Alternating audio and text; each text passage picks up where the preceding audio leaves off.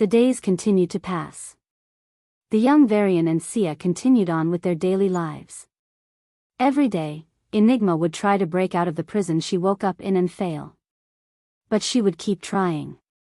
Unsurprisingly, there's not much she could do from the inside to break the prison. Due to Isadora's unconscious will that dominated this place, Enigma couldn't break free. It's not that Isadora wanted anything bad against Enigma, but when she fell into a coma, the external environment was very hostile. Isadora must have been trying to prevent Enigma from getting into any danger.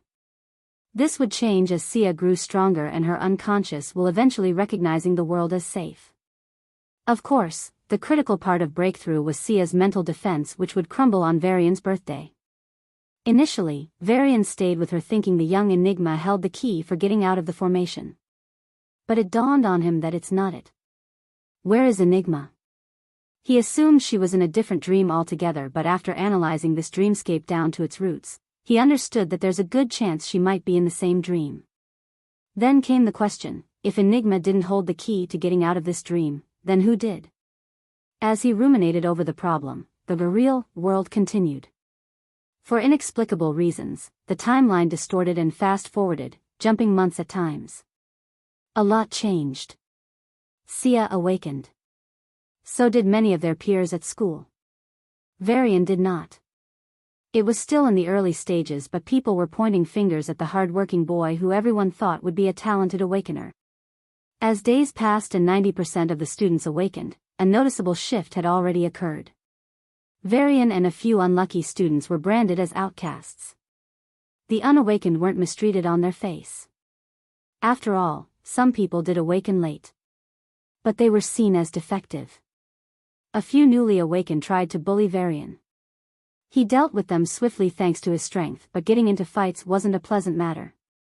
Especially not with those you thought were your friends just weeks ago. Still, Varian continued to be optimistic. Hope, after all, was abundant in this young boy who carried great dreams on his shoulders. Even though they were grandiose to the point of absurdity, if a man couldn't even dream, then what could he even achieve? And then, even the last member of the class awakened. Except Varian. A few more weeks passed. And people's patience seemed to have run out. Varian became the target of bullying. From the corridors to playgrounds, in the classes to meals, the boys who envied his popularity at school started their revenge. They weren't adults yet, but they were no children. The teenagers grouped together and tried to bully the boy who was beyond their reach not too long ago. Since they were still newbies, Varian was winning most fights. But when they grouped together, all he could do was flee.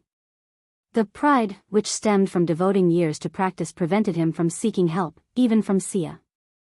As a result, he had more bruises and cuts. A few fractures and ligament tears were common. When questioned about his sudden increase in injuries, he'd answer with the one answer that'd never go wrong. Training. Sia was growing suspicious. She had already warned a few who were talking ill of Varian.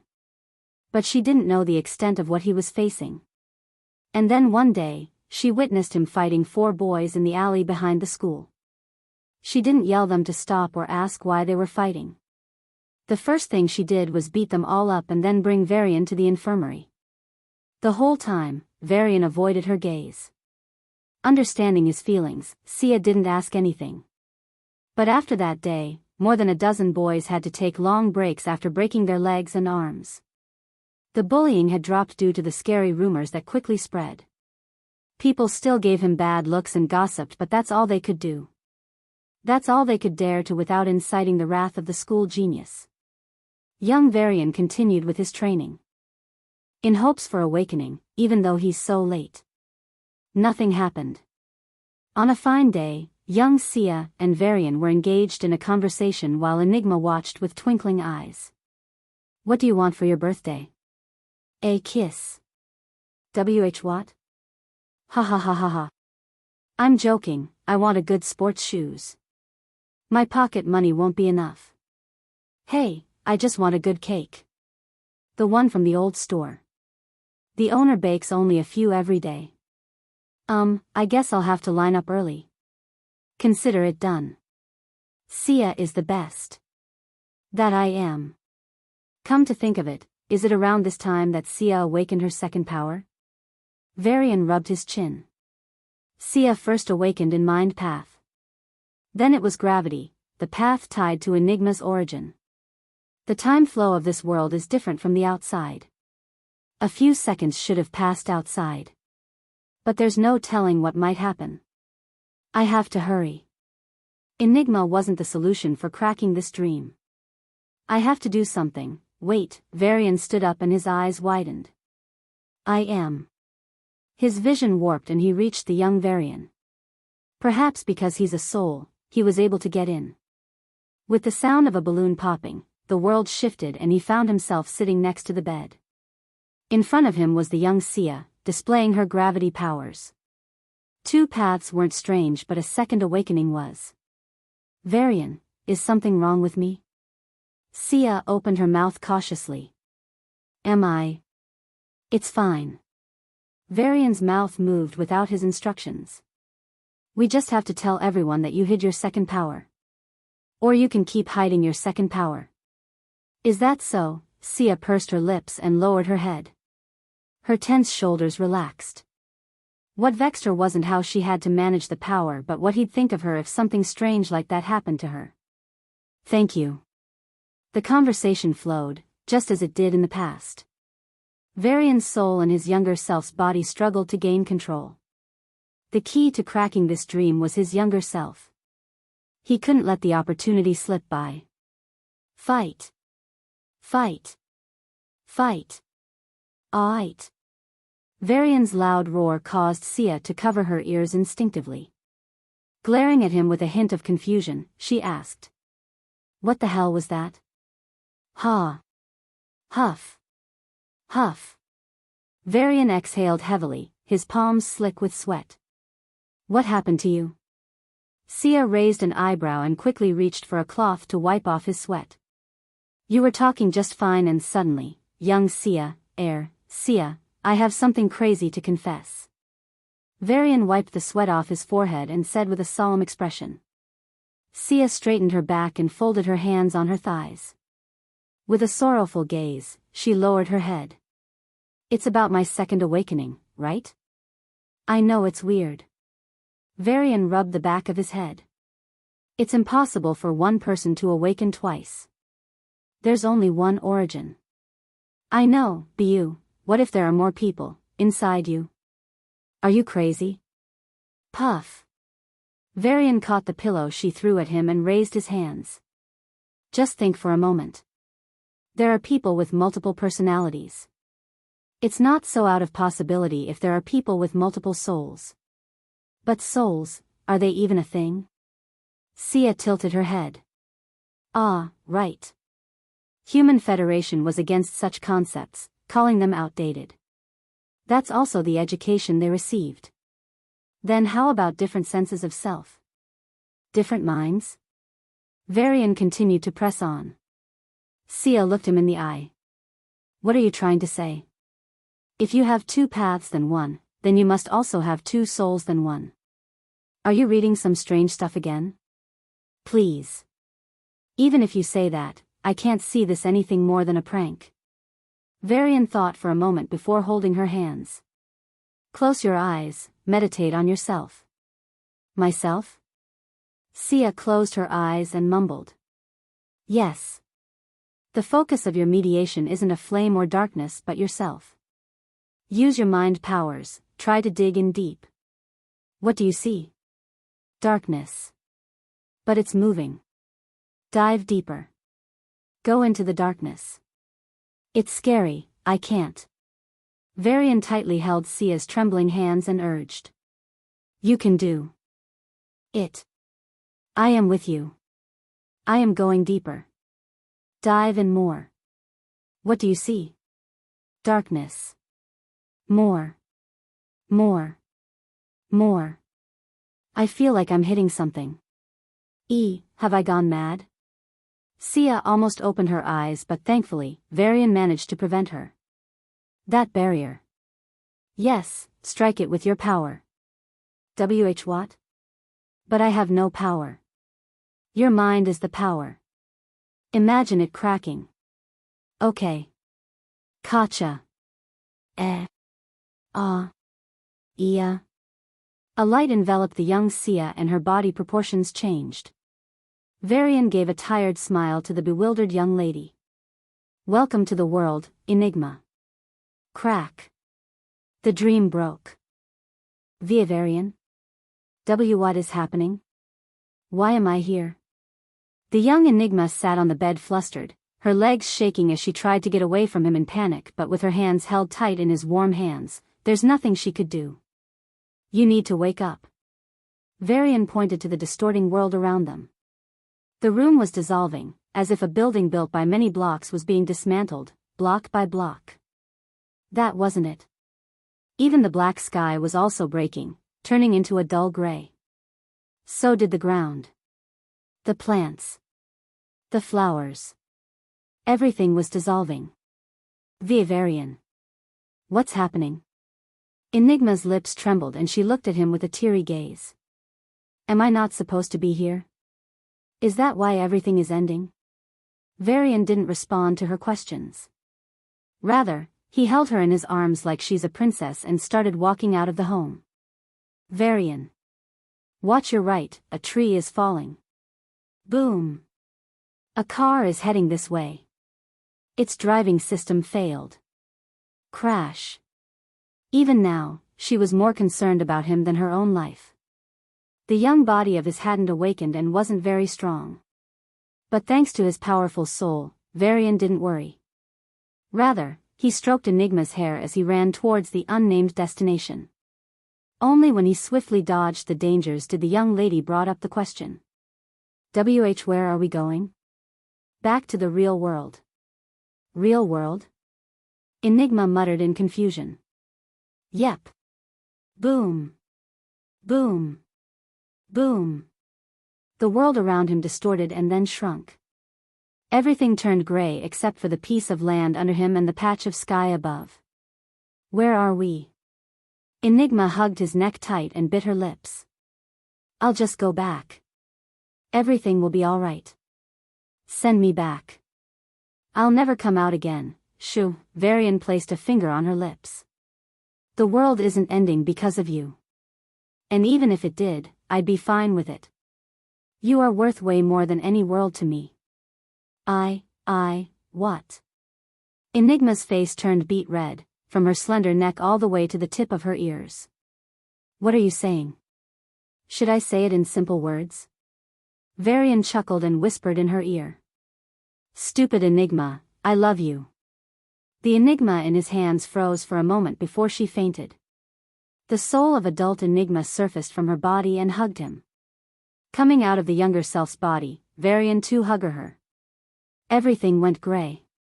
Let me just bury my head somewhere. Enigma, back to her present form, lowered her head as she followed behind Varian. You were adorable.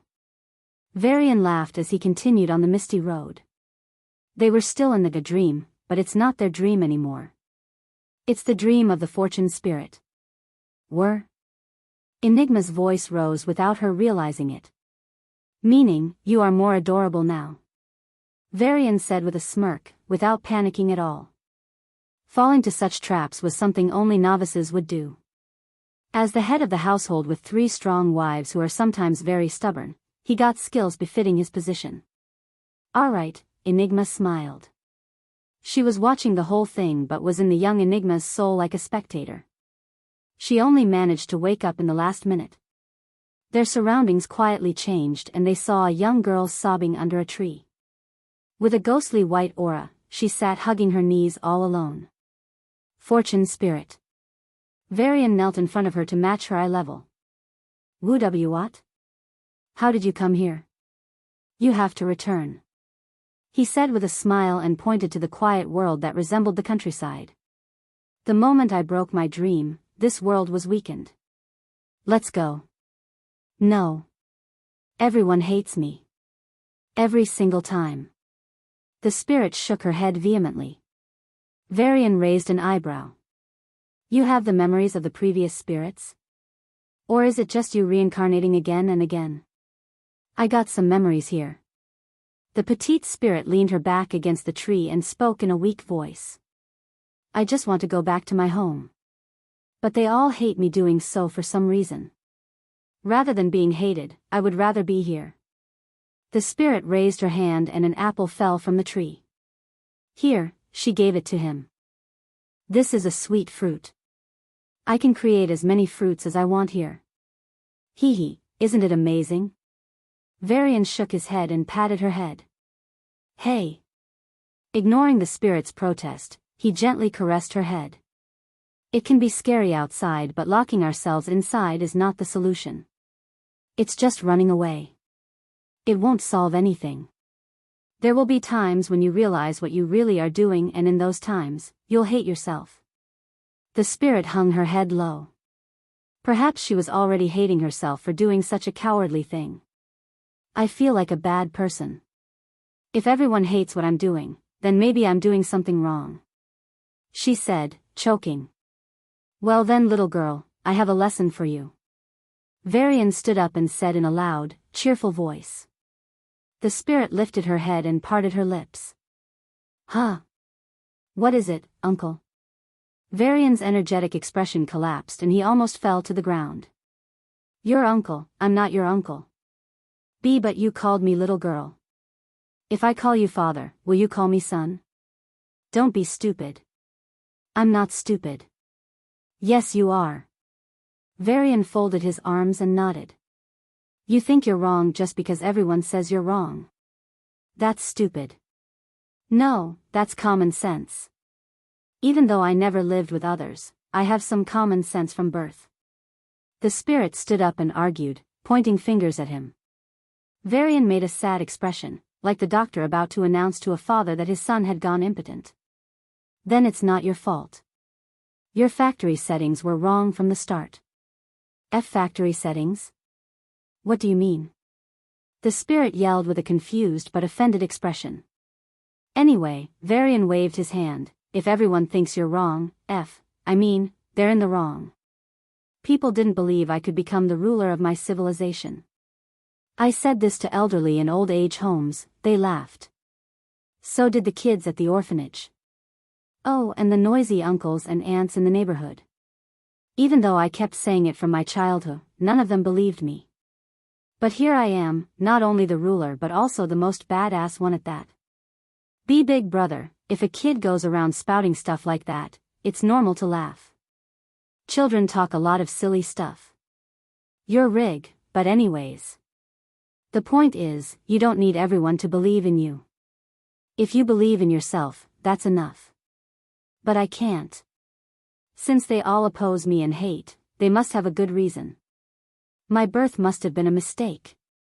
The spirit's eyes started to water. Varian sighed and gently bent down. Then, he started pulling her cheeks. Listen here, you little brat, I've been through a very emotional moment with my wife and I have neither the energy nor the time to lift your hollowed spirits.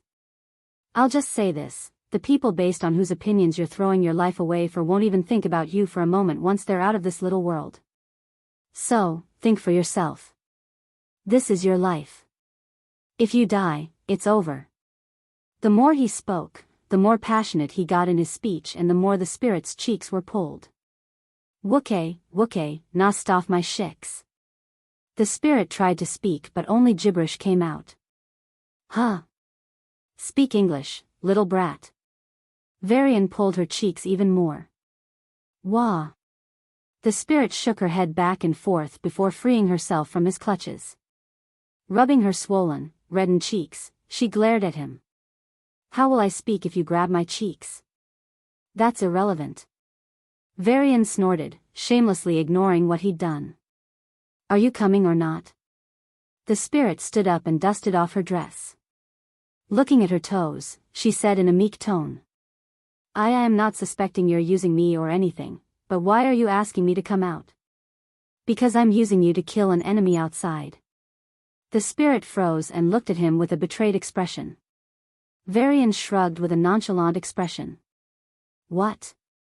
Risking my life to save someone I barely know is ridiculous, you see. If you thought it's the reason I saved you, little lady, I have a galaxy to sell. The spirit opened her mouth and then closed them. She shook her head once, twice, and then repeatedly before clutching her head. You could have just lied. Being straightforward is better many times. Fine, who do I need to kill? An old bastard in a ring. All right. Just like that? You're agreeing with no preconditions attached? I'm born from Fortune Anvil. If I go back, I will fuse with it. What more could you give me? The spirit looked at him with a tired expression. Right. Varian sighed in relief. Thankfully, his wallet wasn't going to suffer. Besides, you convinced me to get out and survive. That's more than enough help. How can I ask you for anything else? The spirit sighed. Even brats these days are so mature. Varian patted her head with a sigh. Back in my days, we used to. Your bone age isn't even 20. So, shut up already. Tisk, disrespectful kids. Gotcha. The sky cracked and Varian opened his eyes. An old man in a black robe greeted him with murderous eyes. The bastard was at the very peak of rank 9, seemingly moments away from hitting divine rank. Hello, Varian. 1463. An actor. The old man watched Varian's contorted expression. His face was still so stoic and he was overflowing with a chilling aura, one that only the most cold-blooded of killers would possess.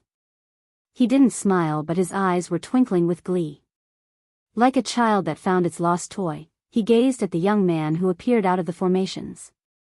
He did notice the innumerable formations, each filled with mystic magic circles and runes stuttering and coming to a halt, making noises akin to a chalk scratching against a board. For these formations, which were instated to control the fortune spirit to stop, must have meant something was seriously wrong. This change would shake up not just the Pala kingdom but even its neighbors. Any disturbance to the roots of Polarian race would have an effect on the Alliance's army that couldn't be neglected. But the old man didn't care. I've been waiting for you for so long. A long wooden staff with a humanoid skull as its top materialized in his wrinkled hand. Do you know since when? He was only interested in tormenting the man who tortured him. It wouldn't be fun to directly attack and kill this man who usually overflowed with confidence. Varian's eyes flashed with a gloomy light and glanced around. He must have been trying to find a way out. Poor soul. The old man chuckled inwardly, his sadistic soul gaining a sense of satisfaction from watching his prey realize its position. You're fearing my attacks, aren't you? But don't worry. I will keep you on your toes, making you fear when I'll strike, and I'll break you like that until you beg me for death. Physical torture is fine, but breaking the spirit of a man like you, that would be delightful of all. His black robe rustled in the wind, shining with a dangerous glow. A creepy aura began to emanate from the old man, one that's filled with the scent of death.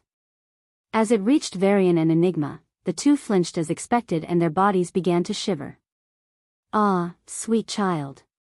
You may not realize it yet, but your soul already knows. It fears. The old man's expression twisted and a distorted chuckle escaped his lips. Then, 4 arrows made of gaseous black aura spun around their axis and shot at the couple. The attack of a peak rank 9 was beyond their ability to block and even react. But to toy with Varian, the attacks were deliberately slowed down to a point that Varian could sense but not react. As intended, Varian's black pupils widened as the attack reached him and his body instinctively tried to escape, but he was too slow. Swish. Like a harsh wind swaying the grass, the black winds passed by Varian but sent him rolling back.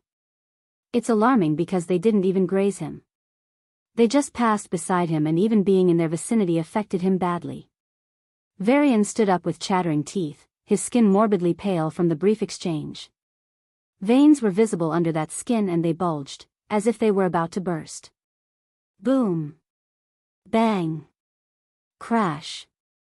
The noise of battles occurring nearby reached them for a moment before the old man waved his hand and an invisible force pushed the fighters away. Samantha and Robert continued to fight regardless. They were now far more injured and exhausted than before. But they kept going. Zila, the old man said in a carefree voice. Yes, Lord.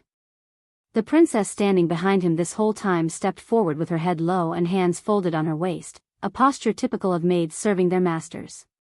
"Do whatever you wish with that lass, I just need him."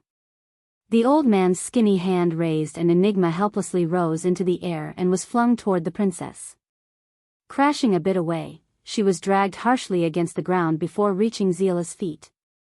Varian's fists clenched tight and he looked at the two with anger but also a hint of helplessness. The old man stroked his chin in contemplation. Watching him, Zila swallowed her saliva and stepped forward. "My lord, this man greatly values this woman. If you want to break him down, it's best to torture her." "Oh? Is that so?" The old soul raised a brow in surprise. He was in a deep coma until Zila woke him up. So, he wasn't aware of the events that transpired. Still, if he could torture Varian, he was more than ready to do it. "Then go ahead. Show your skills," he said with a chuckle. "Yes, my lord." Zila bent down, a knife and plier appearing in her hands as she reached for Enigma. Varian's eyes were fixated on her hands, his eyes fluctuating violently. The old man watched him with great interest. "Want to help but helpless to do anything. Heh, is this really the guy I know? But he should at least shout. He isn't saying anything. Even his soul fluctuations, soul?" The old man's eyes furrowed as he felt something was off. The readings were all fine but, definitely, something was wrong. Boom. A powerful aura smashed the old man and like he was being hit by a speeding truck, he crashed to the ground, creating a crater. Fortune Spirit, brimming with the power of peak rank 9, appeared in front of him. The young girl sighed lightly as she watched the smashed flowers and glared down at the old man. Damn it. A blue wind blew and locked onto the old soul. In response, a black wind pushed back and the old man slowly floated into the air. How did you even? He paused in the middle and glanced at the broken formations. Never mind. Bang. An explosion sounded nearby. A sword was lodged into Zila's chest by Enigma and the princess was punched in the face by Varian who appeared next to his wife. The two held hands and vanished into the distance. I should have guessed. This bastard wasn't the type to give up so easily. The old man spat in regret and cracked his neck. But it doesn't matter. He looked at the spirit with a confident smile. I'm almost a divine. Boom. 1464 A treasure. Varian and Enigma joined hands against Zila. Shortly after, Sarah, who went into hiding once the old soul showed signs of waking up, also joined them. As he suspected from his unconscious ramblings, the old man had a morbid obsession over Varian. So, he didn't care about anyone else. He opened his eyes after reaching peak rank 9 and focused on using the fortune anvil to take that step. Zila wanted to kill Sarah but didn't want to piss the man off. So, she kept her mouth shut and waited for him to finish his ascension. But before he could take that step, Varian and Enigma appeared, leading him astray. He's been using the fortune anvil. The laws of life, death and soul are embedded in the treasure by All-Mother Ashira. And since it's a treasure, there are also secrets of order and chaos. Sarah explained as they exchanged blows with the princess. How dare you release the spirit? Do you know what's going to happen to the Polarian race and the kingdom because of your mischief? Zila, on the other hand, continued attacking while cursing them in a righteous tone. Varian exhaled as a powerful aura struck him on the chest, breaking his ribcage cleanly and puncturing his lungs. He staggered backward and barely remained on his feet. A moment later, Sarah bent down, clutching her injured abdomen, and Enigma grabbed her nearly ripped shoulder to prevent the arm from falling away. You want to stop the Lord? Weaklings. You can't even win me. Zila's body was overflowing with aura and vitality.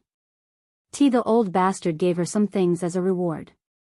Sarah winced at the pain coursing through her abdomen as she explained. She's very much the peak of rank 8. Might reach rank 9 in a few months. Varian narrowed his eyes and looked at the princess with a solemn gaze. Then, without any hesitation, he started running back, toward the anvil. Ah! Ahahaha! He's running away. Your cowardly husband is fleeing. Zila chuckled in delight and chased after him. Her speed was faster and she caught up to him halfway. With a swift spin, she threw a spear at him. The weapon hit him like a missile, and following the sound of flesh tearing, his right arm flew into the sky. The power of order chaos worked on the severed arm, and an explosion filled the space between Varian and Zila. Using that small gap, Varian sprinted to the fortune anvil. Rumble. Rumble. The entire sky was filled with dark clouds, and every second, dozens of flashes would light it up. The two powerhouses were fighting in the sky, and that left him with a chance to approach the anvil. The silvery treasure was shining with a soft white light, giving off a feeling that it's something so transcendental that a mortal like him should not approach, much less touch it. Varian didn't care. Here goes. His hands touched the cold metal. The power pulsing through the treasure entered his body, and Varian's body turned spasmed violently, like he was a mortal being electrocuted. His missing right arm was quickly regenerated before it exploded, and then it regenerated again before exploding again. His skin cracked and disappeared before new skin grew almost instantly. Again and again, like he was struck in an infinite loop, Varian's body was destroyed and regenerated. While this happened, he glimpsed into the divine power of life, soul and death that's flowing from the anvil. Ah, so this is Astreas' divine power. Creating a race all by herself, she's almost a goddess, isn't she? But there was also another divine power. Not overflowing from the treasure but in the treasure itself. The master who crafted this divine weapon, a powerful divine ranker of Nexus Empire. He has a great understanding of order and chaos. Wow. Like a curious kid who stumbled into a science exhibition, Varian was exposed to numerous insights of powerhouses standing far above him in the sage and ruler avenues. And like a sponge, he absorbed the insights as much as he could, as quickly as he could. While this happened, his powers began to surge. Not just the power of Paragon Body but even Ignis and Death Giant. Because creating race wasn't just about building a biological structure but also deciding how their souls fit into the physical form. And it didn't end there either, every race had its own unique relationship with death. Some would decompose physically first while others would turn into metals and such. Each race dealt with death differently. Some had more affinity with death and would only begin their real life after one death. For example, vampires, zombies and such, were races that were created to die. They had an extremely short lifespan as a living form and would quickly die, but once they did, they'd start their new life and live the life they were originally meant to be. Polarians were created to be on the side of life, of course. Still, there was a lot of valuable insight about death from their racial makeup. And of course, the treasure called Fortune Anvil itself. It's unimaginable for most people to even think that a treasure could affect an entire race, whether they're in the kingdom's capital or in the corner of the empire. But by employing specific laws of order, the treasure managed just that. The laws of chaos were used to prevent the race from growing stagnated. Boom! Bang! Clang! Zila's attacks were blocked by the desperate duo of Sarah and Enigma. They couldn't match up to her, but they literally gave their arms and legs to stop her from reaching their husband. Their fierce resistance caused even the powerful enemy to garner several injuries. But eventually, they couldn't fight anymore and dropped powerlessly on the battlefield. And almost right then, Varian opened his eyes and walked from the anvil. Zila frowned instinctively. Something had changed in just a few minutes. Something. Varian's lips moved.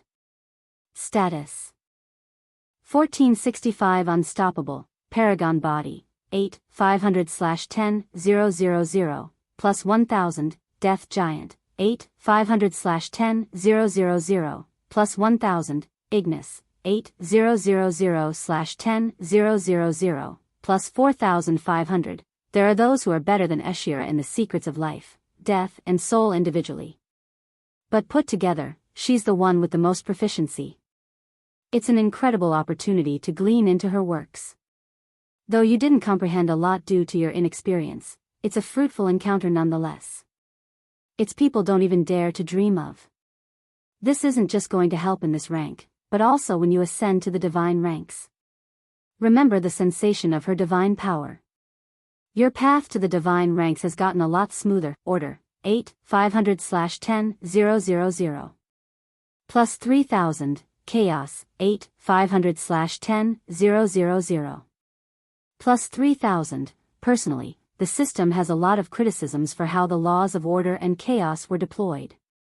But putting aside the stringent standards and using a general view, this treasure is indeed impressive.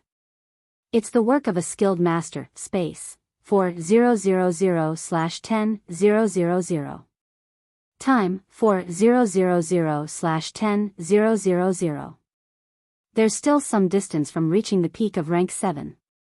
But with multiple powers entering the threshold of high rank 7, the overall strength had taken a leap forward. Yo, Ziela's actions were faster than her words. 5 earrings materialized on her and shook gently. Varian's bodily senses were swallowed and the world around him turned dark, silent and eerie.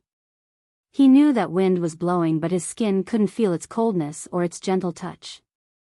Sensory deprivation served Ziela well against her opponents. But, same tricks, TSK. The perception of order chaos spanned around Varian, mapping the world in its unique way. Instead of viewing the world as usual, he saw it in the form of systems. The biological system that worked ceaselessly to keep a Polarian called Ziela alive.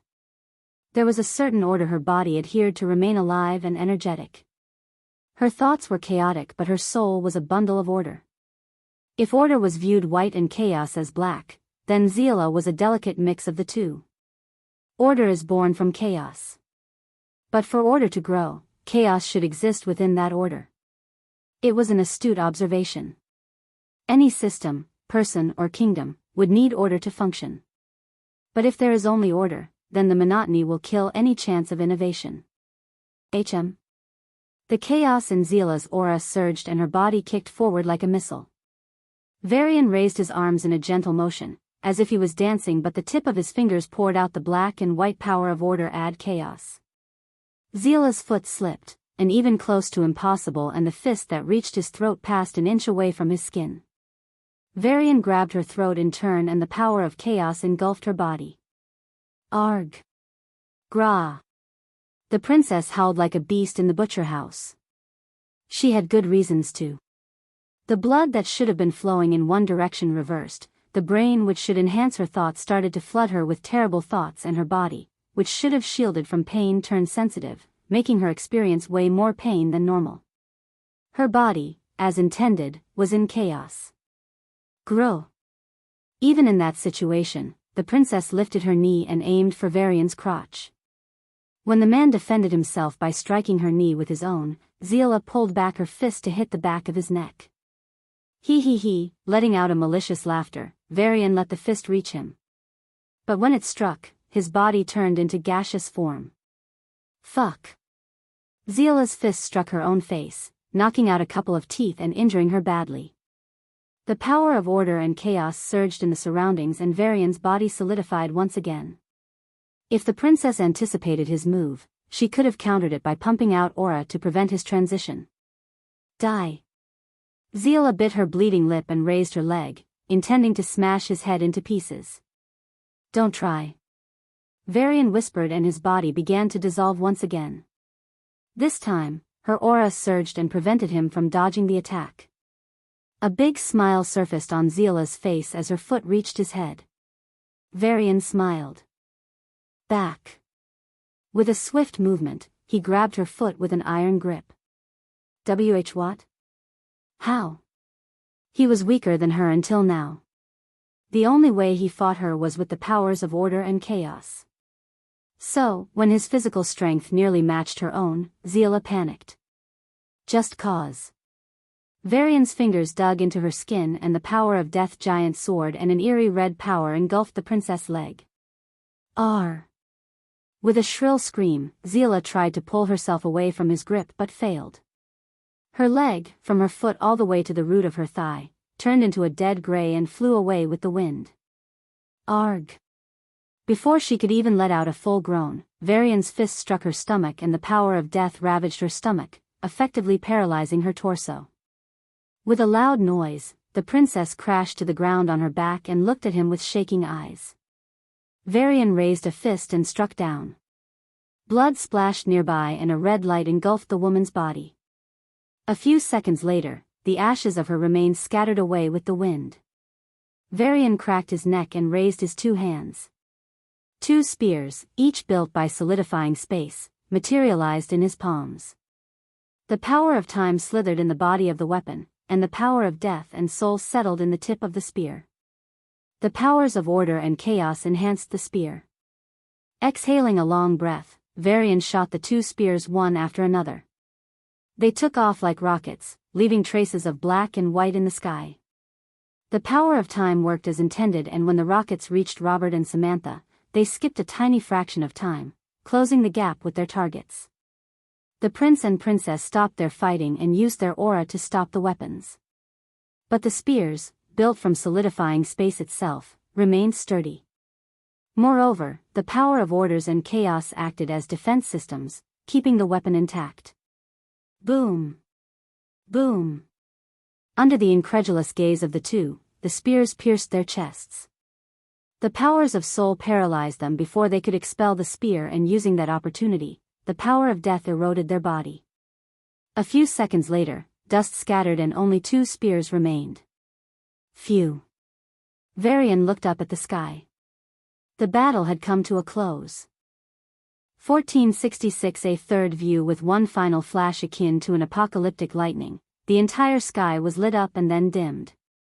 A sound of a glass breaking came from everywhere, and pieces of a black robe rained down the sky. Seconds later, the dark clouds parted and a beam of light emerged, falling right on the fortune anvil. A young girl emerged in the light beam, akin to an angel descending to the mortal world. She was gripping the old man by the few hairs of his nearly bald head. Pfft! Varian couldn't control a chuckle at the comical sight. Thankfully, the old man was on the verge of losing consciousness and was even barely struggling. If he had been awake, he might have complained about dying with a few hairs intact. Hey! The spirit landed on the anvil and stomped on the old guy's face before she turned to Varian. With hands on her hips, she pouted at him with a dissatisfied expression. Shouldn't you at least thank me? You can kiss my feet, I shall allow it. Saying that, she even raised the other foot and took off her shoe. Varian walked up to her and, under the anticipated gaze of the spirit, smacked her forehead. Ouch! Rubbing her forehead, she looked at him with a grumpy expression. If he didn't apologize, it looked like she'd cry for sure. Well, thank you for your help, Varian said with a sigh and crouched down to examine the old soul. There were serious injuries throughout, and it was a miracle the old bastard was even alive now. Didn't he take half step into divine rank? How did you defeat him? That is, of course, I'm strong. The spirit rubbed below her nose with her finger and said with a smug expression. Isn't it a good deal for you to serve as my exclusive servant? Right? Right? Now come down and kiss my feet to swear ally. Ouch! What really happened? Well, the spirit rubbed her forehead and said in a sad voice. That idiot used the divine power from the anvil to push himself up. But he only used a small part of the divine power, the rest inside his soul is unused. Since it's from the anvil, I have more affinity to it than him. I manipulated it and he's done. Smart. Varian smiled. Right? The spirit's eyes lit up. So come on, stay with this intelligent spirit and improve your paths. The spirit parted her lips and said with a reluctant expression. You don't have to kiss my feet. Should I kiss your feet then? Varian let out a deep sigh and patted her head gently. I'm sorry, but I have to leave. There are things I have to do. With the pillars of the kingdom becoming openly hostile to him, there's no telling what could happen to the solar system. He'd have to hurry. But. The spirit lowered its head and tears started to spill out of its eyes. In the end, she covered her face and started to wail. It was a normal thing for him, but the spirit went through various extremes in just a short period. First, she was badly injured by Robert, then got kidnapped and put to death by Zila and Samantha. In the end, she resigned to fate and decided to die. But a man appeared out of nowhere and convinced her to live. And now, he's leaving her all alone. I just... The spirit choked on her tears, and despite being powerful enough to subdue a peak rank 9, she appeared terribly fragile. Varian's shoulder drooped and he turned to Enigma for help. Enigma shrugged with a helpless expression. He acted colder toward the little girl precisely to avoid this situation. But even then, this happened. "We'll visit sometime, okay?" He tried to pacify. "We're neighbors." "Well, yeah." Really? The spirit paused, crying, and looked at him with a doubtful expression. "Well, as long as I don't die on the way." Varian laughed at the joke. But the girl didn't. "There are some strong people outside. Are they hostile to you?" Varian's expression hardened. "I can help, but my power decreases outside this world. I can't do much, I'm sorry." The spirit gripped its clothes and muttered. "I will try to figure a way out. Don't worry about it." Varian said with a confident smile, but in truth he didn't know if he would live or die the moment he stepped outside. He turned to Enigma and communicated through their link. "I'll try to talk it out, but if things turn unfavorable, I want you to use that card and teleport us out. She will buy us some time. The chances of surviving won't be 0. The lady nodded. Sarah brought back an unconscious Sonia as well as a bunch of corpses. Followers of these guys. Everyone else in the world is dead now. Varian nodded and took a deep breath. "All right, we'll leave." Wait. The spirit grabbed his shirt. "I'm sorry, but I see not that. Those two messed with the anvil and changed some settings. But it's only half changed. Finish the changes or Polarian race will fall apart." The spirit pointed to the silvery anvil and said, "Can't you just go back to default?" The spirit shook her head. "Too many deviations to go back at this point." Varian sighed. "I don't know how to run that thing. You can just tell me what to do." "I know the how." The spirit patted her chest. Varian rubbed his chin for a moment and gave it some thought. Samantha wanted a world of absolute equality. Everyone would get the same talent at birth. This way, everyone would be equal. But there wouldn't be any powerful rankers to defend the kingdom. Robert wanted more inequality. There would be a few great geniuses and many spiritless. Most people would be normal. Only a tiny few would be extraordinary. But not by their work but due to their innate talents. These two perspectives did interest Varian, but his personal belief remained the same. He wasn't an idealist hoping for a world of pure equality. That's impractical. But he didn't support innate talents dictating one's fate either. So, the answer? How about the harder you work, the more talented you get? 1467 By time, the harder you work, the more talented you get. The spirit girl lowered her head and pondered with a thoughtful expression. Her eyes lit up and she nodded vigorously, clapping her hands. "Let's do just that." Varian turned to Enigma. "Is she okay with the changes?" Enigma closed her eyes for a moment before giving a light smile. "She says she'd take your judgment over those two idiots any day." "Oh." Varian's jaw dropped in surprise. "She isn't as stupid as I thought she was.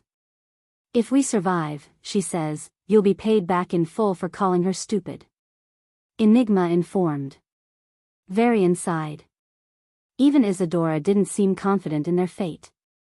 But well, what could they do now though? Perhaps because of Cradle's unique atmosphere, he wasn't feeling scared with potential death he might face in a few moments. Or maybe I've grown courageous, or finally went insane. Varian wasn't really sure of what to make out of his mental state. In his family, he seemed the most sane. That should mean something, right? Right? I'll not show my presence right away. But if they try to attack, I'll be able to block an attack or two. The spirit girl said, placing her hands behind her back. she didn't want to show them her fidgeting fingers, which were messy and tense, just like her mind. All the best. She cheered on brightly. Varian, Sarah, Enigma and Sonia were swept by a white light, and in the next moment, they found themselves outside the entrance to Cradle. The pink and purple vortex, which had come to a halt when they entered, slowly started to spin. The expedition had indeed ended. Few, as expected, what greeted them was the faces of the 2 archdukes and 2 archduchesses. Duke Cryad and Corinthian, the supporters of Prince Robert, were looking at him with suspicion. They had supreme confidence in Robert. So, they didn't even entertain the thought of him losing. They were just surprised with this guy who's supposed to die coming out intact. On the other hand, the oldest lady, Duchess Serafina, looked at him with a pensive gaze. Unlike the two, she seemed to have sensed that something had gone very, very wrong with the expedition. Even though her eyes were brimming with a sense of foreboding, there was an equally high reluctance visible on her face. Despite realizing something had gone wrong, she didn't want to acknowledge it. The reason? Like her granddaughter, this grandmother too cherished her only relative in the world. Should I have not killed Zila and used her as a hostage? Varian thought back to his decision. But only for a moment. Hostage doesn't work well against a high rank 9. They'll grab the hostage and kill me before I could hit back. Finally, Duchess Sarenthia appeared the most anxious. Despite being centuries old, the lady appeared to be only in her mid-30s. With braided hair, fair pink skin and a black dress that only added to her nobility, she stood there like a blooming flower. With chest heaving up and down, eyebrows furrowing sometimes and relaxing the other, gaze moving frantically, she seemed to be on the verge of breaking point. When Sonia's group appeared without Samantha, she looked at them intensely, trying to study some things they weren't aware of. Her eyes widened suddenly as if she had realized something, and her face turned deathly pale. Not just Varian but everyone in the field could clearly sense her emotional change. It went from a restless volcano to bubbling lava. But then, just as if that was all an illusion, a serene expression appeared on the woman's face. Sarenthia pursed her lips and sighed gently. Turning her gaze away from Varian, she looked at Sonia before turning to Enigma. Her actions were inexplicable to all, mostly to Sonia. Emma must be furious with everything that happened. She spent all her life for this. Now, it's ruined. I can't even imagine how she must be feeling. For all the wrong she had done to Isadora, Sarenthia was an excellent mother who loved her children without holding back. Perhaps spending her childhood with the Duchesses played its part. But even at this juncture, Sonia couldn't completely hate her mother. There was always some love and respect mixed in her feelings towards her. Enigma tried to slowly turn on the treasure for them to teleport away, but the old Duchess raised a brow lightly and she stopped. She can sense. She can sense it, damn it. The plan to escape seemed to have failed before it could even begin. Varian quietly held Enigma's hand, and thanks to their synergy, the powers of Slivers flowed into her smoothly without raising any suspicions. They shielded the card and Enigma was able to activate it without suspicion this time, as long as she made it slow enough. But due to that approach, it'd take them significantly longer to start the teleportation. That little time wouldn't have mattered much elsewhere, but in front of rank 9s, even a second late was too late.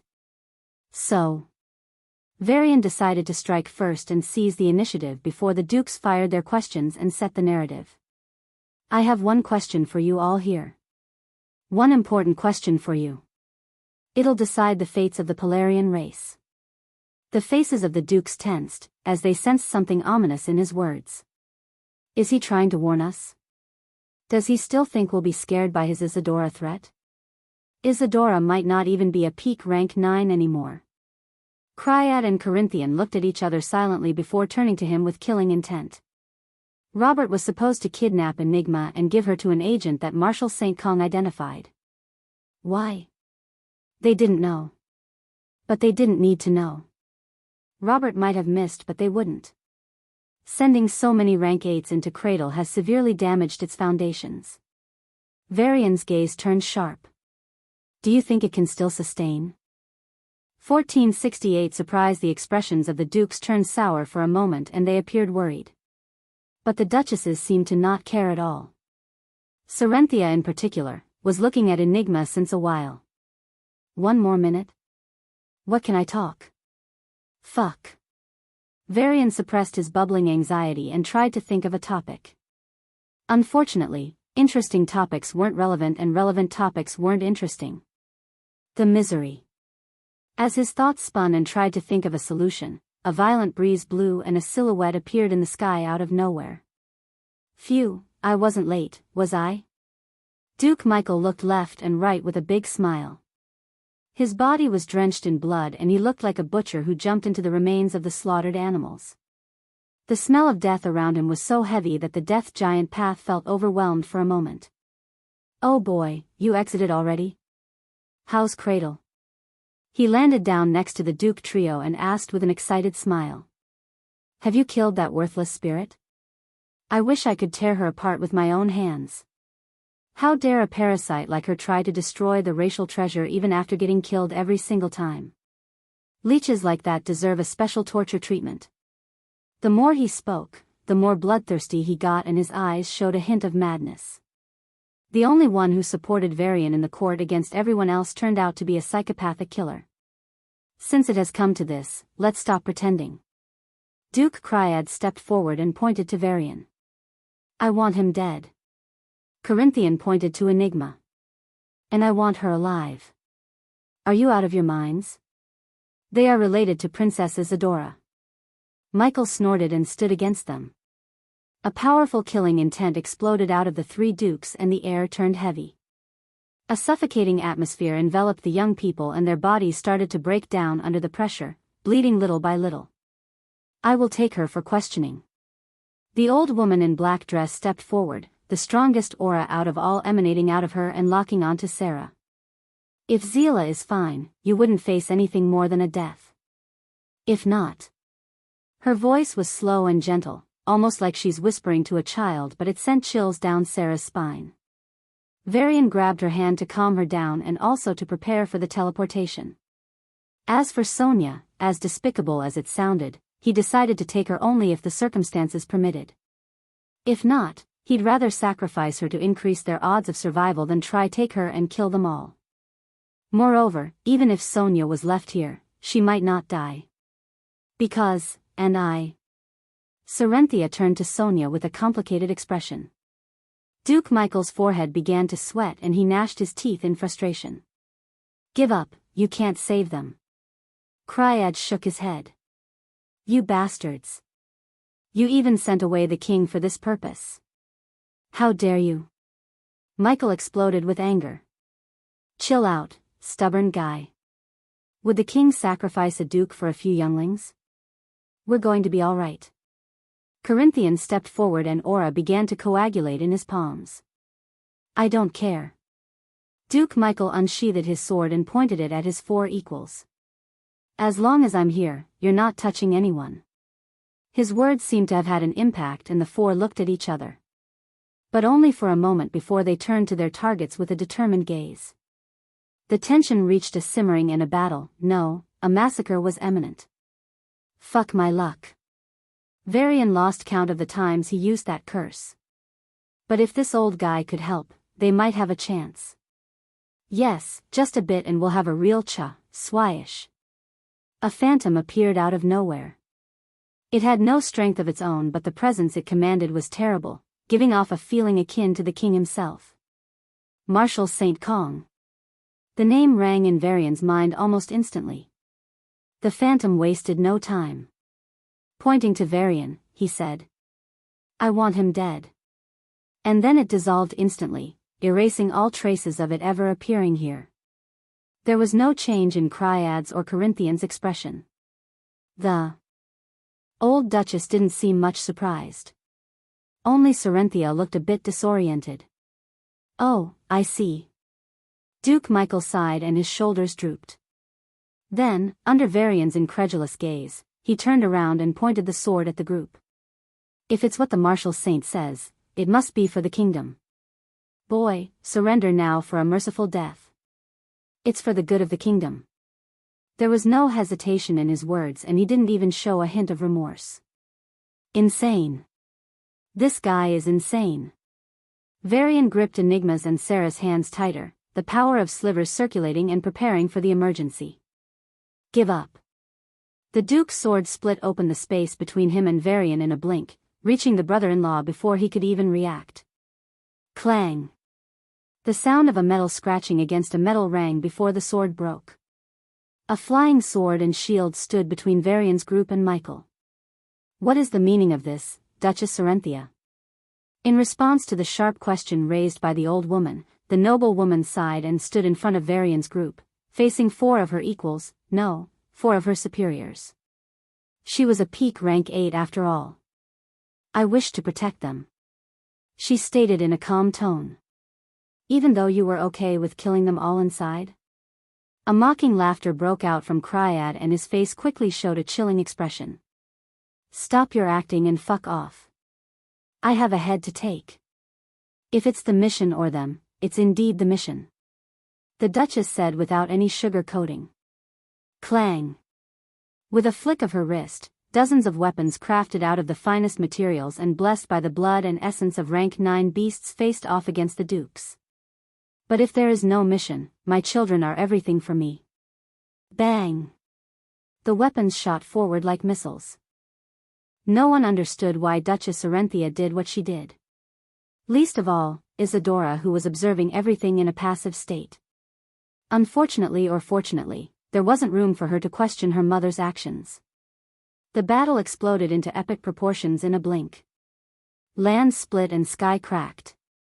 Even the strengthened space was filled with endless cracked gray lines, akin to a fractured mirror. This was fatal not just for mere rank 8s like Varian's family but even for new rank 9s. The Dukes assumed they were all right because of some treasure, but in truth, Varian had no such life-saving artifacts. Thank you. Varian conveyed his heartfelt gratitude. Don't forget to visit me. The spirit's tired but excited voice rang in his mind. Enigma continued to work on the card artifact, building up the charge for them to jump from this place. Because this was a protected region, it needed a lot more aura than usual. Varian was pouring in his own aura to help, but even then, it's only barely enough. Because this was a protected region, it needed a lot more aura than usual. Varian was pouring in his own aura to help, but even then, it's only barely enough. Boom. Bang. Bam. The treasures of the Duchess were confronted by her equals. For a normal viewer, it was a battle of equals. High-rank 9 warriors fighting against weapons that could exert an equivalent strength. Since Duchess had several such weapons and was fighting the entire squad alone, they might even assume she had an upper hand. Her natal treasure apparently allowed her to manipulate and enhance treasures, bringing out far more strength from the artifacts than otherwise. For each rank 9 artifact, Sarenthia must have spent centuries, pouring her resources, effort and hope. They worked well, holding off 4 equals for a while. Sarenthia's trump card was formidable. If she had intended to kill someone with all these treasures, she would have succeeded in ending them. Having looked down on her all this while, the battle was like a slap on the face for the Dukes. Eventually, they recognized the dynamics of the battle and unleashed their full powers. Their own natal treasures. Armors surfaced, weapons materialized, treasures formed. Even though their natal treasures didn't have the characteristic to grow stronger through accumulation over the years like Sarenthia's, each and every one of them was an absolute genius of their era, possessing treasures that put them at the top of the pyramid. Catch. A sword's blade shattered was a rebound from a crystal armor. Jaw. An arrow's head exploded from the compression of aura. Bam. A shield began to shake violently before it melted away. The tongue of a purple flame flickered in the remnants, hissing like a vengeful snake. Duh. A spear spun missed its tracks and began to poke the air, as if it was an enemy. A ghostly robe floated behind the spear, slowly manipulating it against to eventually use it against other treasures. Sarenthia had expected this, but her brows were still furrowed. At their full power, the Dukes were stronger than she expected. 2 minutes. No, even a full minute is difficult. She turned back to Varian's group and tried to yell. But instead of a sharp and instructive order, what left her throat was a lump of blood and then a broken voice. "Gee, go away, Alra, Audie." She couldn't believe her own voice. It was only then that Sarenthia noticed her skin had gone beyond pale and her eyes were bleeding heavily. The toll of controlling all these natal treasures was literally sucking away her life and soul. "If I'm fated to die, then I should at least kill him." The Duchess' gaze rested on a fierce man fighting off her treasures one after the other. With a rebounding crystal armor enveloping his body, the man was fighting with unmatched ferocity. Small injuries didn't slow him down, and the sight of his own flesh falling out of his body seemed to work like a motivating factor, causing him to push even harder. This low life. Sarenthia tried to take a step forward but staggered and nearly fell. Her vision was already cloudy. Blood was now flooding out of her nose. Ha! A sense of weakness, one that she had never experienced even as a rank 1, engulfed her body. Unspeakable pain seared every nerve ending.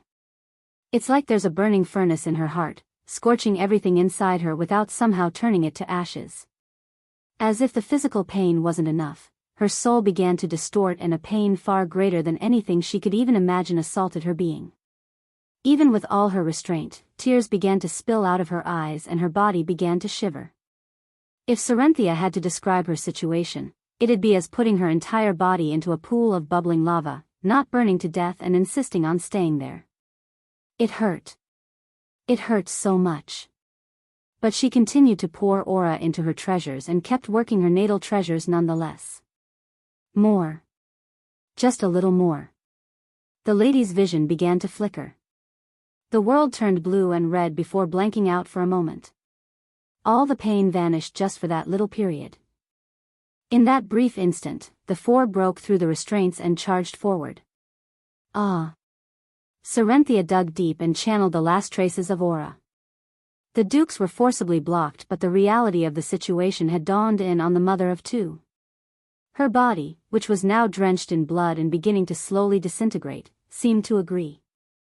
The lady turned her back with great difficulty, even the slightest movement feeling like a hot rod passing through her pale flesh. Enigma.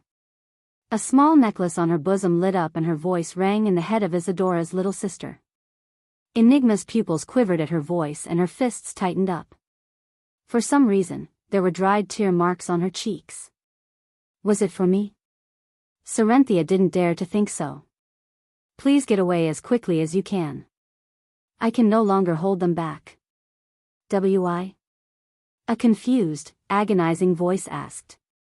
But it was a bit familiar. The Duchess' dimming eyes glowed with a brilliant light and a gentle smile adorned her lips. "Ah, Isadora? How are you? Don't worry, I'll send them back safe. I swear on my life."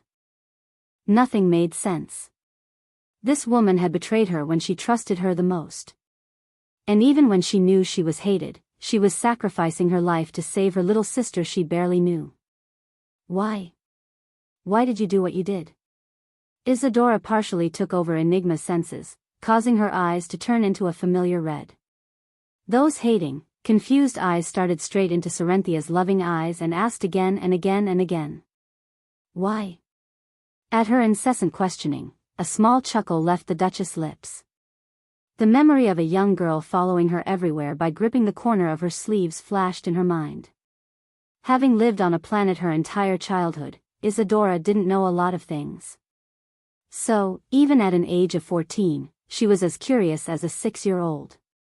She would keep asking until she got all the answers. Mom, why are butterflies so beautiful? Mom, why are the ants circling each other? Mom, why is the founder of Cake not given the Best Polarian Award yet? Like a little bird chirping, her cute voice would ring across the gardens of the Duchess' mansion. Her cute voice had changed. It had grown softer, ladylike, and sounded like the music of an instrument. Her tone, even in this state, was graced with royalty. Ah, she has indeed grown into a fine young woman. Alas, I could never see her get married. The Duchess' eyes flashed with memories and her face began to slowly disintegrate, like grains of sand slowly being chipped away from a sand castle. Why? Why did you betray me? Why are you saving me? Isadora's outburst rang in her mind. You tried to kill me. And now you save my sister you don't even know. What is this? Why are you doing this? What do you even want? Clang. Clang. Clang. The explosion of treasures accelerated with the weakening of the Duchess. The dukes were now stopped only the last line of her treasures. Ah, what do I want?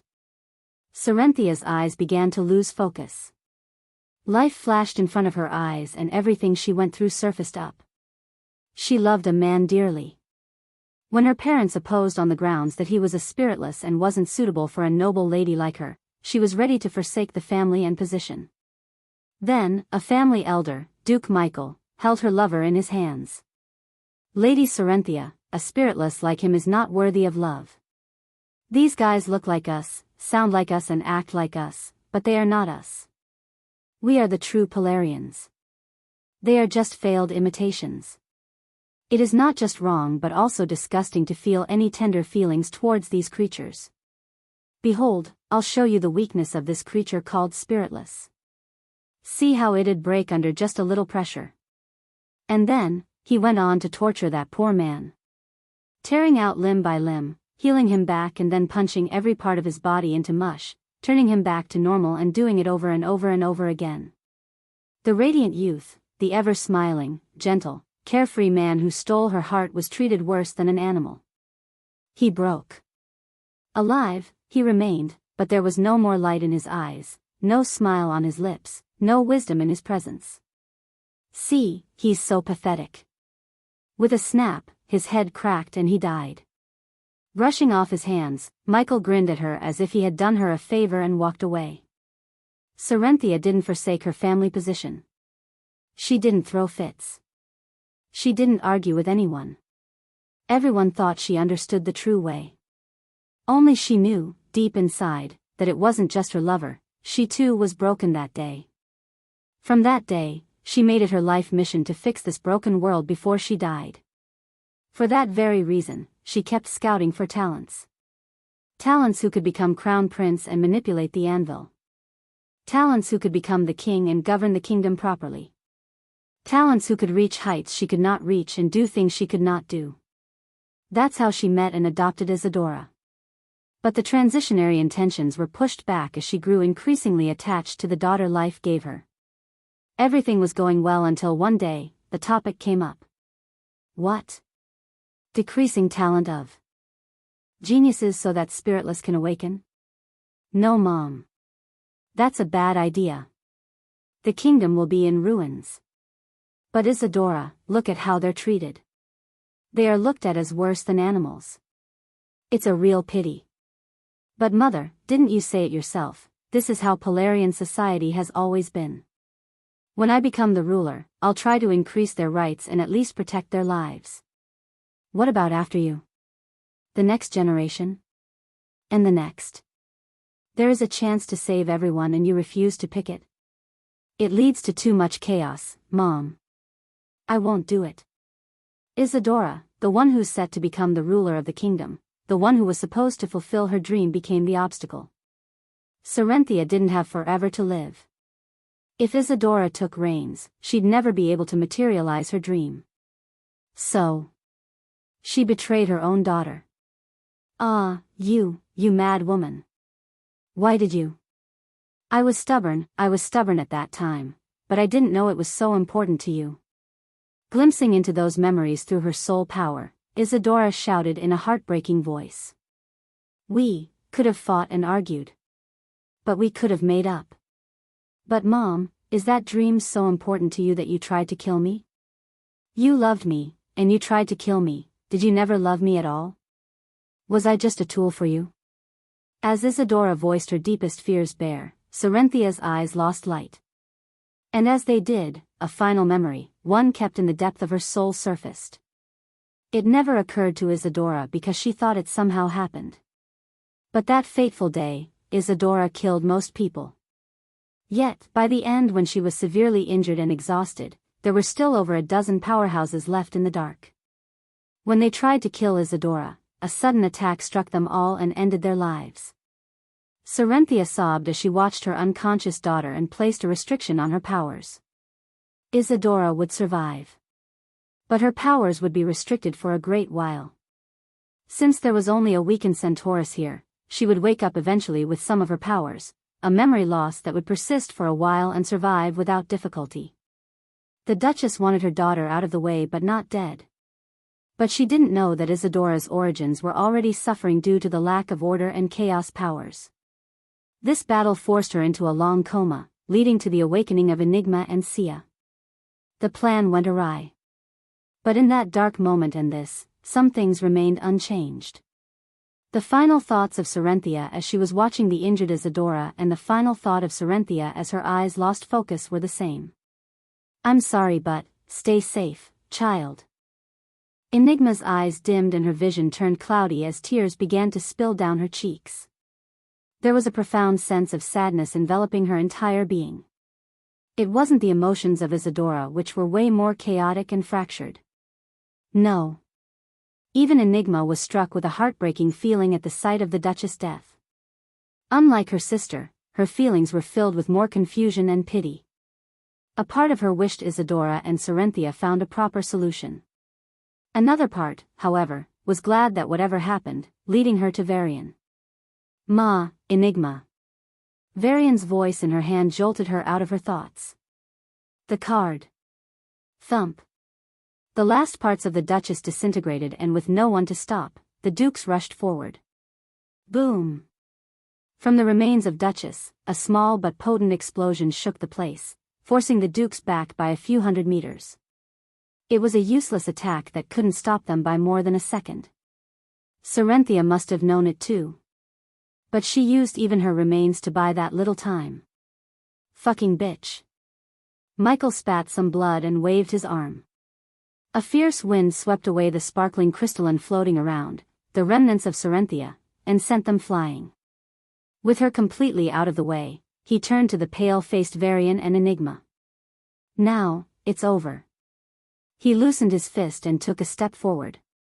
Varian couldn't even see his movements. The man just disappeared from that place and appeared in front of him, his nasty breath hitting him in the face.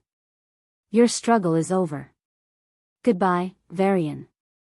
The Duke said. But as his hand reached forward to grab them, the four vanished into nothingness. The Duke's confident expression froze and Varian's voice lingered. No. It was low but gave the powerhouse a sense of ominous foreboding. We'll meet again, Michael. Say your goodbyes to your children and grandchildren. When we meet, and we'll meet soon, pray for an easy death. His voice also rang in front of Cryad and Corinthian. Wash your necks. The same voice lingered in front of Duchess Seraphina. But instead of threatening them, it chuckled. Old bitch, the young bitch is dead. What? No, no, no, you're lying. You're damn lying. The old lady's voice cracked and her eyes turned bloodshot. Clutching her hair, she collapsed onto her knees and broke into a fit of tears. A morbidly thin, pale gray woman soundlessly appeared in the world. Concealed her presence from the distracted Dukes, and she furrowed her boys at the tiny but obvious space fluctuations lingering in the distance. Varian, Enigma, Sarah and Sonia, all of them escaped. And they have masters sent on them. Master. The lady's intuition rang alarms and she decided to take the matter into her own hands. After silently slipping away, she activated a treasure she prepared when Varian disappeared. It sent her through a channel to quickly send her to Solar System. Unlike others who thought he was kidnapped back then, she believed he escaped. To grab the sword holding her master, she was determined to breach the Solar System and fight it out. It didn't happen with Varian returning. The treasure was half dismantled. But still, she would be able to reach the civilization soon. At least faster than any methods Varian's group might deploy. Zeola must have failed to even retrieve Master's soul. Nexa was certain of her guess. She couldn't think of a reality where her Master's soul was freed and got defeated by Varian. It's ridiculous. Even if he didn't hit his goal of entering the divine ranks, he's still a peak rank 9. How could these weak bugs defeat him? As long as I can hold his civilization hostage, I can retrieve Master back. The lady moved faster and her body shuttled through a space tunnel, crossing impressive distance every second. On the other hand, Varian, Enigma, Sarah and Sonia appeared back in the guest house, right in the middle of the royal complex. There isn't much time. Varian's aura enveloped the women while the power of order and chaos swallowed the room. With a sound similar to a cork being lifted, the four disappeared. The power of order and chaos got to work and messed up the spatial fluctuations, ensuring that any investigation of this place would end up fruitless. Typically, the dukes would think Varian would have fled to some nameless, lawless place to hide his traces. But if they followed a very unconventional line of thinking, they might think he'd returned to his home civilization. With this deliberate distortion of the scene, even if they suspected it, they wouldn't be very sure. That'd be by Varian enough time to make some preparations. The power of Hortus was far greater than any synthetic world that either the Alliance or the Empire had ever seen. Even though he was far away from its location, the special world managed to pull him back in a very little time. Arg! Right after they landed, Varian collapsed onto his knees, coughing blood like a terminal patient. Sarah quickly used healing potions while Enigma vanished, releasing an anxious Sia who gently placed him on a couch. Sonia brought him his favorite drink and looked at him with a worried expression. As the familiar taste exploded in his mouth, Varian closed his eyes and took a few deep breaths. There's a good chance they might not even bother to check this place for a while. By now, they must have flooded the guest mansion. From there, they'd be searching the capital. But while they might not visit the civilization personally, they could always send a bunch of underlings. Even though Varian no longer feared strong rank 8s, if they called rank 9s citing some emergency, it'd spell a disaster. I'll have to do it now. The world. Varian stood up and staggered out of the room despite the protests of Sia. Prepare to leave. Perfect synthetic world Hortus would now add a prime into it. Affirmative. There were some abnormal space fluctuations. Affirmative. The treasures indicate a few new auras. Roger. Roger. A figure in pitch-black clothes destroyed the fifth communicator and waited outside the solar system. Losing one assassin did not deter Zahara Onyx, much less Ashala Starlight. A small prey like this civilization ruler couldn't ever hope to escape their clutches. From the moment he was targeted, his fate was set. As the informant erased his traces and waited like a rock, the whole scene was displayed in front of Varian by Boo, who was stationed next to him in its stealth mode. Good job. Varian patted the phantom of little ghost who giggled at the praise. Of course, of course. Boo is the best. I don't know if it could help but keep him from sensing the coming changes as much as possible. He instructed the wings circling around his head in a gentle tone. Okay. OOB flapped its wings and vanished, leaving behind a good luck. Boo gave him a cute salute and disappeared as well. It seemed the little guy was growing up. The power of Hortus poured into Varian, healing his injuries and replenishing his aura.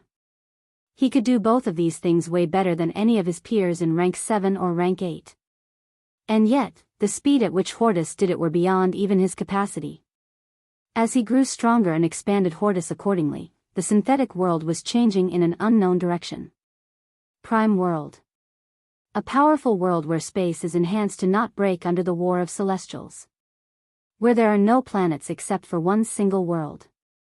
Where aura is so dense and abundant that even a normal person living there could reach level 7 in his lifetime. Perfect synthetic world. A growing independent world. Seed of a universe itself. The two very different features were now going to appear on one single world. Varian's eyes glowed with a brilliant white light and his pupils with a deep black. His aura swept the entire solar system. The creation of a prime world would need specialists in spacetime, order and chaos to proceed. Since they had to work like they're of one mind, even the simplest of its kind would take years.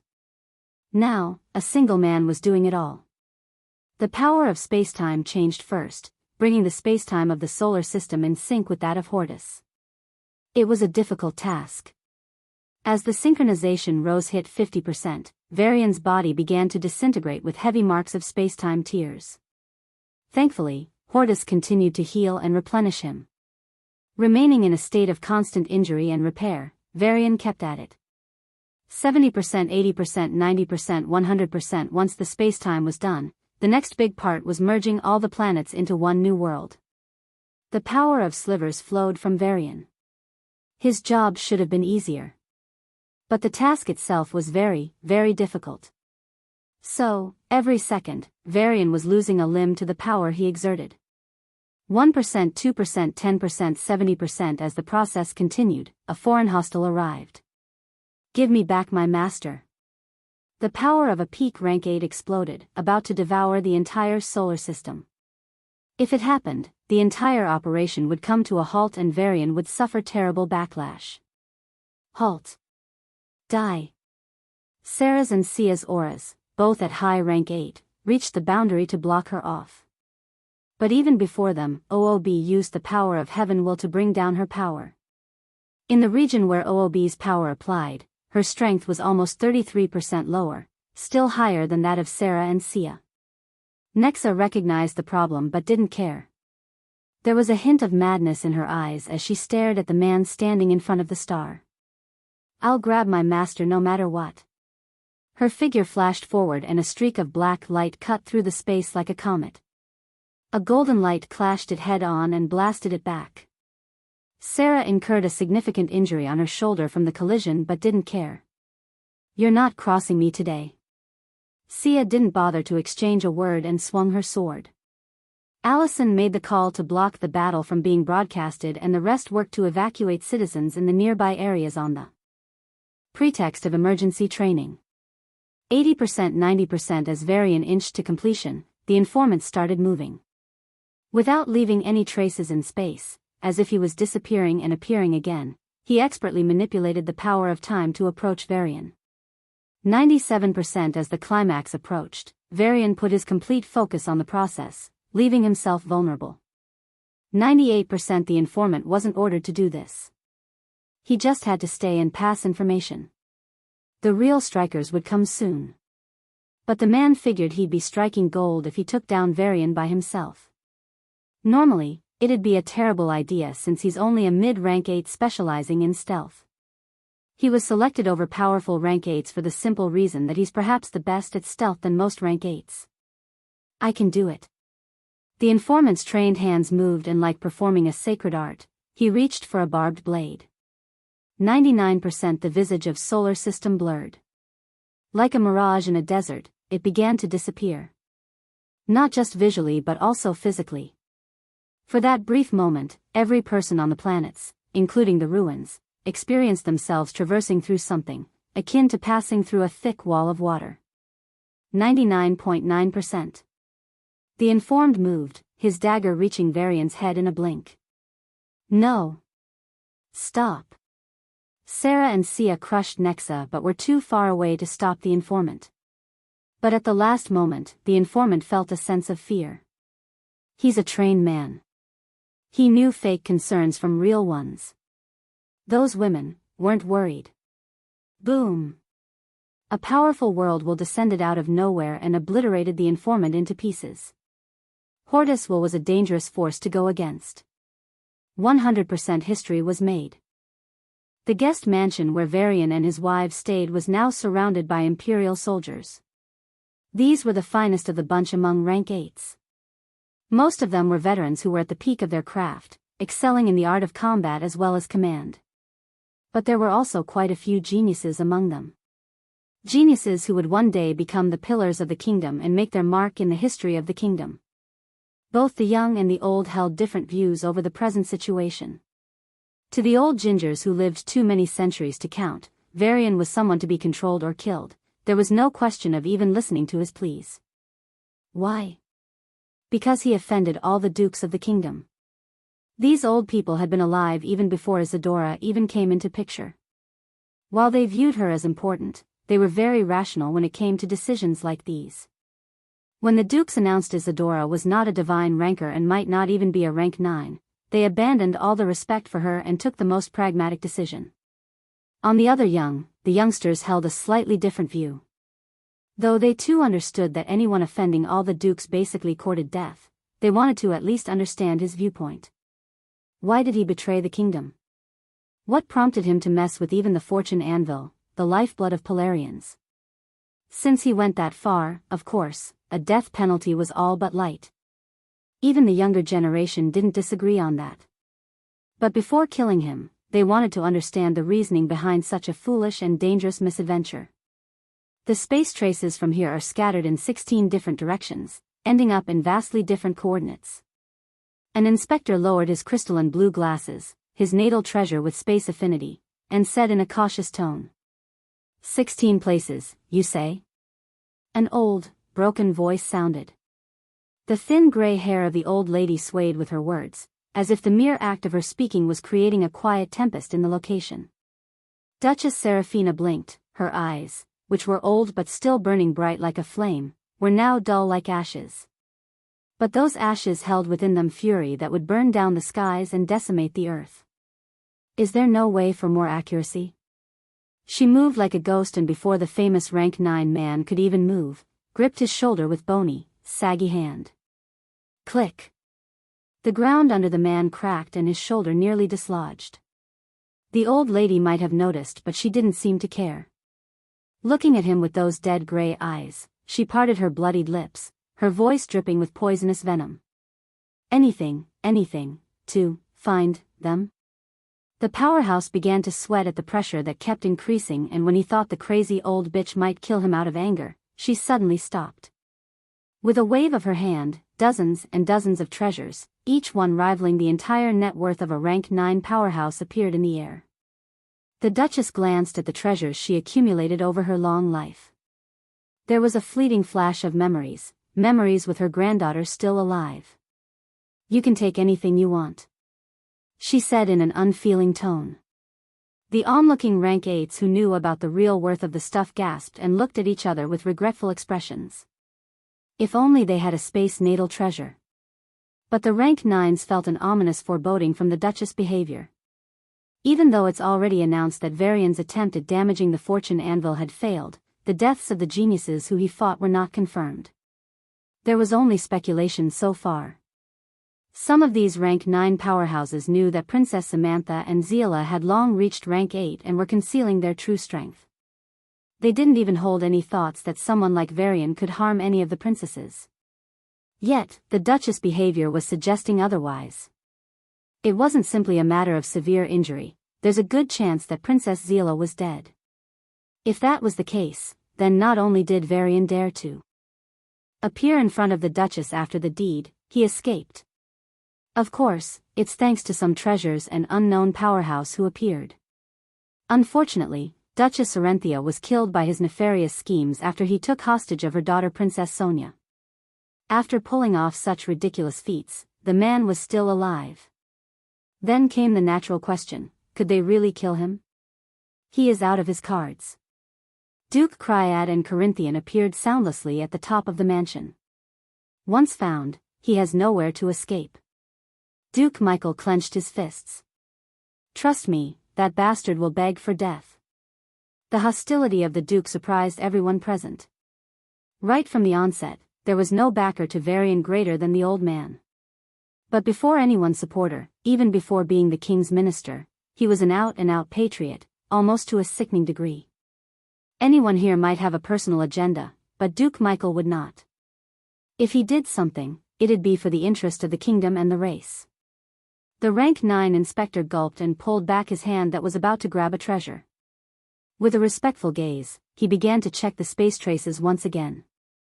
If the powers of Order Chaos had enough time, they might have erased everything. But the dukes, particularly Seraphina, moved faster than even Varian expected and broke such chances. 3 locations, my lord. The inspector bowed his hands and reported. You 3, Duchess Seraphina pointed to Michael, Cryad and Corinthian. Go after those 3. And I will visit his hometown. Blood for blood. Every soldier gulped. A civilization was going to disappear today. Not that it's uncommon, but very rarely would a kingdom do such a thing to their subordinate force, a province no less. As they were about to disperse, a suffocating aura descended from the sky, falling on the entire royal complex. "You're going nowhere, oldie." Everyone, from the freshly qualified recruit into the elite troops and the most veteran of soldier at present, and the dukes themselves, looked up at the sky. A young woman in a long azure robe stood in the sky, a suffocating aura leaking out of her body. It was very unstable, indicating she had just underwent a very taxing fight. There were injuries on her they couldn't pinpoint, but her strength had definitely dropped significantly from her peak. Yet, even in this state, she exuded strength that was far above anyone present.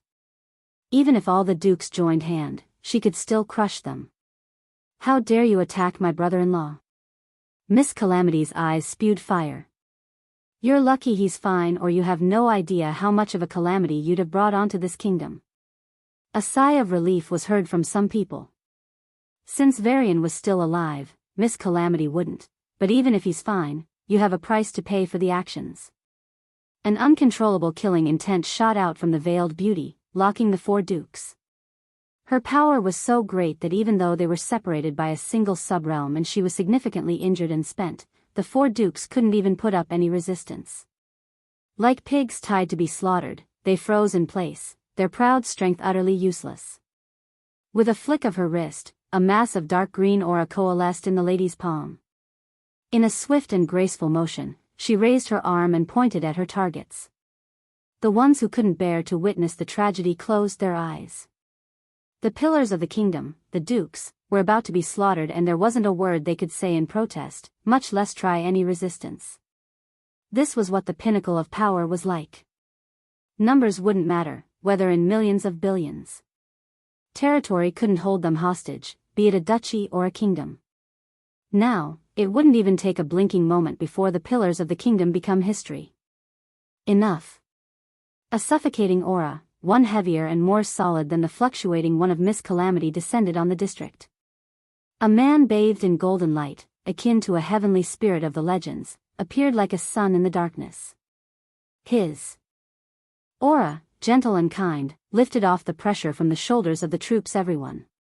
The shining golden aura on his face rendered his expression imperceptible to everyone. Looking at Miss Calamity with a look of fury, he waved his hand in dismissal. "Do not cross the line. Touching a kingdom's pillars wouldn't go without punishment." Miss Calamity narrowed her eyes.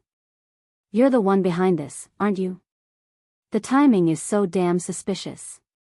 Accusing me to justify your mad actions?" Marshal St. Kong didn't appear flustered at all. With contempt flowing out his tone, he let out a disdainful chuckle. "Well, even if you try, you cannot do anything to anyone under my protection. You might have had a chance at your peak, but at your current state, TSK." While speaking, he suddenly made a grabbing action.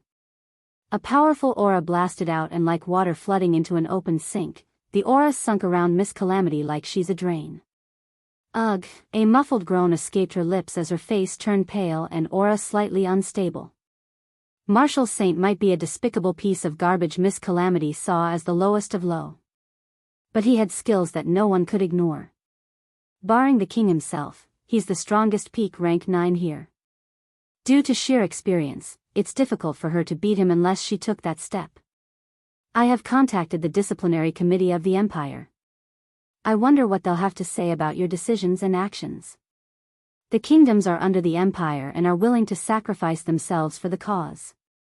But would they be okay if someone like you poke into our affairs? Wouldn't that be too much? Who knows how many ranked 9s are there in the Empire's forces? If the kingdoms played to every one of your whims, we wouldn't be running a serious nation anymore. It'd be a circus and we'd be the monkeys." The Marshal Saint gave a long speech, trying to justify his position as anti-calamity and not anti-empire. At his seemingly high-minded but pathetic attempt, a disdainful smile formed on Miss Calamity's lips.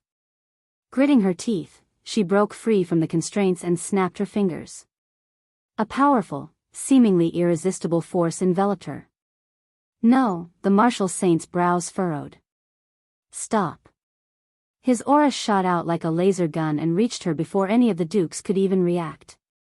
But Miss Calamity looked at him with disdainful gaze and vanished into the distorting space. All that was left was a strand of her hair that gently fell down like a bird's feather, dancing and humming with the wind. Marshal St. Kong appeared still, but inwardly he was screaming in anger. This was naked humiliation. How dare she? The young bitch who wasn't even half his age trying to do such a thing in front of everyone else. Marshal St. Kong didn't see anything wrong with his behavior. Sure, she was an upcoming powerhouse. Yes, she could reach divine rank sooner or later. But he had the backing of a divine ranker. A real divinity whose power would shake the entire alliance.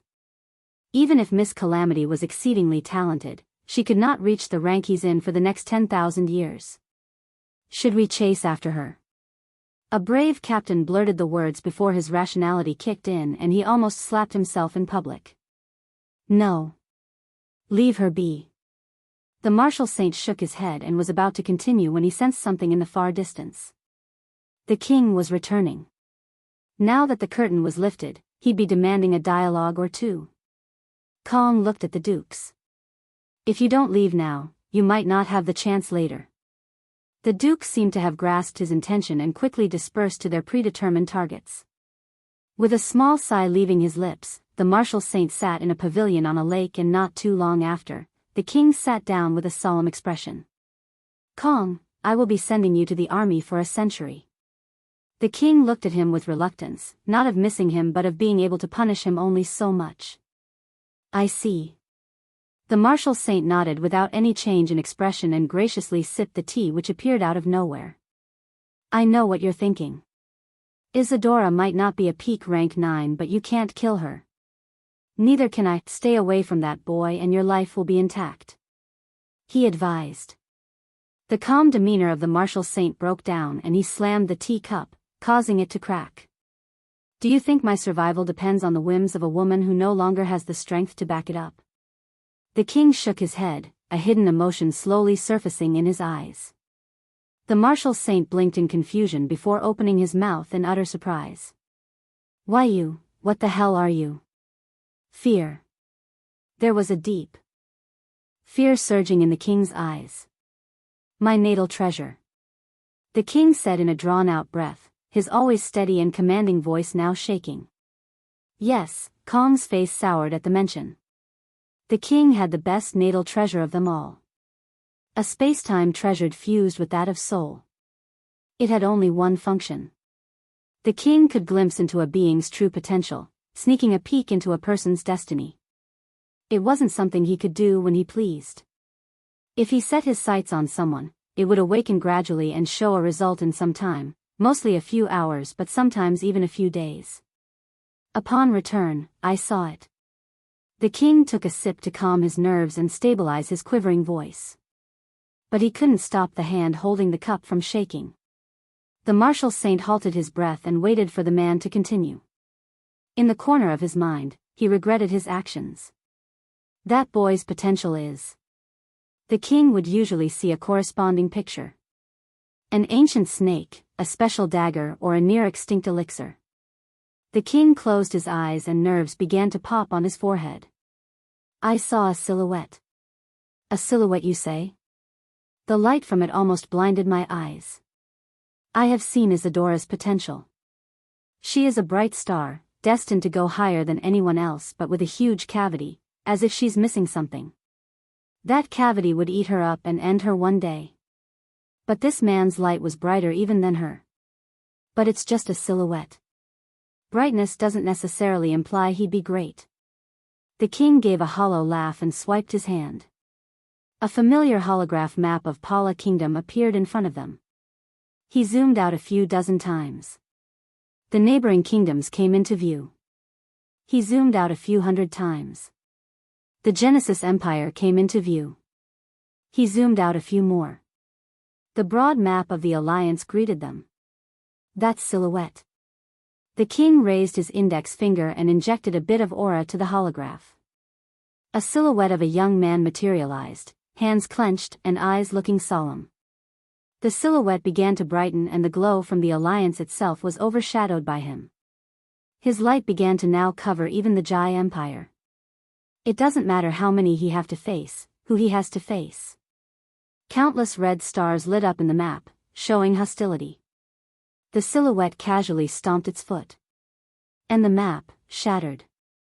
There will come a day when he can destroy the entire alliance. And that brightness, it tells how close the day is. If my natal treasure hasn't failed, the day is very close. Maybe this millennium, no, maybe this century. Stop exaggerating. He's just a rank 7 at the end. The saint looked at the king with eyes full of distrust. The king let out a wry smile. I was reading it wrong, but I wasn't exaggerating. The opposite, if anything. If I adhere to the standard, it might not even be 3 decades. Or maybe 2. The light gets brighter every time. Kong, the alliance might have its own emperor. The solar system had disappeared. The sun, the planets, and the moons, everything was gone, turning the once beautiful sight into a dull one. A sigh escaped Varian's lips before his body spasmed, and he leaned against a solid wall of space. Shredded pieces of black cloth from the dead informant floated in front of him, and his tired eyes narrowed with a glint. Without the solar system to hold him hostage, there wasn't anything these guys could do anymore. Once my body recovers a bit, the injuries were terrible, but he had access to healing from Hortus. The reason he was nearly immobile was the power of spacetime that kept wrecking his body. Since it was such a big change in a very short period, the spacetime fabric was violently lashing out against him. It was as if he had dived into a black hole, managed to snatch away things from it, but as a result, got thrown even deeper in. The space around his arms, legs, neck, and torso distorted, tightening and loosening without any predictable pattern. It felt as if dozens of space snakes were coiling around him, their pulsing bodies pressing against him. To make matters worse, wave after wave of time distortion struck his body. Information from one part of his body reached his brain in a unit of time, while another took 2 or 3. When he tried to move, his movements were unpredictably fast or slow. Finally, the world before him fluctuated as if he were watching it all through a sea wave. Ugh, he couldn't even tell how long he had been in there anymore. It just felt like a few seconds, but why is he still not coming out? It's been more than 30 minutes already. Sarah wiped the blood from her cheeks and glanced in a direction with a worried look. Boom! The space in front of her exploded, and Sia flew back with a dented sword. Nexa's pale, ash skin began to glow red against her black clothes. Even though she remained morbidly thin, her skin tone, resembling blood, made her look even more scarier than before. I didn't think you would drag me down this far, she sighed, glaring at the 2 women. Her gaze also lingered on the pair of wings watching everything from a distance. Why is it alive? World wills were akin to a collective subconscious, at least that's what she was taught. They were supposed to be rigid and mechanical, not so lively and flexible. All the world wills she encountered so far were like that. Sure, they could impose a rule or 2, but couldn't change actively as pleased. But OOB not only changed the rules as it pleased, it did so after extreme calculations and pressed only the buttons that would hurt the most. It's not just alive and flexible, it's also scarily clever. As if that wasn't enough, the entire star system disappeared right in front of her eyes. Nexa half regretted coming here. Everyone here was just so absurd. But when that thought appeared, a power in her soul surged, and her eyes grew bloodshot. Master. Give me back my master. Her red skin turned a shade darker, and the aura flowing from her body rose even more, hitting heights of peak rank 8, barely under a rank 9. Sarah and Sia were able to crush Nexa in the beginning. But as her pale skin turned more and more red, the advantage decreased. And now, get away. A gaseous dark aura enveloped the woman, and she shot out like a meteor. This time, her skin was as dark as space itself, and the aura overflowing from her was fighting against OOB's restrictions, trying to push her back to her original strength. A wave of gravity blasted the woman, followed by a slash of time. Nexa's movements slowed, but only for an instant, and the increased gravity was useless in the face of her tremendous momentum. However, the power of the soul struck her before she could celebrate. Almost immediately, the power of vitality engulfed her. Burning in white and red flames that strangely didn't contradict each other, the lady's silhouette remained visible through the fires. It was like the witch hunt of old Earth, but with someone who was an actual witch. Cuckoo. There's nothing you can do to stop me. The flames burst open, revealing an injured but energetic Nexa. The lady moved like a missile, the falling attacks unable to stop her. In just a few moments, she reached Varian, who had barely begun to stand. Instead of panicking or attacking her, Varian took out the Requiem sword and waved it as if it were some treat. Nexa stopped in her tracks, her gaze fixed on the sword. She looked no different from a dog eagerly gazing at a bone. Take your master and leave. Varian threw the sword, and Nexa quickly reached out to catch it. Two lines of black and white streaked across the space between them. Nexa moved on instinct, dodging the dangerous attacks. But when the power of space, time, and gravity fell at once, she slowed down. Not stopping there, her enemies even used the powers of the soul, damaging her response. For a very brief moment, even though she managed to set up a preliminary defense, Nexa was exposed to the near full force of Varian's attacks. Like a doll thrown into a furnace, she melted away. And only as her existence began to fade did the peculiar power in her mind dissipate. Ah! An intricate spell had been enslaving her to that old man all along. It was truly an unjust death. But there was no justice for her after she killed millions when it wasn't necessary. Master, I hope you are rotting in hell too. The woman's body exploded into specks of light. Huff. Huff. Huff. Varian breathed heavily and slumped into a chair he created using the power of order. Sia and Sarah quickly reached him. Though they had their own injuries, the two focused on feeding him potions and removing the dangerous aura of Nexa. Why is your body like this? There's too much residual spacetime to clean, Sia frowned with a worried expression. Varian shrugged. The work he did primarily involved order chaos and spacetime. Thanks to the slivers, he didn't have to deal with the aftermath of order chaos. But spacetime was a different story. I won't be able to use the powers properly for a while. Sarah caught on and asked cautiously, so no teleporting? Varian nodded. For a while. Excellent. A majestic voice rang out from nowhere. The world had stilled. The small swirls of space currents ceased their movements, the ebb and flow of aura ended, and the tiny floating matter froze. Varian, standing over the dead assassin's body, was the fastest among those present. But even his eyelids only moved slightly. Except for the voice she deliberately sent out with aura a few seconds earlier, he didn't even register her presence with his eyes. Even though they were separated by one, or was it two, ranks, she was beyond their reach. In the far distance, well outside the solar system, was a woman dressed in a silken white dress. With an oval face, a small nose, and purple lips and eyes, she would have passed for a model in any beauty competition. If only she weren't 8 feet tall with a soft golden skin tone unseen in any human. Even if these aspects were to be expected, the soft silver glow emanating from all over her body would be the final blow. It wasn't just a simple light. By its mere existence, the soft light was bending the fabric of spacetime. The flow of energy and matter in the area couldn't escape the oversight of this seemingly all-powerful light. On her way here, Zahara left a streak of silver light.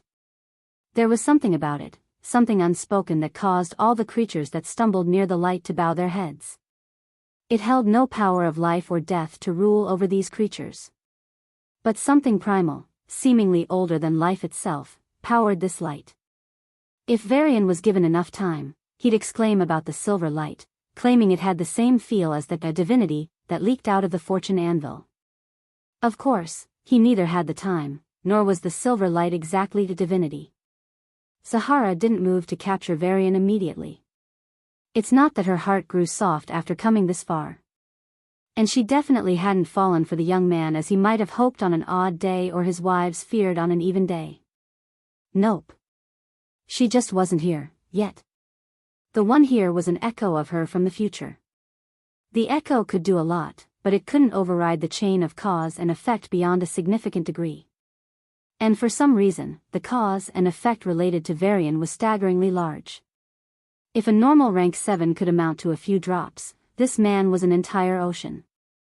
If she really willed it, however, she could still do it. But Zahara wasn't very relaxed coming here, even though she looked so. While she feigned leisure outwardly, she was carefully scanning her surroundings since the beginning. Of course, the comments she made weren't false either. To grasp this without facing this man, as expected, the princess is unfathomable. A gasp of deep admiration rang from the woman's mouth. But to make the princess herself prioritize his capture as a puny rank 7, this man is really. Zahara tilted her head, her purple eyes glowing with an inhuman light, their gaze piercing through an entire solar system and observing the fine details of the target. Not much time has passed on him. She couldn't measure things like bone age or the index of his soul. But what she could see was the trace of each and every second of time that touched Varian so far. This isn't real. Zahara blinked in confusion and subconsciously took a step back. There was an amused smile on her face, as if she had noticed something both fascinating and absurd. But there was a dangerous glint in her eyes. It shouldn't be. She gazed at Varian once again, her eyes narrowed and focus concentrated. So little time had passed on his young body. He's like a chick that just came out of its shell. A baby. A baby that's just begun to crawl. Zahara knew her sense of time was a bit warped. Being a time awakener, she couldn't help it. But it was still way better than Princess Esahala. Yet, even she couldn't see Varian as anything more than a crawling baby. Okay, that might have been a bit too much. How about a baby that had just begun to walk? That's how young he was. A rank 7 baby, what in Eden is happening? Her still heart, which stopped beating long ago, began to thump, and it did so restlessly. She could feel it in her chest, the surge of emotions from the days of weakness, extreme confusion, a hint of fear, and plenty of uncertainty. Emotions that only a weakling would face when confronted with an unknown element. Ridiculous, Zahara shook her head with a strong smile, crushing those emotions. There was a good explanation for this absurdity. As long as she made one woman responsible for this ridiculously young warrior, everything would make sense. The reason she was so cautious so far and didn't touch Varian. Isadora, Zahara called out softly, but her voice echoed throughout the solar system, or at least the space where it once was. Protect him if you still can. The news regarding the chaos in Pala Kingdom hadn't reached her yet. But even Zahara knew the general things. With a sarcastic smile on her lips, she continued. I will be here in seconds. If you can't save your brother-in-law, he will be tied up and sent to the princess. The taunts continued, as did her thorough scan of the surroundings. Since they fought in the past, Zahara could vividly remember Isadora's aura. And she hadn't found any new traces of it here. Did you escape, the great Isadora? Her tone turned mocking, and once she confirmed there was no aura of that dangerous woman here, she raised her hand. Since Varian was so valuable, she decided to bear some backlash and capture him first, before she arrived. Boom! The flow of time, like a mighty current of a river, distorted. A single step taken by Zahara spanned an entire solar system, and the lady reached Varian in a blink. Only now did Varian's eyes finally register Zahara's presence. She reached for his head. The jingle of trinkets echoed through the space. With that sound, the composed expression on Zahara's echo vanished. Almost at the same time, Zahara's real body, which was still a significant distance away, channeled its power. Her echo vanished, and concurrently, the real Zahara appeared. Knowing she couldn't afford to take any delays, she channeled her power and pulled Varian. The jingle of the trinket sounded again, and the world in front of her shattered. A near-invisible grain of life power on Varian's hair shone with blinding brightness. It expanded and took the shape of a veiled young woman. Sometimes, her long hair turned green, the other times, blue. Changing along with her hair were her eyes.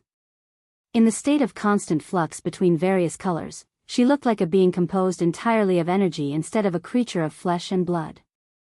A torrent of time power swept over Miss Calamity, trying to block her before any moves were made. But from the moment she appeared, she had already spread bits and pieces of her power outward, scattering in all directions and across various distances. The tide of time did indeed slow her down, but as it did, the Miss Calamity facing that attack turned into a secondary figure, a mere clone dedicated to protecting Varian while her real body materialized from one of the scattered bits of power. In her eagerness to capture Varian, Zahara decided to take a risk and lunged forward. She vanished abruptly, like she had disappeared from the world. In the terms of time power, she would be skipping a duration of time, depending on the difficulty posed by the surroundings. Miss Calamity furrowed her brow, her thoughts churning. It's not that she could act as fast as her opponent, but due to being a higher life form, she could think many times faster if she wanted to, allowing her to respond in an appropriate time. If Zahara had it her way, she'll grab Varian and try to leave. Once he is captured, I'll be passive. Even as that thought was just taking place, her clones split into three and they grabbed Varian, Sarah and Sia. Suffocatingly thick life power enveloped the three. Bathed in the dense green power, the trio had just started to react to the battle. The sound of a paper tearing and a chalk scratching against a board rang together. 3 fingernails touched Varian's eyes, just a single movement away from piercing them. And then, they were pulled back violently. Zahara, who was supposed to appear beside Varian, was blocked by the intense energy shield, and when she did appear next to it, she breached in. Unfortunately, a dozen or so Miss Calamity clones were waiting for the very opportunity and pounced on her. One of the clone turned to Varian coated in the green light and slapped. With enough force to destroy dozens of solar system, the slap somehow did not break the shield but sent him flying. The space broke due to the sheer force and he blasted through the inner space before somehow breaking out into some other place. What? Varian's heart was pounding in his chest, on the verge of explosion. He just saw a strange woman, then Miss Calamity, and now he's here. He couldn't understand what's happening at all. And where the fuck am I? You went from one end of Centaurus to another. Basically, you crossed a duchy. With that one slap? She didn't slap. She swatted you away. Varian gulped down his saliva and checked his body. The remnant power of spacetime in his body did not allow teleportation. But Miss Calamity brute forced such restriction and pushed him away. He checked Sarah's and Sia's condition through synergy. They landed nearby and were rapidly moving in different directions. Miss Calamity's clones were moving them to safety. Wait, what about me? Varian's eyes widened and his chest tightened. You're used as a delicate hand appeared in front of him all of a sudden, followed by Zahara herself. As she's millimeters away from grabbing his face, Miss Calamity's clone appeared behind her and slapped her on the back. Almost at the same time, a green energy block enveloped Varian, blasting him away to safety. The encounter was so quick that it registered on Varian's mind only a full second after he crossed some other duchy. A bait. He finished what Logos was about to say. The next 2 minutes, or was it 5? With his sense of time distorted like never before, all Varian could tell was that he came close to grazing death a few dozen times and was saved every single time. He was dancing on the edge of death all the while being utterly helpless about it. But to Miss Calamity, it was a relatively safe bet. Thanks to Zahara's eagerness, she managed to inflict enough wounds. Why are you? Zahara's golden skin had turned a shade darker and her bright eyes were now gloomy. I am on the verge of divine rank, and yet. She had taken that step and could ascend at any moment, as long as she had an epiphany. A half-step divine ranker, Zahara was not even considered a celestial ranker anymore. And yet, she was defeated by Miss Calamity. To her opponent's confused questioning, the lips of the lady under her veil curled up. Someone had this great idea of causing a border crisis when my brother-in-law went into cradle. To get back as soon as possible, I ended up fighting hard. And it happened. She stretched her hand and a silver-white light flickered over her palm. Zahara's expression hardened before she broke into a smile. Bitch! Miss Calamity cursed and slapped into the space ahead. Ha ha ha ha ha. Zahara split into dozens and dozens of forms, all shooting outward in different directions. These were all echoes of future, different timelines where she could take that particular path. It was a difficult move and was usually something only the divine rankers could perform. Zahara managed an imperfect version, but that in itself posed a big danger to Varian. With a clap of her hands, dozens of green threads raced after the echoes, and Miss Calamity herself materialized next to Varian, using the clone next to him. She gave him an apologetic look, but it would be a full half-second before he could register it and another quarter-second before he could speak. There wasn't that much time. As she expected, Zahara appeared in front of Varian, with a few of her echoes. In an arrow formation, they reached them with full force and attacked. Boom! Miss Calamity's shield clashed against the torrent of time power. As she hoped, the two reached a stalemate. Give up. The veiled lady said with a strong smile. The best you can do is a stalemate. You don't have any more time. Any rank 9 powerhouses sneaked into the kingdom would be found by the defense system and the defenders would be sent immediately. It should have happened when Zahara tried to breach the borders, but it seemed like there was a delay. Still, Zahara wouldn't be able to accomplish anything. With Miss Calamity's protection, Varian would be safe. I didn't want to do this. The silver light emanating from Zahara's body began to dim and part of it began to break apart like crystals. Miss Calamity's calm expression collapsed at that sight. No. Are you crazy? Heh. Zahara's power shot through the roof and the power of time striking Miss Calamity's shield, turned from a flood into a tsunami. Damn it. With as many treasures taken as soon possible, dozens and dozens of Miss Calamity's clones along with her main body faced the attack. With each drop of power, an echo of Zahara was destroyed, but there were too many. Like a relentless flow of river destroying even the sturdiest of mountains over time, the torrent of her power eventually cracked the powerful defense. And from it, a single drop of power headed for Varian. No. One of Miss Calamity's clone threw herself and attacked the drop. Most of the drop dissipated into nothingness, but a tiny part of it skipped time before it faced extinction. Shit. No. And it appeared on Varian. Boom. The damaged echo of Zahara appeared. Yo! With a slap of her hand, the space-time fabric ripped apart. She and Varian disappeared. A couple of duchies away from Centaurus, the unconscious Sia and Sarah remained under the protection of Miss Calamity's clones. The moment Varian disappeared with Zahara Onyx, however, the space around them cracked and drew them in, gently but swiftly. It was stopped by a powerful force and a tug of war ensued. However, both sides took utmost care to not injure the women involved. What is going on here? Miss Calamity's clone sensed a world on the other side. It looked like a prime world with strong space, dense aura and unnatural area of land. But that wasn't it. Unlike a prime world, a cutout from the original world distinguished by a few special attributes like space and aura, this place felt different. As a life awakener in particular, she could feel the life inside were different from those out.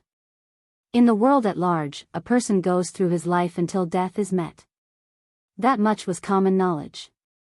But what occurs after death? As far as Miss Calamity knew, if there's enough death essence and energy, there's enough differing for each race and even individuals within that race, a transformation begins. The dead body would begin a new journey. The former soul would be twisted, corrupted during this transformation, and a new self would be born. There could be accidents. Some races would need a lot more death energy and essence for the transformation. The soul of an individual could be too weak and collapse midway. The life essence of a race, even after death, might be fundamentally opposed to such transformations, with a decay mechanism to counter any attempts. Typically, the more attuned to life a race was, the harder it would be for them to turn into undead. As a member of the Vita tribe, the ruling section of Genesis Empire, Miss Calamity was confident that she would not turn into an undead after her death. But, it's weird. The world inside had something crazy. A place or a domain of law, she wasn't sure, but it promised to turn her into an undead. It wasn't so much the quality and quantity of death energy and essence that was surprising. It was their subversive nature, the property to overturn common sense. How could a Vita tribe member turn into an undead? Ridiculous. Even strange, the world seemed capable of resisting the natural cycle of life and death. And it wasn't through applying power like a celestial or divine rancor could. Nope. It appeared to be the property of the world. For instance, the people inside could grow younger as time passed instead of older, or with the precondition of soul safety, the dead could be resurrected instantly, and so on. Heck, it seemed to hold powers to even influence souls. If Polarians had this world instead of Cradle, they wouldn't need any formations to handle the fortune spirit. The world's will would have done so by itself. Who the hell are you? Even though she was simultaneously surprised and impressed by this special world, Miss Calamity's clone prepared herself for a deadly attack to strike down this unknown entity. There was a stretch of silence before two silhouettes emerged from the space cracks. With pure white light seeping out of the opening and a powerful aura that blocked the clone's senses, the two people signaled something ominous. I'll have to hurry and call my other selves. But most of them are entangled with Sahara. That bitch, she's not spilling anything. Facing the risky possibility where no support might be available, the clone prepared herself for a deadly battle. The enemy stepped out without even bothering to attack first. A beautiful mature woman with an air of royalty stopped at the third step. Clad in a maid uniform with green touches, she stood like an elegant rose. Next came another lady on the younger side in a maid uniform too, a bit more fashionable compared to the other. Unlike her counterpart, she was bubbling youthful energy. Miss Calamity's mouth opened but no words came out. Where are the enemies? I am a clone, but I was ready to die. Give me back my emotions. Sensing something was wrong with the lady's expression, the matriarch spoke up. Thank you for protecting the queens.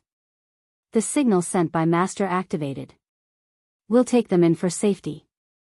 Hearing her respectful but dignified words, Hazel swallowed her saliva and parted her lips.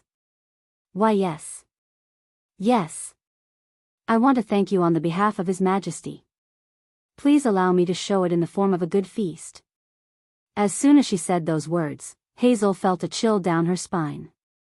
Shifting her gaze to the side in confusion, she saw Matriarch looking at her with a professional smile. Though not a single word was exchanged between the two, Hazel could hear her senior's icy and authoritative voice let loose in occasions like these. You little bitch. We don't know anything about her and you're inviting her in. Are you crazy? Have you considered the problems that may arise?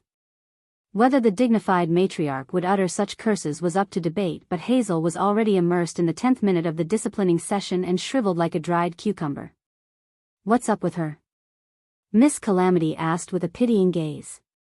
A very imaginative mind. The matriarch sighed lightly before lowering her head and performing a light bow. Let me officially invite you into the empire of my master. Miss Calamity nodded and the three walked to the entrance. The grand new Hortus, a world of possibilities built to do the impossible, greeted them. Unlike the maids who swiftly moved the queens to rest and recuperation, Miss Calamity's clone stood at the entrance, dumbfounded. What the heck is this world? She could sense it clearly now. Three powerful divinities, no, to even call them divinities would be an insult. These three must have touched the very peak of the known strength. Were they each as strong as the Jai Emperor himself? Maybe even stronger. There was only one entity that could really achieve that. Primordial gods. Her brother-in-law's secrets were way bigger than she ever imagined. Varian's body sank like a boulder in the ocean. There's nobody to help and nothing to hold on to. Flaying his hands around in a desperate attempt, he tried to make sense of the situation he was in. A dark world spanned endlessly around him, pulling him deeper and faster with every passing second, like ultra-quicksand. And it was trying to pull something from him. Something he shouldn't lose. There was an instinctive struggle going on, one he wasn't able to feel but was subtly aware of. Zahara, fuck. Varian's consciousness rose back to the shore and his eyes snapped open. His hand, out of pure instinct, was grabbing Zahara's claw, which dug into his chest and clenched his heart. But that's all. Due to the tremendous power of time pouring from her into his body with every passing moment, a sort of time bomb was being planted.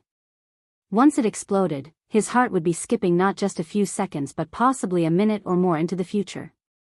And when that happened, it would also take away a big chunk of his vitality with it. For those 60 seconds, Varian would be extremely deprived of aura and low on vitality.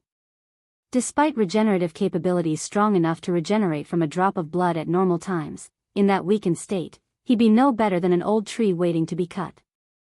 Even if he could survive decapitation once or twice, he wouldn't survive his body being sliced to pieces. And Zahara would be willing to do more than just that.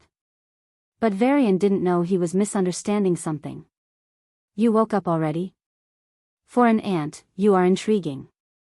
Zahara's echo didn't have the usual radiance. Her golden skin had gone so pale that it appeared sickly white, the lively long hair was extremely dim, appearing like long dead vines stuck to her scalp. Ant? Varian gritted his teeth and pushed her hand out. Zahara's echo staggered back before stabilizing quickly.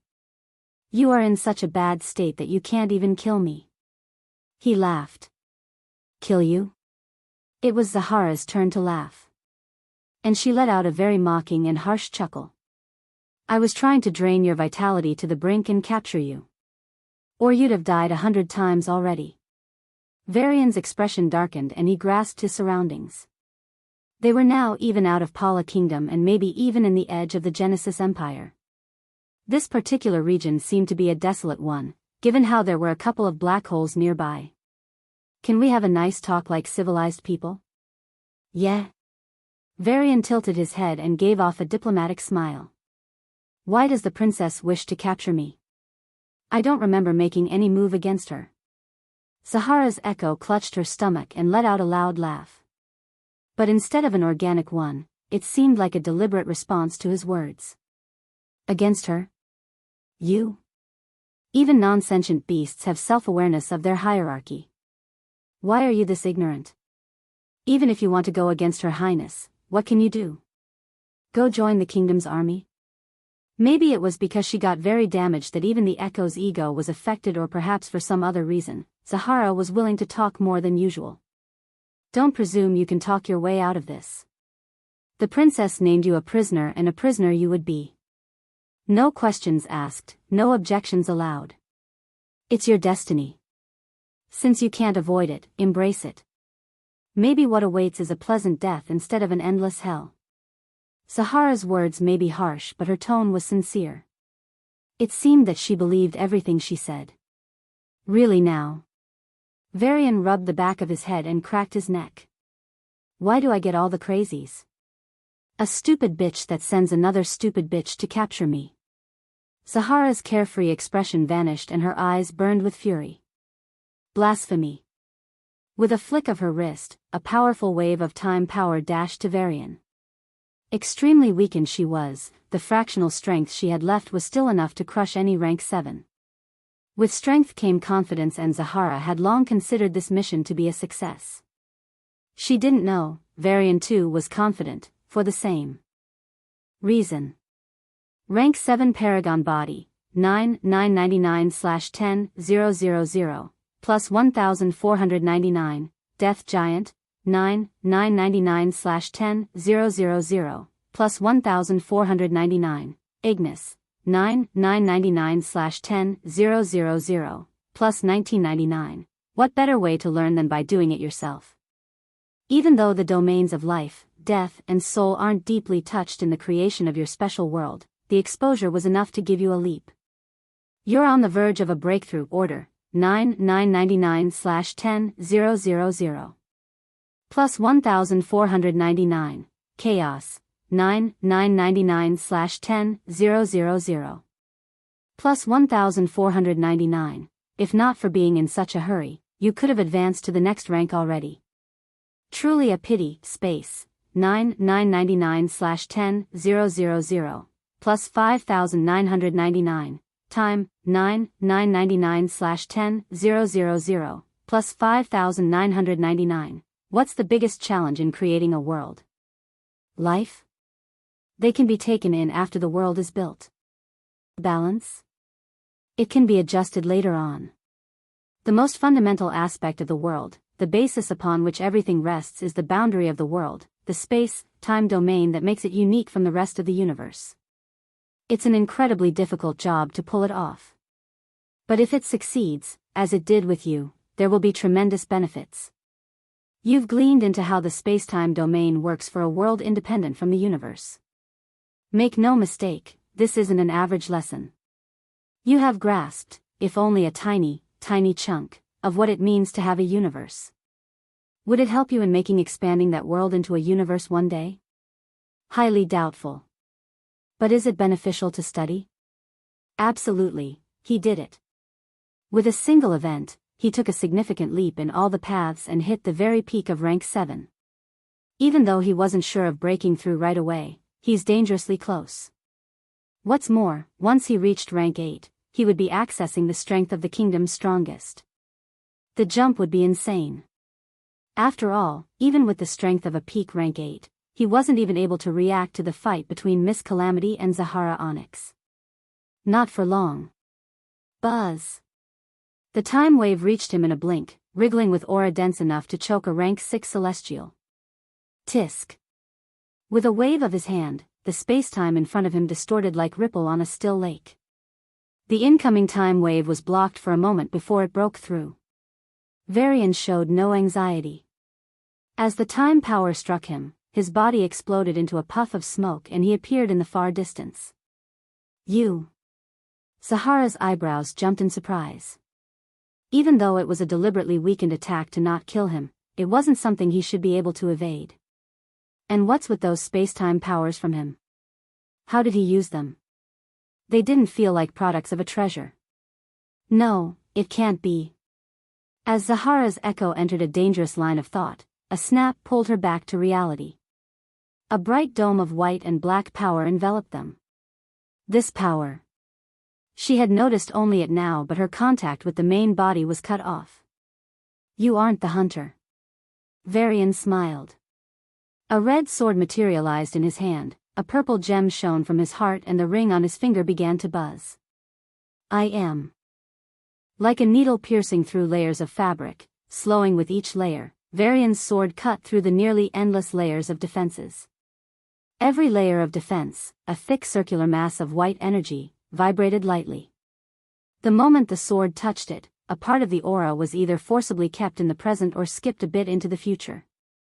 Inertia applied to all things against all properties. A moving object could not be stopped without force. A static object could not be moved through space without effort. In a sense, every object had resistance against change, in whatever form. This applied to aura as well. When the power of time tried to gulp it away into the future, aura resisted. So, instead of disappearing wholly from the sword and rendering the attack useless, only a bit of the whole disappeared.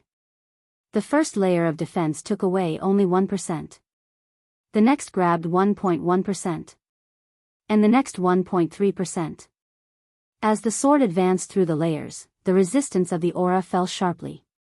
When Varian pierced through the final barrier, the weapon had practically turned barren. It didn't help that a bit of aura that previously disappeared a microsecond ago appeared now. The sword moved a microsecond forward but the aura hadn't. So, when it tried to fit in its previous setting, a clash ensued and disrupted the momentum of the attack. Due to the leftover physical momentum, the weapon hit Zahara's eyes. But its momentum was so weak that it couldn't even pierce her eyes.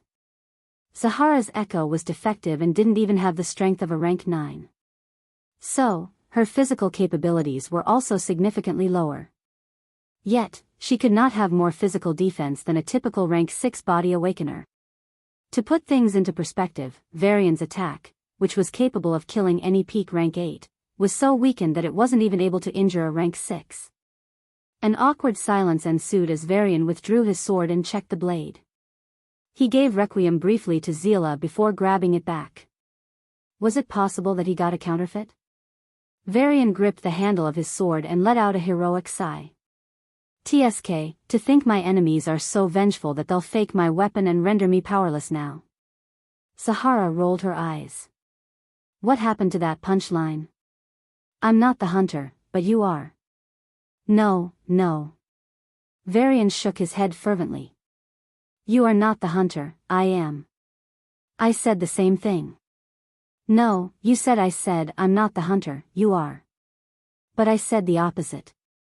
If you want to buy time, you should really search for better ways, you know?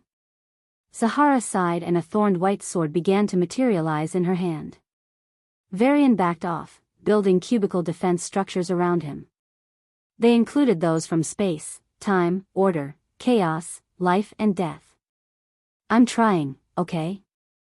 It's not like I have a 101 ways to waste tactically important time with your enemy during a critical battle moment. Sahara shook her head. She too was trying to buy a few seconds to try contact her main body.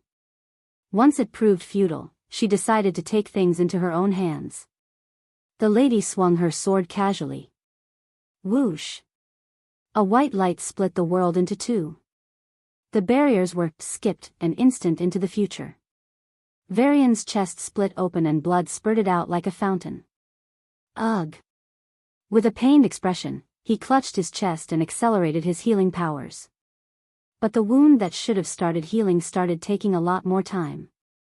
It took the power of Paragon body and shouldn't have shown such reaction.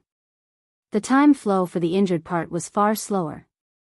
So, even though it was technically healing, there'd be no difference even if it hadn't. I was disappointed when my civilization didn't have time awakeners.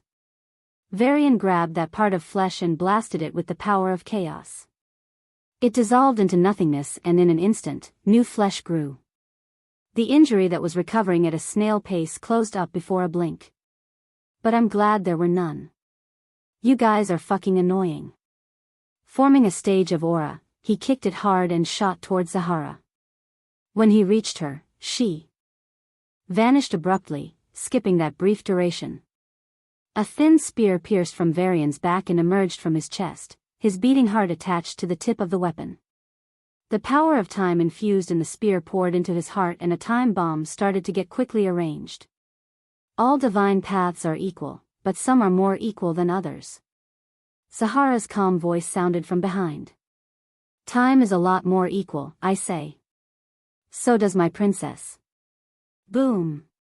Varian snatched his heart back. It turned purple and was on the verge of skipping time.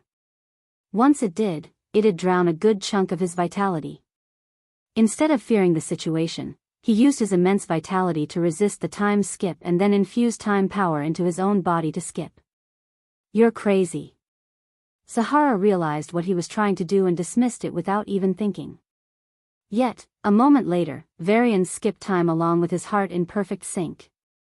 It's something that'd need not only a perfect control over power of time but also over vitality. Mastery over two paths? Except for hybrids, no one could do that. And yet this guy. Shah. Varian's sword raced for Sahara. It was exactly the same attack he just tried and failed. The lady put up layers of defense and decided to destroy the sword using the opportunity. The sword, the stone, and the ring, all of them were making him stronger than normal. Once he's weakened, I can incapacitate him. As expected, the sword began to lose momentum as it passed through the defenses. And this time, it came to a halt by the time it reached her. Sahara reached her hand for the sword but her battle instincts kicked in at the last second and she tried to escape. But a black and white light emerged from the sword and enveloped her. Unknown to her, a new law was set through the power of slivers. Matter and energy within the boundary increases. Her powers still worked and Sahara was able to skip a second, moving to a distance. But time skip was a delicate activity, dependent on the initial conditions. Due to sudden interference, the skip ended up being imperfect and she landed up in a place she didn't intend. Got you. Varian's fist reached her face. Even in that momentum, Sahara tried to escape and this time, the power of slivers acted. Aura was pulled from the woman, momentarily halting her escape. And that's enough of a gap. Boom! Sahara's head exploded. But instead of dying, the scattered pieces began to come together. Regressing was an extremely difficult activity for any time awakener, the cost increasing exponentially with every new addition. But if it's just oneself, it's possible. So, even if you get your head blasted, with enough expertise, you could still turn back time. Boom. If someone wasn't intent of blasting your head, of course. What a lucky son of a bitch. In an expanse of space illuminated by soft white light, Zahara withdrew from her offensive stance and bit her lip with a dissatisfied expression. Looks like you can't even beat a rank 7. Miss Calamity snorted with disdain. Zahara took a deep breath and glared at the haughty veiled woman. Standing against the princess, you're playing with fire. Am I?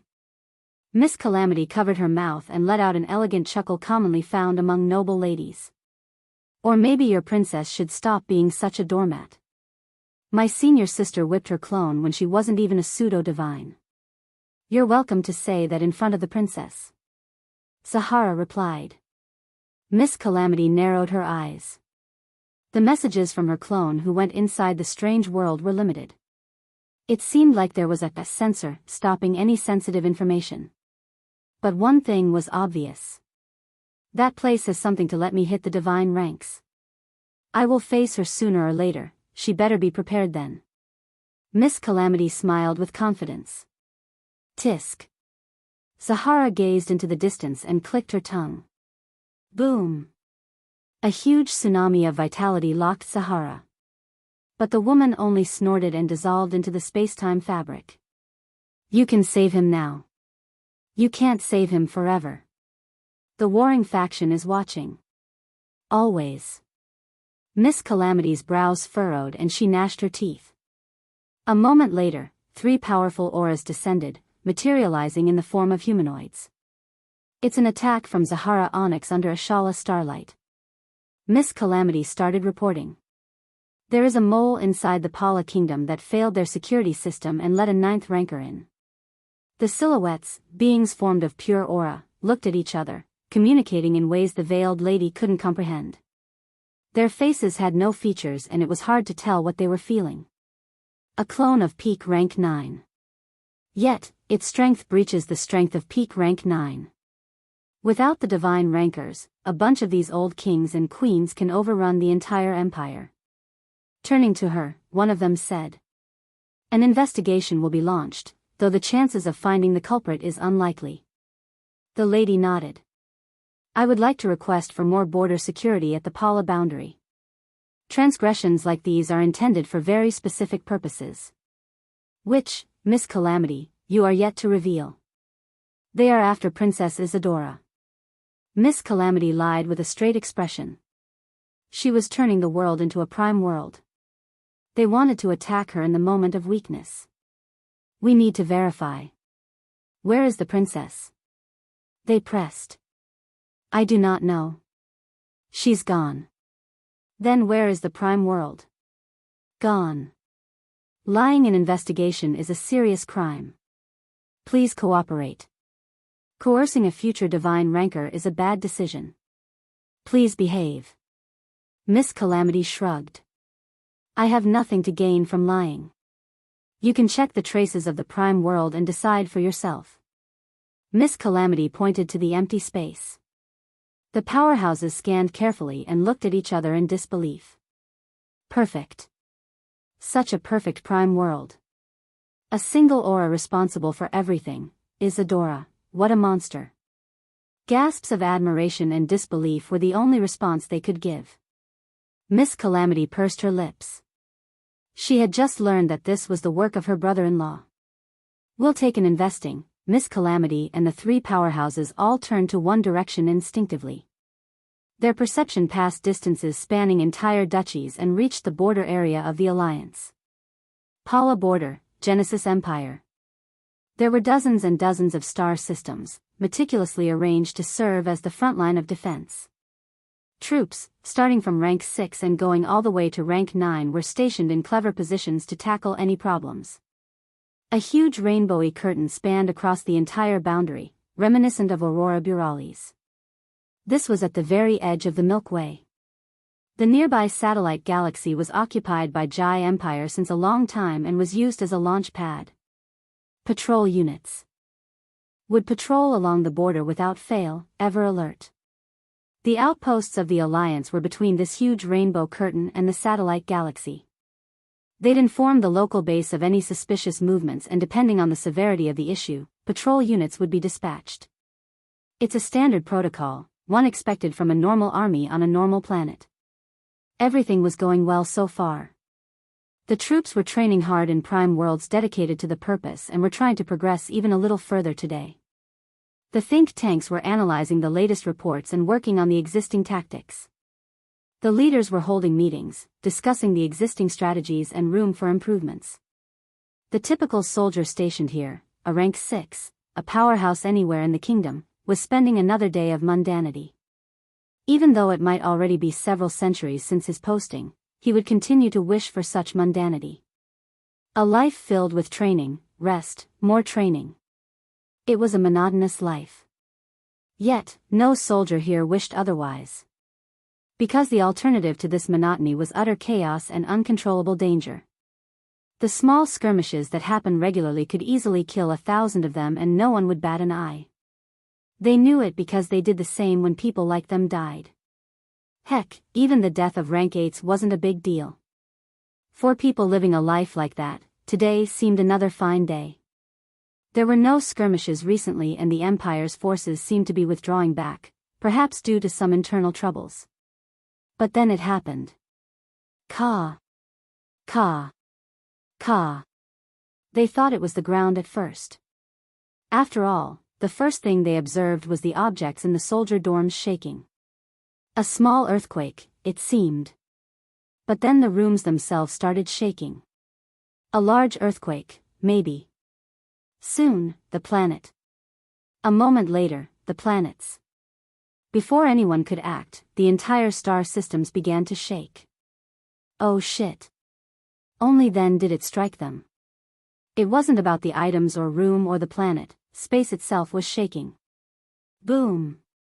A red light blasted through the defensive curtain without warning and the armed forces under the 7th Prince breached into the Alliance. The 7th Prince got a small break. He didn't need to fight against enemies rivaling his power for a short while and decided to take a short break. His clones were needed in various locations. Not that he could use them indefinitely. Divine ranker he was, his power remained finite. Every enemy fought and managed by his clone was a formidable powerhouse by themselves.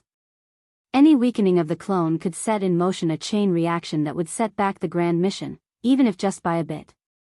Thankfully, while the clones remained with their never-ending job, he didn't have to. So, he returned to his private planet. A planet protected by the toughest of defenses he could create. Even a new divine ranker could not break past the invisible defenses that warped this tiny place. It was on a distant planet away from the center of the Andromeda galaxy. It's a place at the border of kingdoms and used to be ruled by an independent government. Long ago, there was a man from the 2nd Prince faction, his position equivalent to that of Zahara Onyx and Hector Russ. Compared to the 4th Princess and the 7th Prince, the 2nd Prince was naturally older. So were the subordinates under him. The man was talented and resourceful, managing to reach the divine rank in an impressive time. That was the time when the subordinates under the 3rd Princess and 5th Prince, who lead the other two factions of the Empire back then, were still only peak of rank 9. It was the period when the 7th Prince hadn't begun to lead the Narek faction of the Empire and only recently got into the prime ranking. Drunk on power, the subordinate of the 2nd Prince breached into the boundary drawn by the 7th Prince. The red lines clearly indicated that no one should come within a light-year radius of the planet. The man did. Look, I know this place is considered important by the 7th Prince. But even if I cross it, there's not much he can do. What happened next was a tale of epic tragedy. The man, his family, friends, relatives, planet, civilization, and the entire kingdom he was from were slaughtered. The lives lost that day exceeded a few hundred trillion. Jai Empire wasn't a land of peace. It ran the so-called Providence Trial, which was essentially an official protection to not get genocide by powerful groups. Everyone living here, man or woman, young or old, was accustomed to violence. And yet, the brutality of the prince shattered these hardened hearts. Children stopped crying, men stopped laughing and women stopped speaking at his mere mention. The seventh prince was apparently punished by the emperor.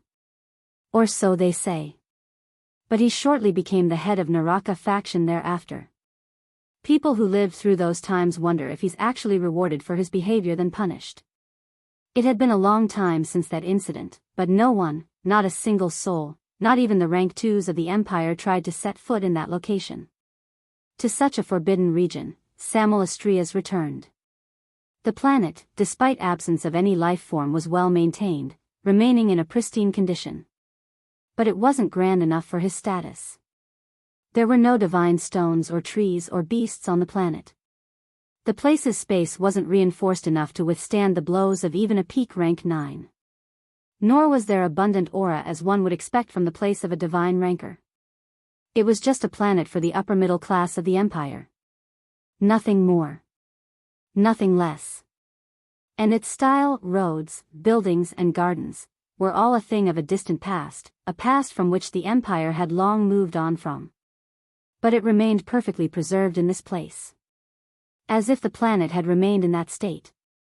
"I'm back," the prince muttered, his voice, ever so cold and indifferent, slowly melting. Without any more words, he sealed his powers and closed his eyes. And his day began. The pink starlight seeping into the room through the windows and then the curtains caused his eyebrows to furrow. With a frown, he snorted and hugged tighter. "Cool up. Wake up," a familiar, gentle voice tickled his ears. The scent that soothed. His soul reached his nose and her presence announced itself in his arms. "Lia." The prince smiled like a child and hugged tighter.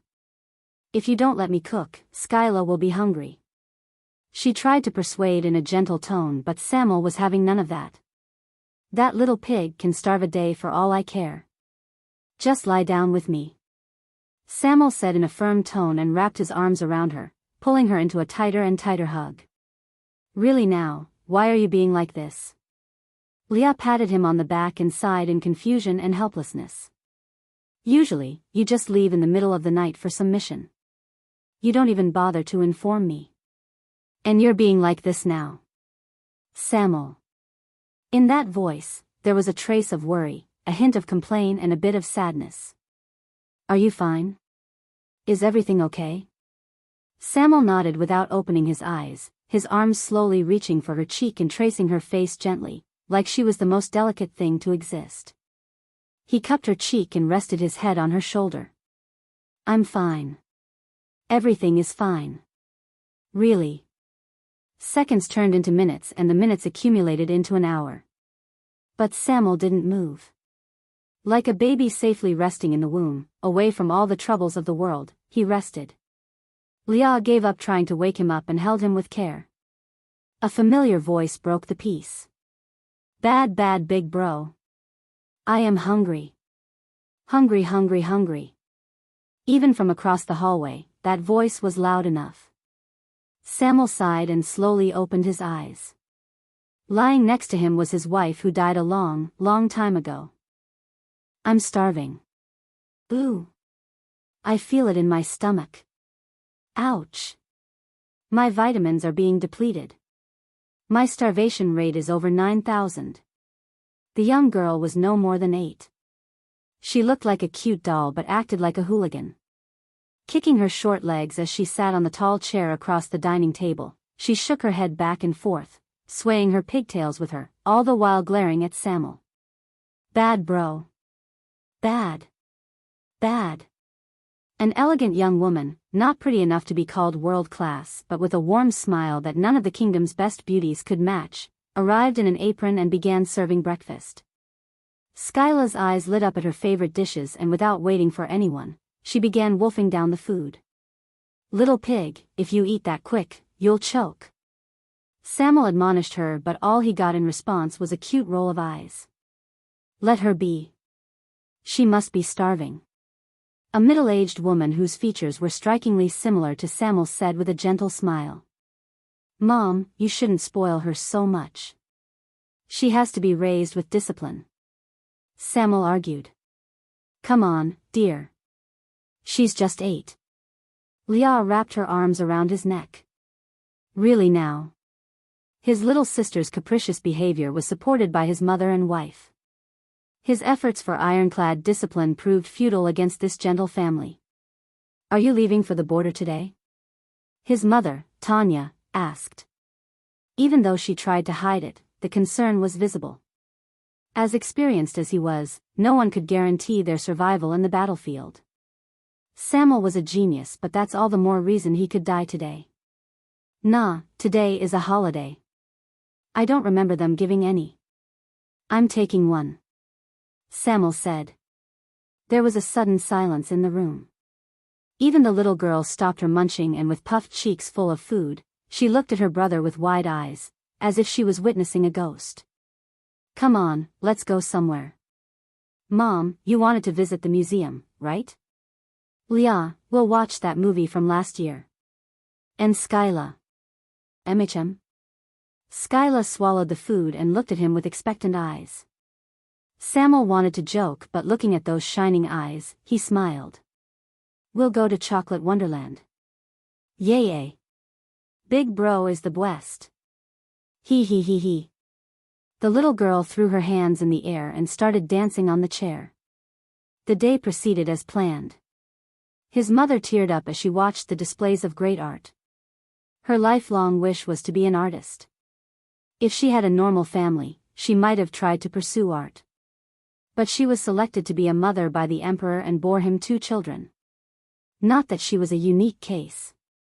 There were tens of millions of women like this in the empire. Perhaps more. The painting of the capital. Tanya looked at the portraits with emotional eyes. In the depths of her heart, she wished her children to be recognized and treated well. Not as one of the tens of millions of nameless royals, but as a true prince and princess. Yet she never told them these things. She wanted them to achieve great things, sure. But more than that, she wished for them to be safe. The next thing was a movie. It was a story about a man who would keep loving his woman even after she turned into an undead vampire, losing her sense of identity and turning into an entirely new person. He'd try to bring her back into life and fail every single time. In the end, he'd die to save her from the enemies and as a result, turn into an undead vampire himself. The climax showed the two of these new people getting together after death. A poignant love story. One that caused his wife Leah to sob even 10 minutes after they left the theater. And of course, she didn't stop muttering, in a broken voice.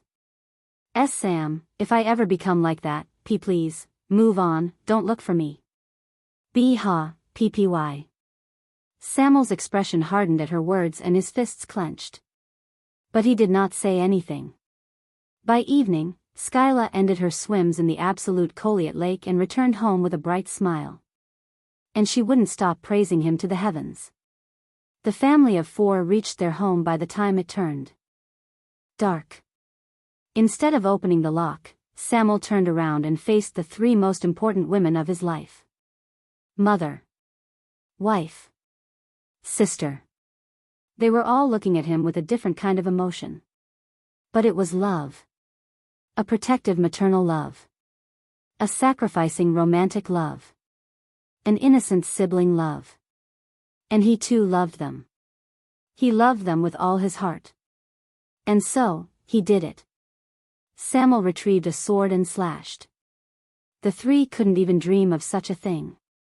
So, they didn't react until the cold blade plunged into their flesh and blood spilled out of their bodies.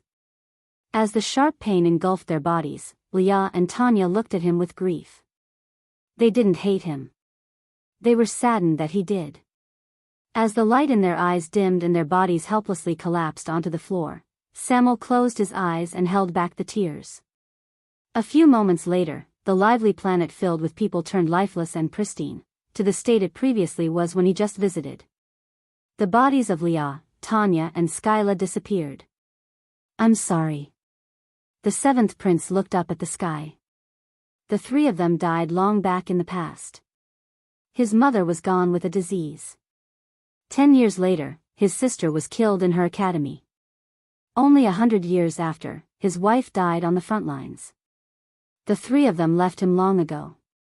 And then, Samael Astreas, one of the many nameless royal children, turned into the seventh prince. After he massacred the kingdom, he was indeed called by the emperor. But it wasn't for a reprimand. It was for a deal. The god emperor said, "Work for my vision and I'll resurrect your lost family." Samael didn't believe those ridiculous words. And so, the god emperor showed him a glimpse of his power. Whenever he wanted, Samael could go to his home planet. And they would all come back to life. But it wasn't the real them. They were the echoes of the distant past, but they were as real as one might expect. If it was someone else than Samael, they would have accepted these people as their real family and gave up everything to go back to a normal life. But Samael didn't. He didn't want to live a lie even if it mattered to be the truth. No matter how hard and no matter how long, he wanted to bring them back to life. So, he dedicated his everything for the cause. The means wouldn't matter. Nor would the sacrifices. Everything was fair for the cause. Sometimes, when he got a little time for himself, the prince would retire to his home. And he'd live a day with his family, if only to remind his dead heart why he's not killing himself. But every single time, he'd kill them with his own hands. And witness their deaths. The joy he would get from these days might not fuel his heart. But the pain of losing them always did. As the remains of Zahara's echo scattered away, Varian's tense shoulders loosened and he expanded his senses. And the very next moment, his relaxed shoulders tensed again, his body turning stiff and alert. Their battle ended up breaking the barriers that were supposed to keep it all hidden and let the aura leak. Since this was border region, the anomaly was quickly perceived. It was even taken quite seriously. That's why, a bunch of rank 9 auras were fast approaching this location. "Hey, Logos," Varian said in a tired voice. "Yes, host." "Fuck you." He spat in a tone of resignation. To be honest, he didn't even have the energy to curse properly. "It's funny." Varian's expression distorted at the composed and elegant voice of the system. "What is?" "When you think of the word fuck, you associate it with sexual activity. But when I hear it from you, all I can think of is how fate keeps screwing you. My sympathies to you, dear host. You're a Mo, host, I come from the primordial god, yet I am not their child. I have no parents for you to curse at. No genealogy to insult. Spare your energy. Okay." Varian rubbed his eyebrows and began to evoke his connection with Hortus. It's a bit far away but the channel should open shortly. He'd be able to escape and everything would be fine. If I am being positive, I could call it being optimistic. If negative, delusional. Realistically, though, I call it being naive. Host, are you just deliberately trying to ignore what you already realized? Logo's voice was soft, sweet, but the words were unsettling. Gritting his teeth, Varian urged the connection to open. Unfortunately, since Hortus had just remodeled, it was taking a bit longer than normal to establish the channel. A powerful wave of perception enveloped him. Then, a deep voice instructed in an emotionless tone. "Intruder detected. Incapacitate and proceed to interrogation." "Roger. Roger. Roger." 3 rank 9 auras erupted, lighting up the dark space in the colors of blue, golden, and yellow. 3 well-practiced order fields approached Varian at a breakneck speed. Due to the slivers, he was able to understand the rules embedded in them despite his lower rank. Aura inside the body becomes immobile, restriction of bodily movement, instinctive self-preserve halts. With the first attack, any chances of him going for an offensive or defensive would be destroyed. With the second, he'd be rendered from even fleeing. And with the third, both his will and instinct to resist would cease, making him a puppet against the enemies. Interestingly, all the 3 rules were designed to have the greatest impact for the least cost. Only the aura inside his body was targeted instead of the entire region. Only his bodily movement was restricted, but his body itself could continue its other functions without problem. And finally, only one instinct was removed instead of messing with a lot of other things. Even though he's far weaker than any of them, these warriors still choose the most cost-effective method to deal with him. Experienced powerhouses on the battlefield. Varian concluded. Indeed they were. Just like Polarians had the old kings and queens in the army, these men and women were once kings and queens of their kingdoms. Perhaps not as strong as the current Pala king, but they're formidable forces nonetheless. Varian showed great calm as the fields, order power manifested in the form of an expanding spherical domain, approached him. As they were about to reach him, the space behind him cracked like a broken mirror and he jumped back. Bye. As they turned distant in his vision, a smile of relief plastered itself on Varian's face. The space channel began to close and the 4 lights in his vision began to be blocked by the gray space. 4. Varian's eyebrows jumped and the next second, a beam of bright white light blasted the closing space cracks. The space channel, starting from his current location all the way to Hortus, was ripped apart. Varian thanked the stars for not getting injured in that attack. I must be lucky. And he ran his space power to the fullest, aiming for a way out. But then it came.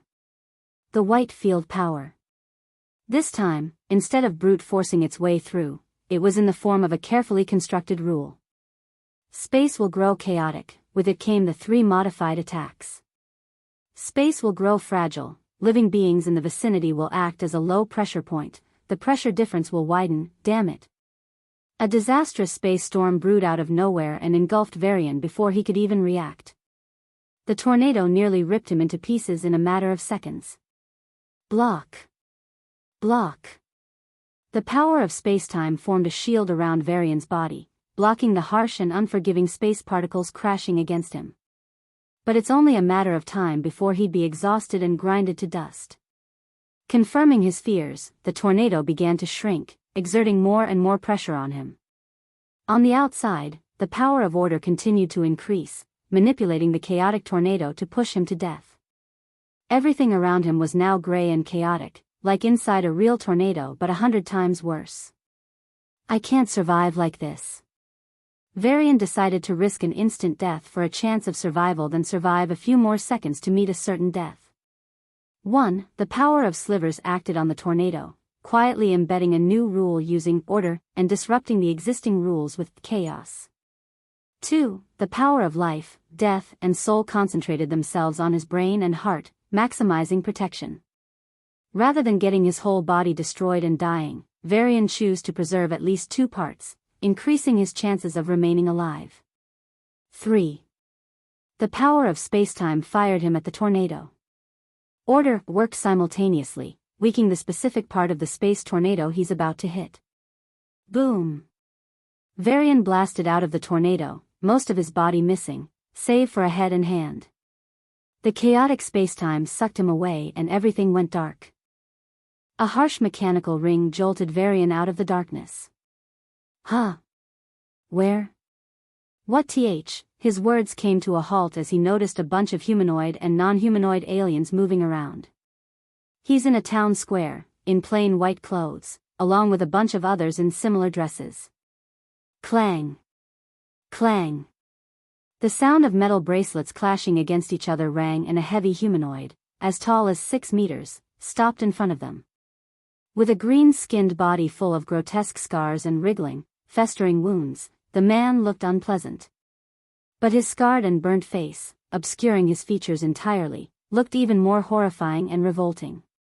There was a thick scent of death on his body, even beyond the so-called blood smell a murderer would give. This man had killed so many races that he transcended the blood smell.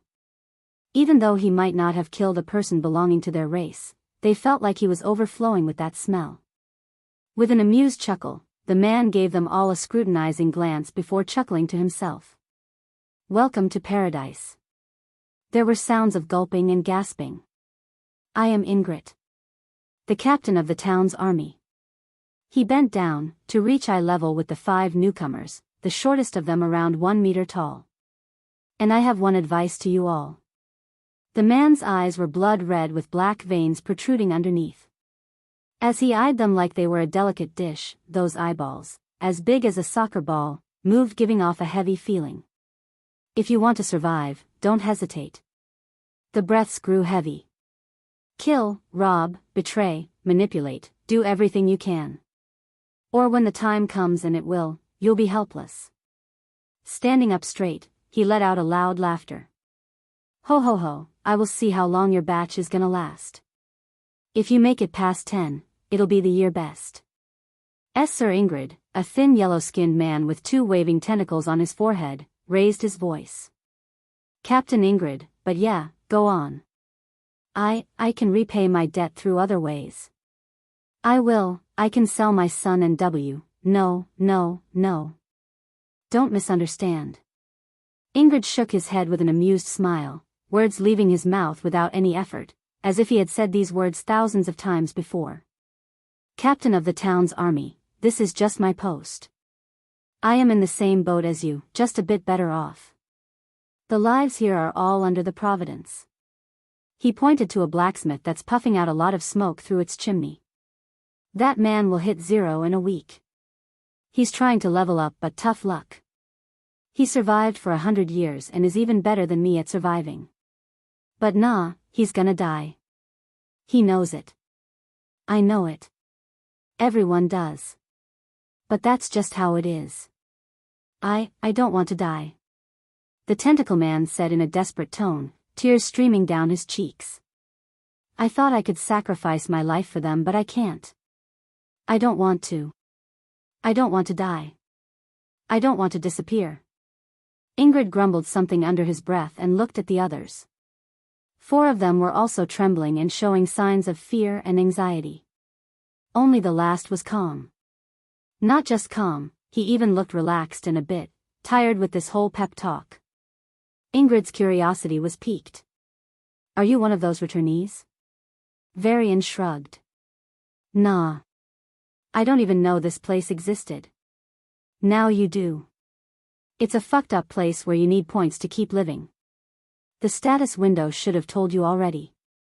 If you haven't heard of this place and got here by accident, then why the hell are you so calm? Ingrid narrowed his eyes. Varian sighed and walked to a water fountain, or whatever fountain it was, since that strange purple liquid was definitely not water. Ingrid followed with a few steps. Got a story to share, buddy? Are you that guy hoping to die and happy that this place suits? I will live. Varian said in a slow, quiet but irrefutable tone. Paradise. Gain points to keep living and gain some more points to get out. This is kid's play. At those audacious words, Ingrid observed him with scrutinizing gaze. He's confident in reading people. It's why he survived so far. And this man didn't seem like a liar or a braggart. There's something about him. Something scary that's hidden away from this normal and peaceful facade.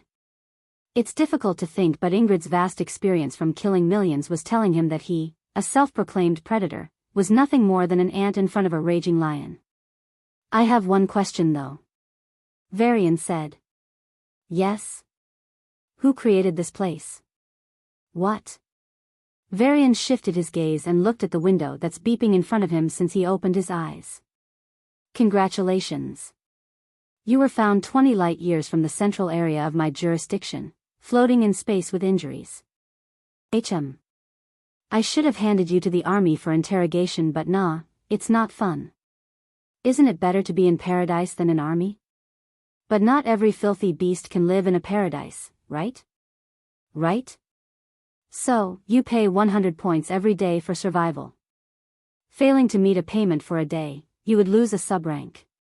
Failing to meet a payment for 3 days, you would lose a rank. When you no longer have any ranks to lose, you lose your life. Now, I'm sure you must be asking, how do you get the merit points, right? Simple. Go to the worlds I've created, finish the missions and earn. So, which are you gonna pick? Demon Lord versus Hero? Climbing the tower? Dungeons? Gates? Oh, and I'm also looking for world designers if you're interested. I'm always fascinated by the crazy words in various novels, comics, and movies. If you can design a world that can impress me, well, you can work for me. Forever. Pick soon. Astreas, here we go again. A special world that's inaccessible to even the best of celestial rankers floated around in space, moving without making any big ripples despite its high energy. From the outside, the world might as well not exist. Because any person below a certain range of power could only perceive a sparkling white dot in the sky. But for the powerful, that dot was the gate into the special world. The sparkling dot moved aimlessly in the space, easily passing by the ferocious black holes, unfazed despite the chaotic aura these celestial structures spewed out.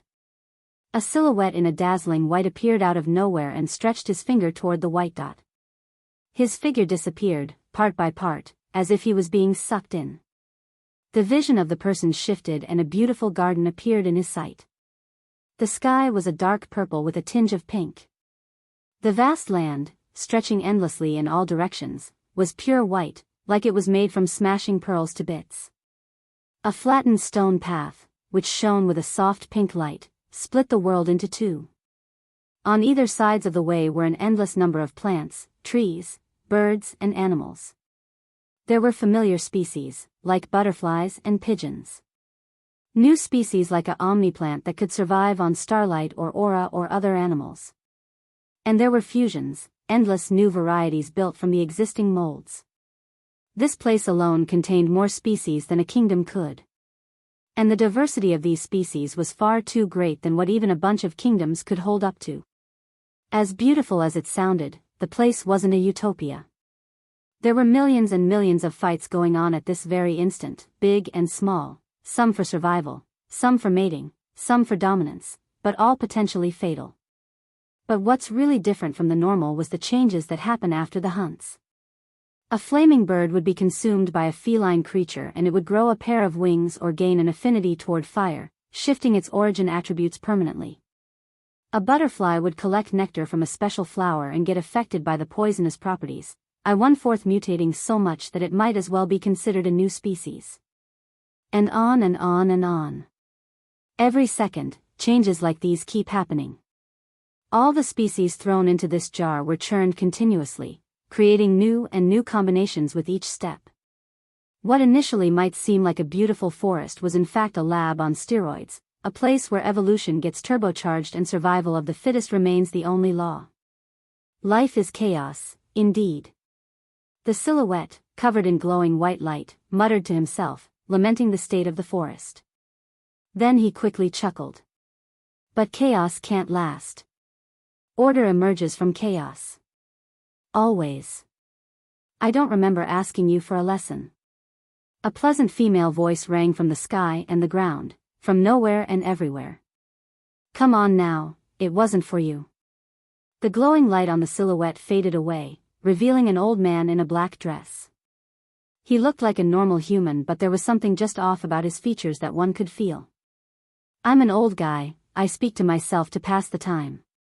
Where's the harm in that? He said with a smile. But that smile looked contrived, like he was forcing himself to smile to adjust with his words than smiling naturally. The harm is when you say those words after intruding into my abode. The birds, the bees, and the plants all paused in their tracks and turned to him, as if they were all of one mind and were the one speaking. If a normal person was to face such scene, they'd have lose their minds. But the old man did not. He didn't even seem to care about the eerie sight or the angry words. Asha, I'm here for a simple deal. At his words, a gentle wind blew. It was soothingly cold and filled with the fragrance of a million flowers. A middle-aged woman in a blue dress manifested. Unlike the humanoid-looking man, she had 6 pointed ears, 4 wings, and a striped tail. Just her mere presence caused all the creatures in the world to bow down in absolute submission.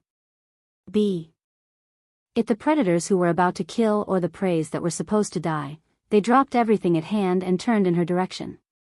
Keeper Aquilius, I do not wish for any deal with you, she said with a harsh expression. If you keep this up, my mother would pay you a visit. Don't be like that, lass. The old man said a big smile, but his eyes remained cold and indifferent throughout, like he was a robot programmed to put on that smile regardless of what he felt. You failed to reach the next realm even after 5 centuries of seclusion. 5 centuries is nothing. The woman retorted immediately. True. But isn't this 12th 5 centuries? Or 13th? Forgive me, I am too old. Equilius showed an apologetic smile. Asha's calm facade broke and she gnashed her teeth, her chest heaving up and down. So you came to mock me? You? Keeper Equilius himself. Nexus must be great that even their number 3 has time for things like these. Equilius' expression changed subtly, a glint flashing in his eyes. But he didn't respond with hostility. He was too old for that. Too experienced and too wise as well. Astreas' other children are gaining traction. You will be losing your position sooner or later. But if you uphold your promise, I can support you. Whether you'll just keep your position or go up depends on your own actions. But without me, this will be your story ends. Asha's shoulders drooped and she looked at him with a conflicting expression. Keeper Equilius said with an inspiring smile. Asha, don't you want to see the greater heights of this world? The peak realm this universe has to offer? Astrea is hailed as All-Mother by the Genesis Empire. You should be the one to take up her mantle. Why do you hesitate to sacrifice a single girl for your glorious future? Isadora is not worth it.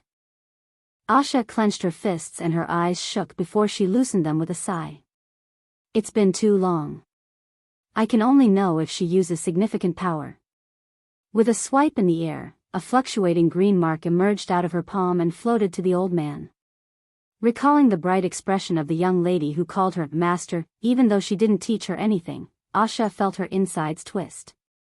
Isadora became her disciple only out formality. Looking back, she was subtly influenced by Keeper Equilius. He mentioned her in a conversation, took her to a special place in Pala Kingdom where an apparently extinct species was sighted that just happened to be visited by Isadora. Yet, the master-disciple had a good relationship until the end. Perhaps it was less from Isadora's side as she rarely visited. It wasn't her fault as Asha was almost always in secluded training to hit the next realm. And then the war started. Thinking back, Keeper Equilius also visited a few months prior and praised Isadora's achievements in the war so far. But he also made sure to mention how she's being targeted by the Jai Empire. So, even though it took away nearly 100 years of her penance, she poured her power into Isadora and gave her a life-saving measure. A divine rank trump card. Coincidentally, Princess Ashala targeted Isteora and almost killed her. It was only thanks to her power that the discipline survived. The divine power was exhausted but it had left a trace. Even though it's been 5 centuries by now and even that trace would be on the verge of being erased, as long as Isadora could use a bit of power, that power could absorb a bit of it and act like a position marker. The bit of power here was at the peak of rank 8 or ideally, rank 9. This was supposed to be a measure by Asha to save Isadora in case she got into trouble. She did try when Isteora was apparently killed in the war but the mark showed no reaction. What's certain, however, was that Isadora was alive. In a very, very weakened state since the mark barely worked, but certainly alive. Asha could vaguely sense that Isadora had recovered recently. But she concluded that her disciple would probably never reach her former peak. Still, she wanted her to live in peace and spoke no word of her existence to anyone. And she's in seclusion anyway, not really caring about the outside world. Thank you very much. Keeper Equilius smiled, his eyes glowing with a dangerous light. Asha lowered her head. Everything changed now. What a pathetic master she was. Not only did she not teach her disciple anything, she even sold her out. Please go out now, she said in a tired voice. Why? Equilius chuckled. Do you not wish to see me, girl? Asha shook her head. The reflection in your eyes, it disgusts me. Free advice. Morality is useless for beings like us. If I were you, I would use the master-disciple relationship with Calamity to get closer to her parents and advance my position. She became my disciple only for Isadora. When she vanished, so did the bond. Equilius raised a brow and vanished without another word. Only a lifeless sigh sounded in the lively world. Coming out of Asha's abode, Equilius headed to a secret location in Nexus. It's the kingdom where the species that followed Chaos Path lived. They were the oddball and nexus where most races were based on order. Concealing his traces, he reached a duchy, unique in no way whatsoever. It's ruled by a race similar to slimes, where each being devoured another for advancement, reproduction and growth. Every year, there would be a new ruler of the duchy, only to be overthrown by the rebels. The duchy didn't just live with war, it thrived on it. Equilius entered a small mansion outside the capital where most of the battles took place. For a place so close to the center of conflict, it showed no traces of fighting. Even more weird, there wasn't even a trace of rebels eyeing the place. It was as if it didn't even exist in the minds of the populace. Equilius took a step into the mansion and the next moment, he was sitting in front of a young man. Grandfather. He reacted only a second later, despite Equilius not doing anything to hide his presence. The power disparity was just too great. Equilius' gaze softened as he looked at his grandson. His children, talented and clever, were killed by the Jai Empire. But the ones who let it happen were Genesis and Moors who didn't want Nexus to grow out of their control. So, his grandson, even more talented than his parents, grew up in secrecy. He had recently reached the divine ranks and was still having trouble adjusting his power. That's why he came to his no man's land and hid himself. I have a task for you. Equilius threw the fluctuating white orb to the young man. Bring her alive. Isteora? The young man asked. Equilius nodded. The hybrid got the power of all slivers except order and chaos. That vacuum means she will eventually disintegrate without their powers. But conversely, that vacuum allows us to perceive the slivers like no one can. She was showing signs of disintegration 7 centuries back. She should have died after the war. 5 centuries later and she's still alive. She did it, Icarus. She found the slivers. Now all that's left is to take them for her. Icarus clenched his fist, his blood pumping at those words. Yes. It's time. Nexus should raise its head again. We are not their lackeys. Those two-faced bastards will face their due. Equilius shook his head. Do not let your emotions rule over you. Everything should be done with patience. From his part, he had indeed been incredibly patient. Not only did he propose the God creation plan to create a perfect hybrid as a vessel for the immortal, he also leaked it to the God Emperor at the right time. Maybe the God Emperor always knew. Or maybe he didn't. Equilius had no way of knowing even after so long. But after the God Emperor attacked and demolished the lab facility, he sent away the perfect hybrid who he retrieved just before the attack. An infant Isadora, no matter how high her affinity with darkness was, could not survive the space-time cracks she was thrown into. But the space cracks were created by Jai Emperor's power, even though it was just an aftermath. In the face of the God Emperor's power, no matter how scattered, all Equilius could do was protect Isadora, not track her. It created a fear in the corner of his mind that perhaps God Emperor did know his intentions and acted anyway, but he didn't want the perfect hybrid to be tracked.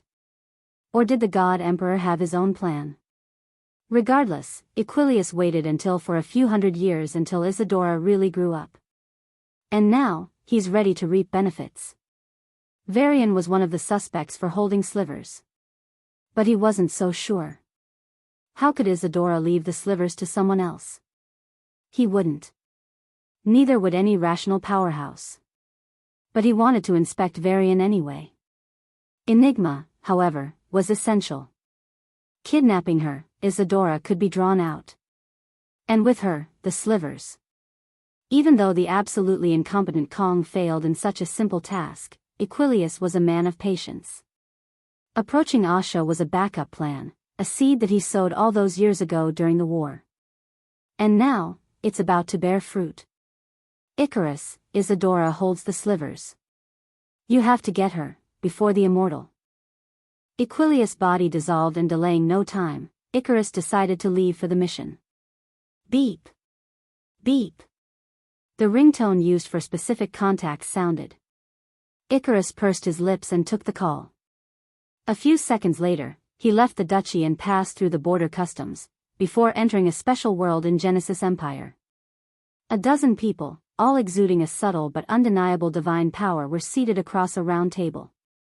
Icarus grew up without anyone knowing his background, and the world knew him as an orphan powerhouse of the Nexus Empire. He's a genius, but not so much that he stood out in the top circles, relatively speaking. Why are you always so late? A woman with pink cucumber-like hair crossed third leg over the other two, frowning slightly. Leave him be. Nexus isn't so near. A 10-meter-tall man with 4 eyes and 2 heads, said with one head while the other head remained in conversation with someone else. Icarus exhaled lightly and took a seat. With a cough of a short but imposing man of 2 feet, the chatter died off. As you all know, 7th Prince's forces have struck the border.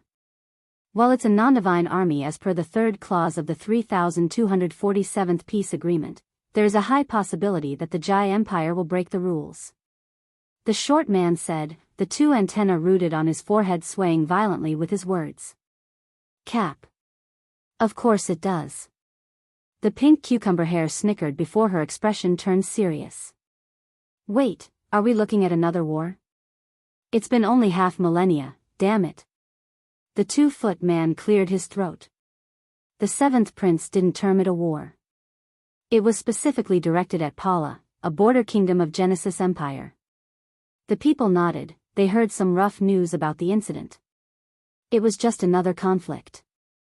Though the nature was different since the 7th Prince was directly involved. Divine rankers have clashed outside the galaxy so far but made no attempts to breach the kingdom.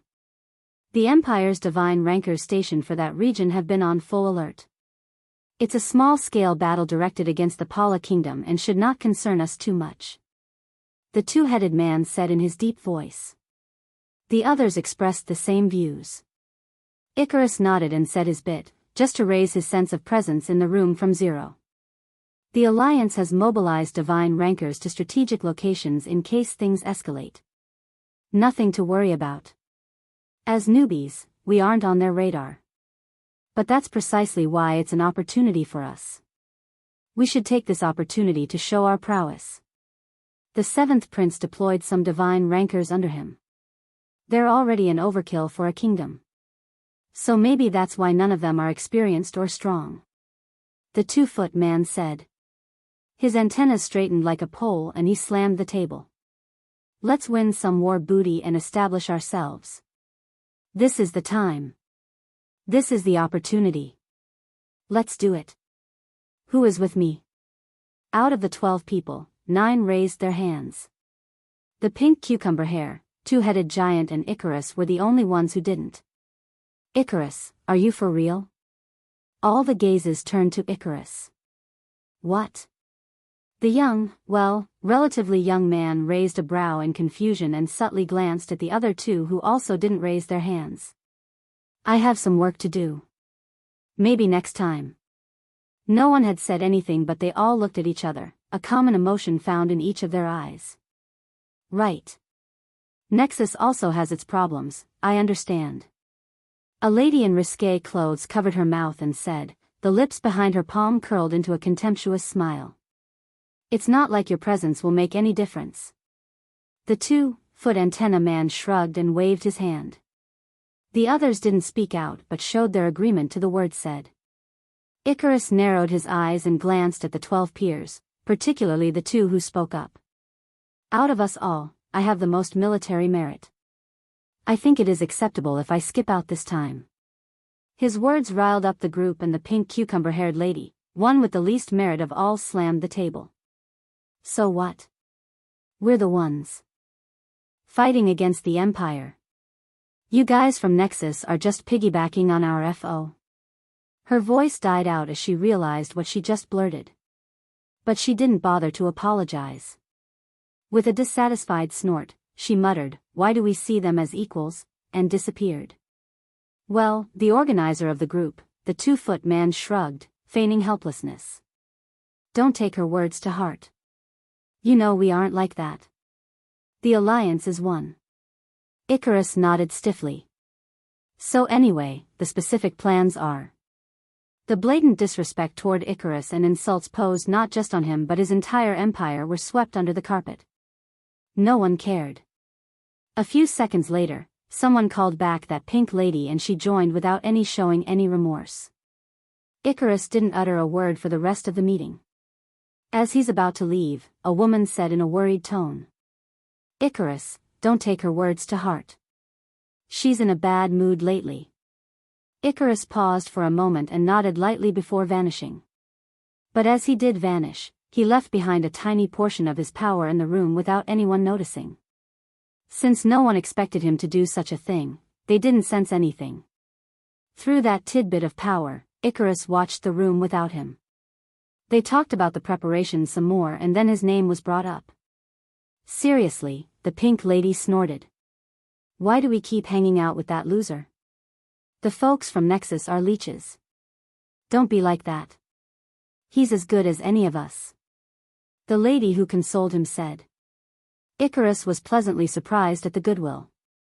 So what? He might be our equal individually but our positions are vastly different. Our only equal is Mors and Jai. Nexus is a weaker power that's kept alive only because they're good fodder against the God Emperor's forces. Another person intercepted. The lady who consoled him nodded at that remark.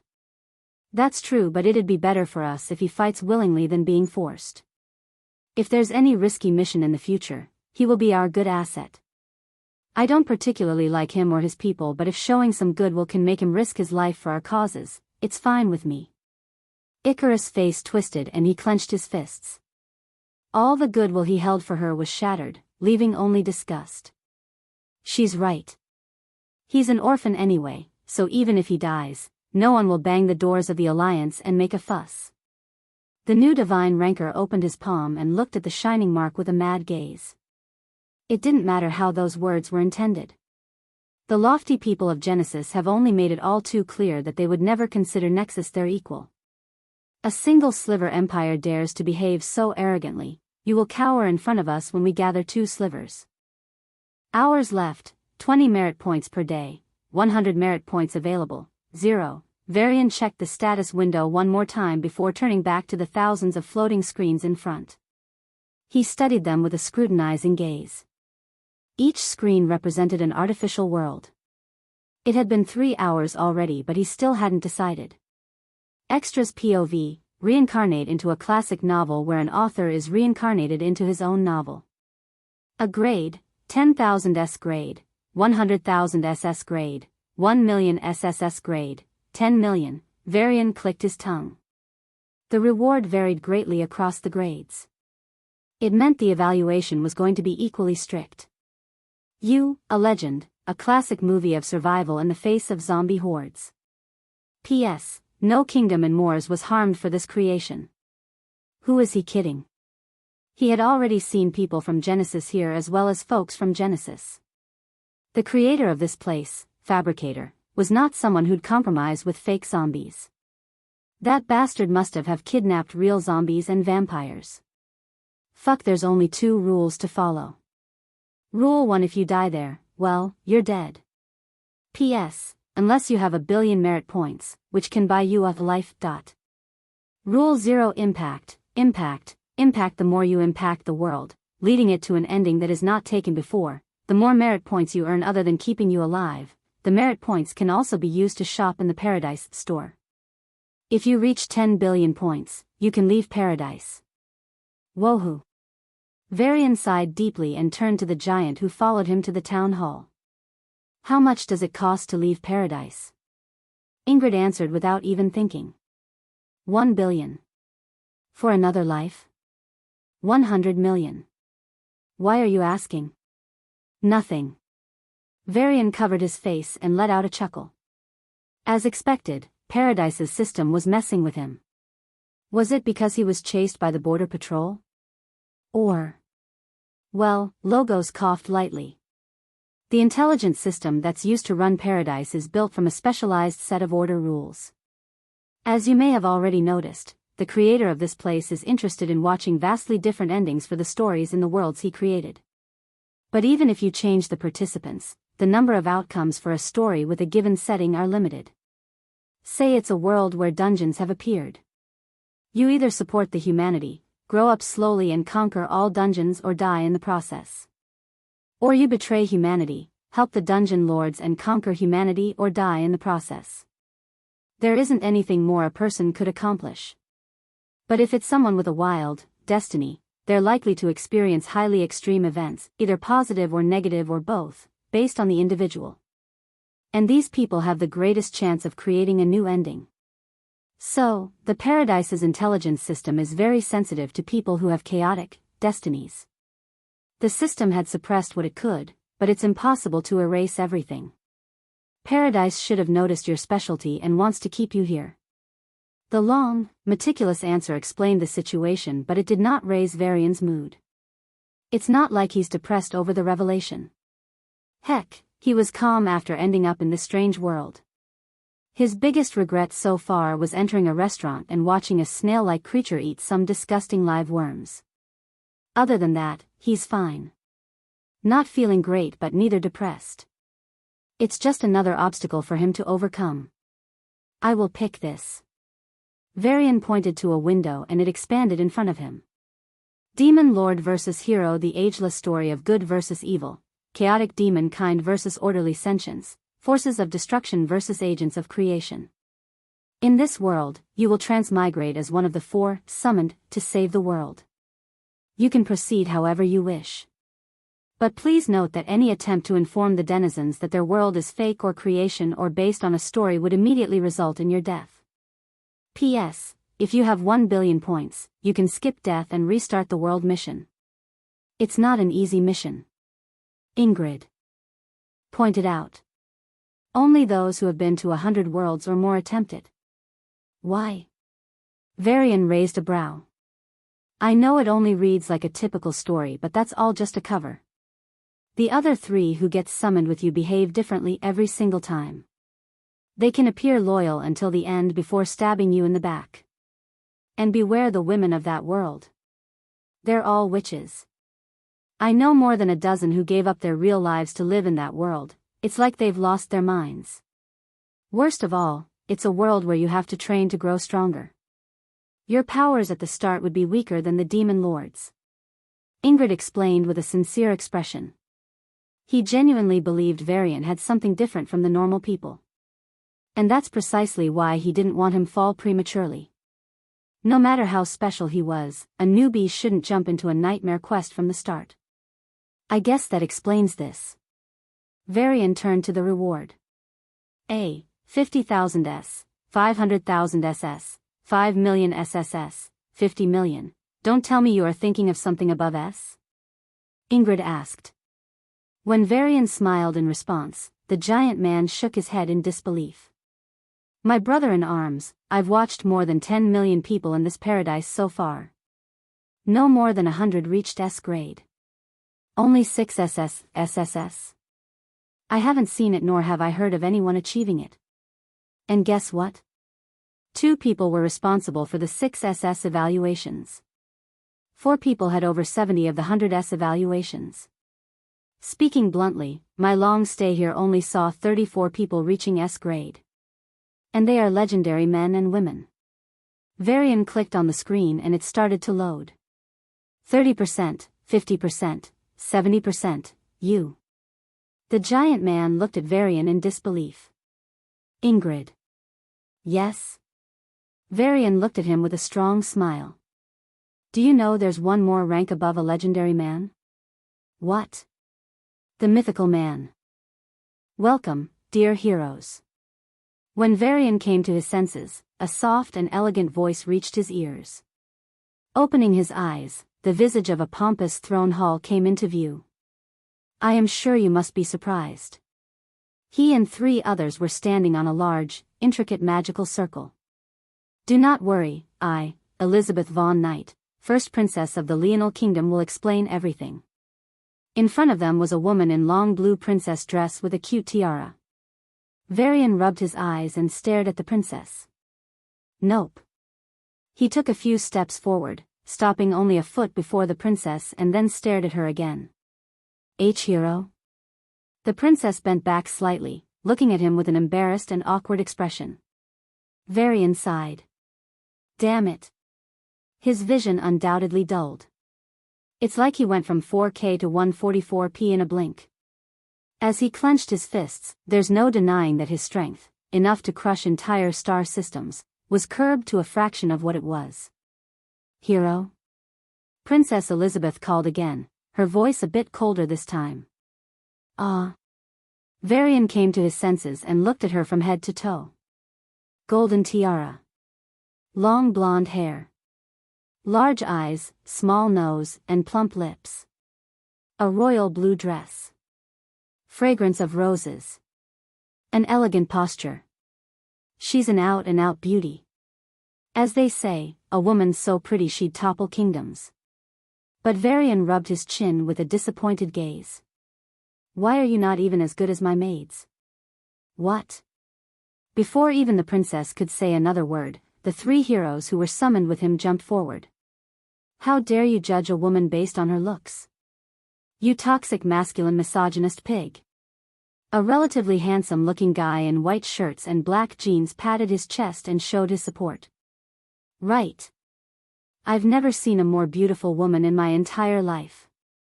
A large guy, 5 feet 10 inches, and over 300 pounds, unshaven beard and unkempt hair stepped up.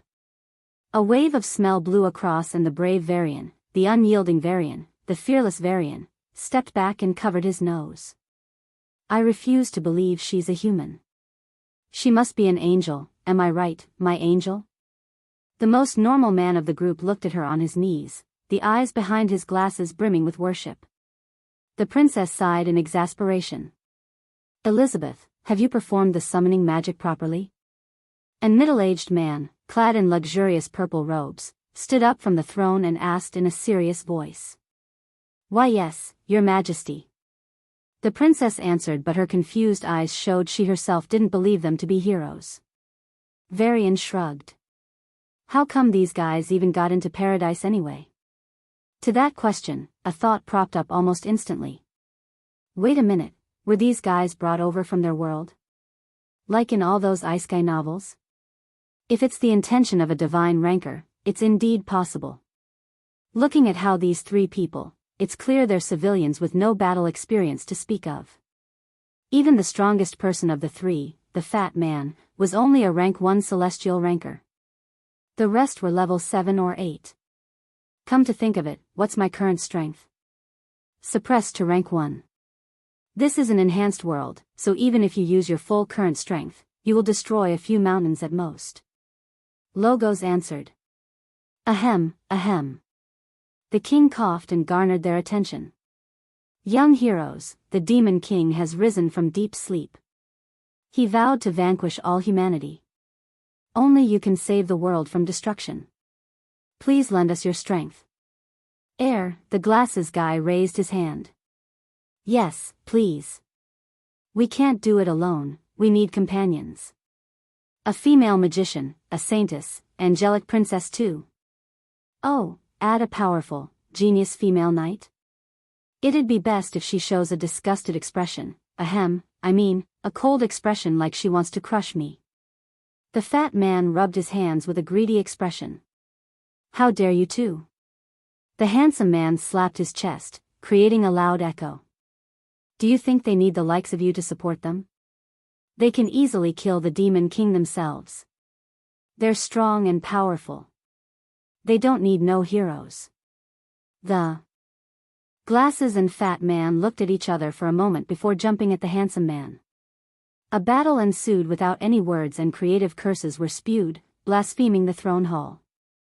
With the princess signal, the guards separated the heroes. Heroes, please unite for my sake.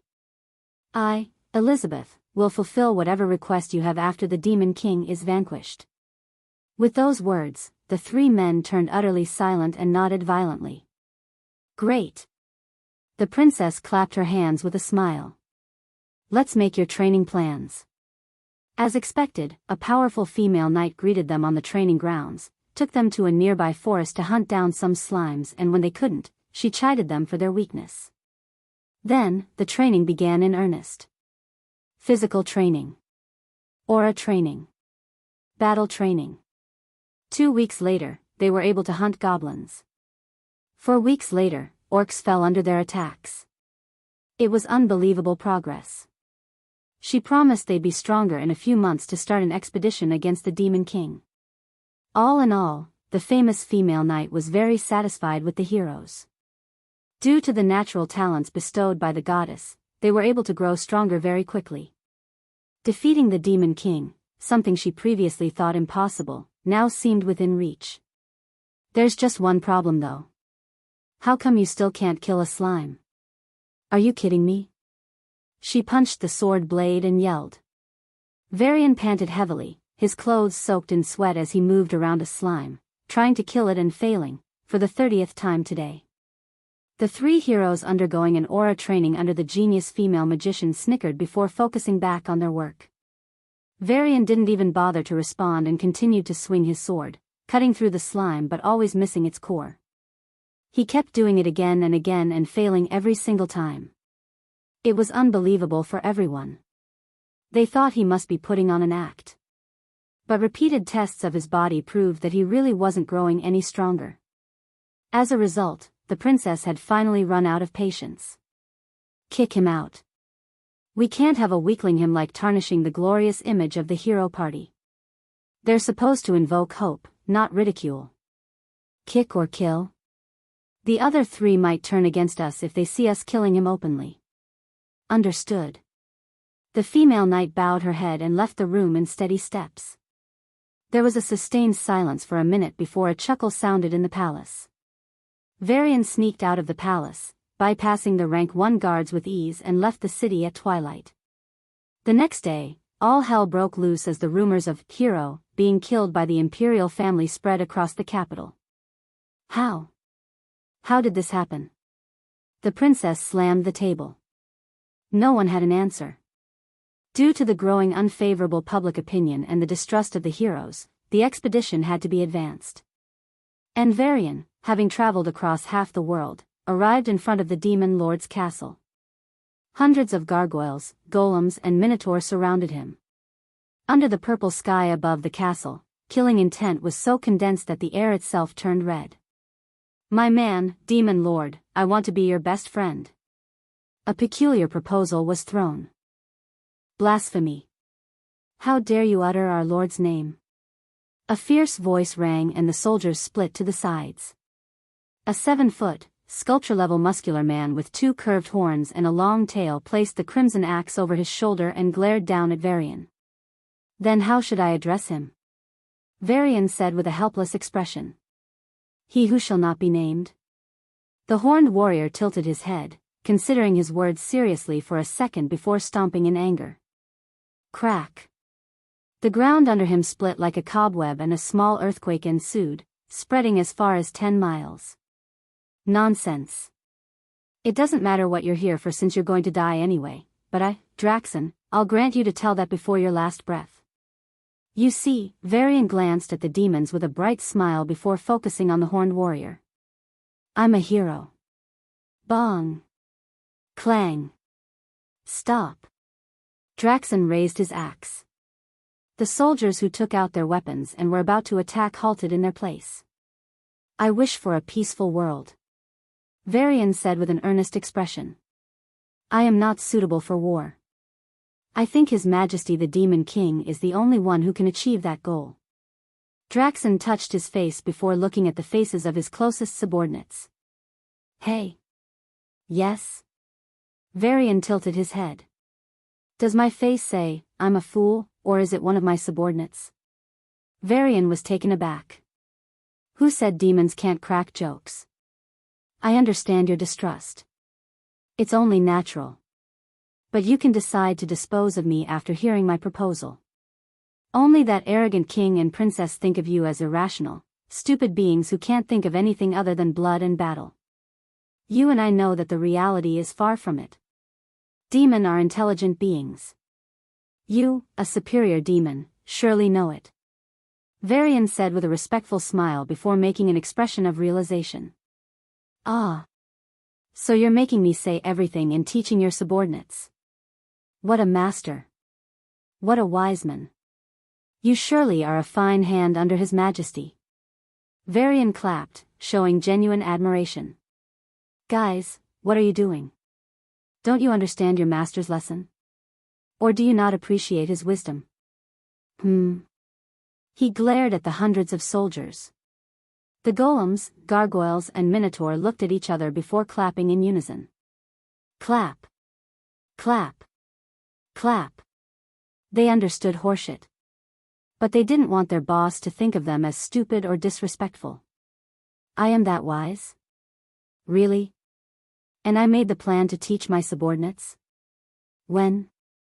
On the other hand, Draxen was dumbfounded at the round of applause. Watching his subordinates gazing at him with admiration and reverence, he didn't want to reveal he planned zilch. Ahem, ahem. Anyway, you're not a stupid human. Draxen nodded with a pretentious expression and waved his hand. I'll let you reveal your proposal before judging whether you're worthy of life or not. Follow up. Yes, yes.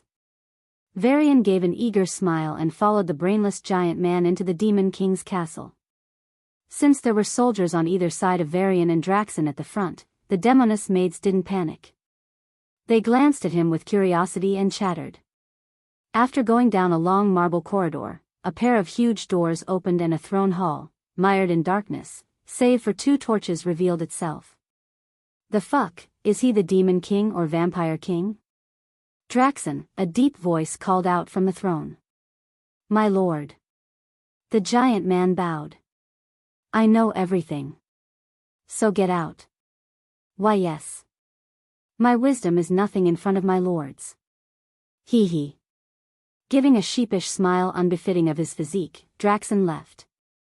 Varian looked around in the throne hall and noticed that save for the man on the throne, it was all empty. Speak. Your so-called proposal. You might have fooled that idiot but not me. All tricks are useless in front of absolute strength. And I am the absolute strength of this world. I want you to win. Varian said. I stole the military information, their logistic bases, critical resource points and learned their secret plans during my stay. I will you everything. All I want is your victory. The flickering flames of the torches went off and the hall was swallowed in darkness. Other than Varian's fine breathing and his calm heartbeat, it was deathly silent.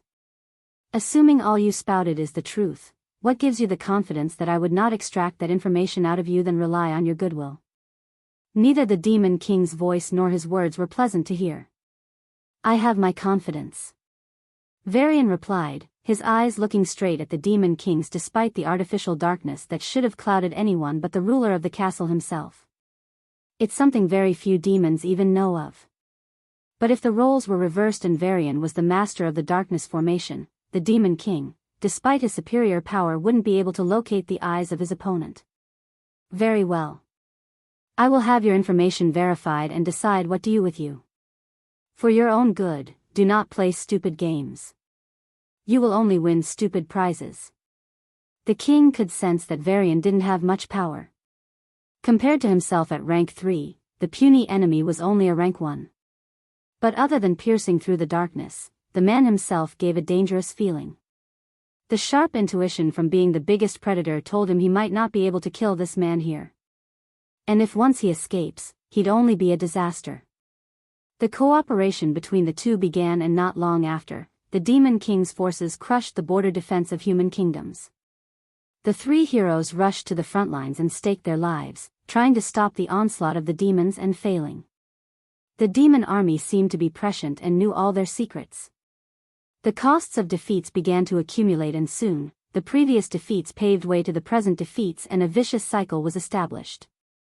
While this happened, Varian sat cross-legged in his room, floating in the air like a magical being. Through the senses of order and chaos, he sensed a dazzling chain enveloping him like a snake. It was the restriction placed on his rank.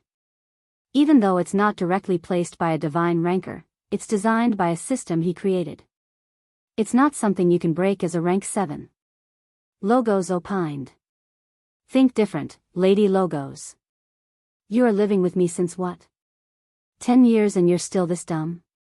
I feel so ashamed. I will just shut up. Do what you want. You were cute when you were young, now you're so punchable. I wish to smack you so bad. In a rare outburst, Logos cursed Varian and used the identification of I instead of this system. If even the eternally stoic system got pissed off, it only served to show how much Varian annoyed it. Aha! How the tables turn. Remember the times when I wanted to bring you out and kick your butt? Varian laughed like a villain. Whatever. Having you as the holder lowered this system's IQ. So you're at least admitting something. He teased before checking his status window. All paths rank 7, 9, 999/10,000. Logos, aren't you curious what I'm going to do? Really not. With a sigh, Logos asked. Okay, what?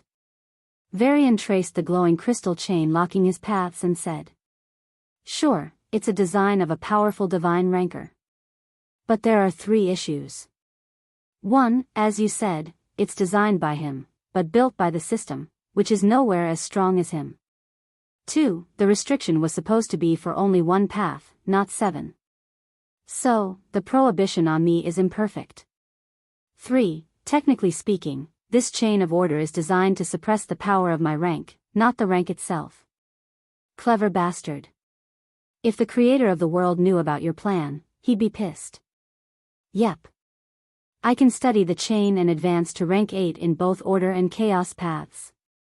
Without the slivers, it'd be impossible to decode the design of a divine being, but hey, sucks to be him because I do have the slivers. The breakthrough from rank 7 to rank 8 will elevate your powers, and the chain suppressing you would not be sufficient. It will be quickly enhanced, of course. But there will be a small, as in, a very, very tiny window where there is insufficient suppression on you. Varian rubbed his hands like a greedy businessman planning a nasty scheme. I will be able to use the power difference between a peak rank 7 and rank 8, well, equivalent to a couple of peak rank 7s. What are you planning to do with it? Logos was genuinely curious. It's always either demon lord or hero. But what if no, one wins? Your Majesty. Your Majesty. The demons have breached the Aharksk city. The iron fortress of the kingdom has fallen. With a face that's just short of crying, an intelligence officer in commoner clothes knelt in front of the king and said in a heartbreaking voice. Don't panic, don't panic. The king grabbed his shaking right hand with his left and said to himself with an ugly smile. Alas, he couldn't stop his feet from shivering. Princess Elizabeth looked at her father with a hint of disappointment before turning to the messenger with a stern gaze. What about the other kingdoms? The humans ruled 5 large kingdoms. In comparison, the demon world was only half as large as humans, but was under a single rule. Despite this, they were under the threat of extinction. So, if their kingdom falls, the others would likely follow. Princess, the best defense cities of all kingdoms are breached at the same time. The hot tears flowing down the man's cheeks splashed on the white marble floor and reflected his disheveled appearance. All of the kingdoms are breached at once. The princess clutched her forehead and beads of sweat slid down her neck. The breeze that felt gentle until now seemed chilly, and the tough walls of the palace appeared too weak. I will ask the goddess for guidance. It's the only option we have left. I am sure she will not let us be killed by those barbaric and vile demons. Patting her chest to instill confidence in her own words, the princess clenched the fabric of her long skirt and ran out of the throne hall. The soldiers who stood on guard listened to the whole conversation with an expressionless face. But on the inside, they were already thinking of sending their family to the far-off lands, in hopes for survival. While this happened, the demon king was happy. A banquet was thrown. Wine, food and sex were abundant, the scent of the 3 filling the entire castle. The main guest of the party, the honorary demon, Varian, had refused the invitation and stayed back in his room, citing that he didn't want to make other demons feel uncomfortable. That's bullshit, of course. He's too busy studying the power of order restricting his rank. And he had vaguely expected that he wasn't invited to the banquet out of goodwill.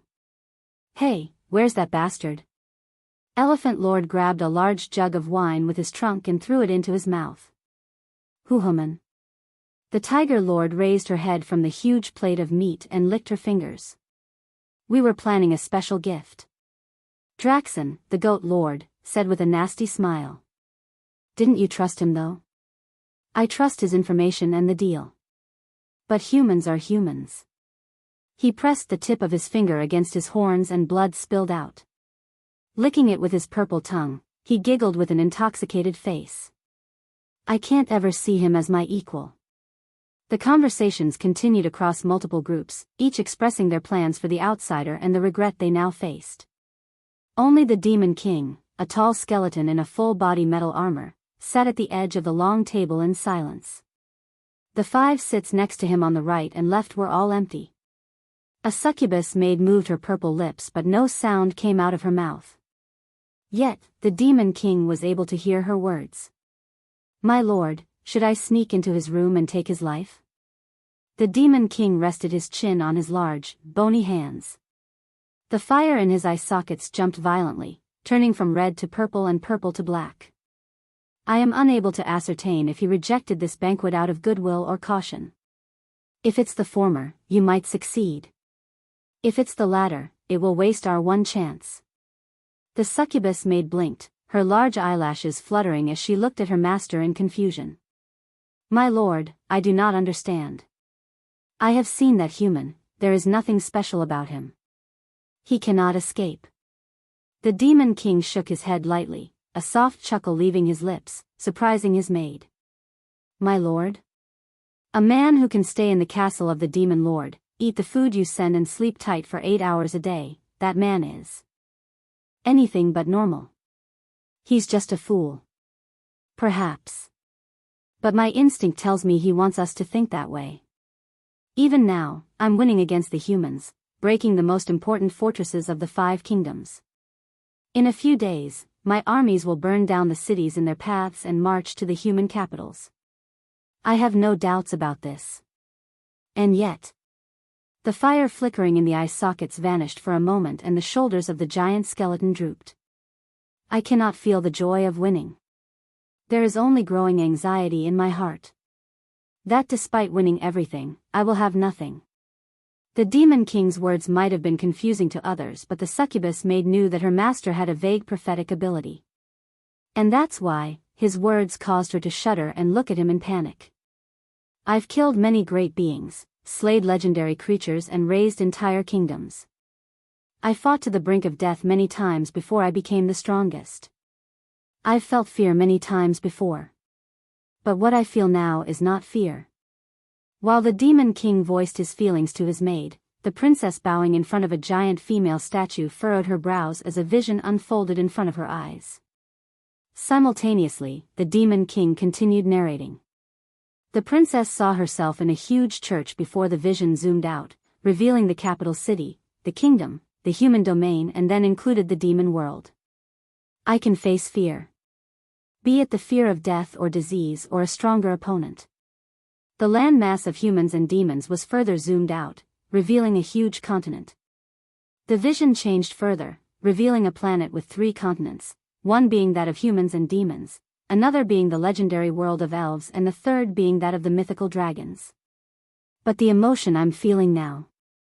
The princess could feel it. The strongest beings of these continents were as strong as the Demon King himself, if not stronger. But they, including everyone in the human demon land, looked at the sky with wide, disbelieving eyes. It's despair. A giant hand enveloped the world and crushed it to pieces. Logos, I feel like a villain, you know? Varian yawned as he threw himself on the bed. The research was coming to a close and he should be good in a day or 2. Villain? Please have some shame.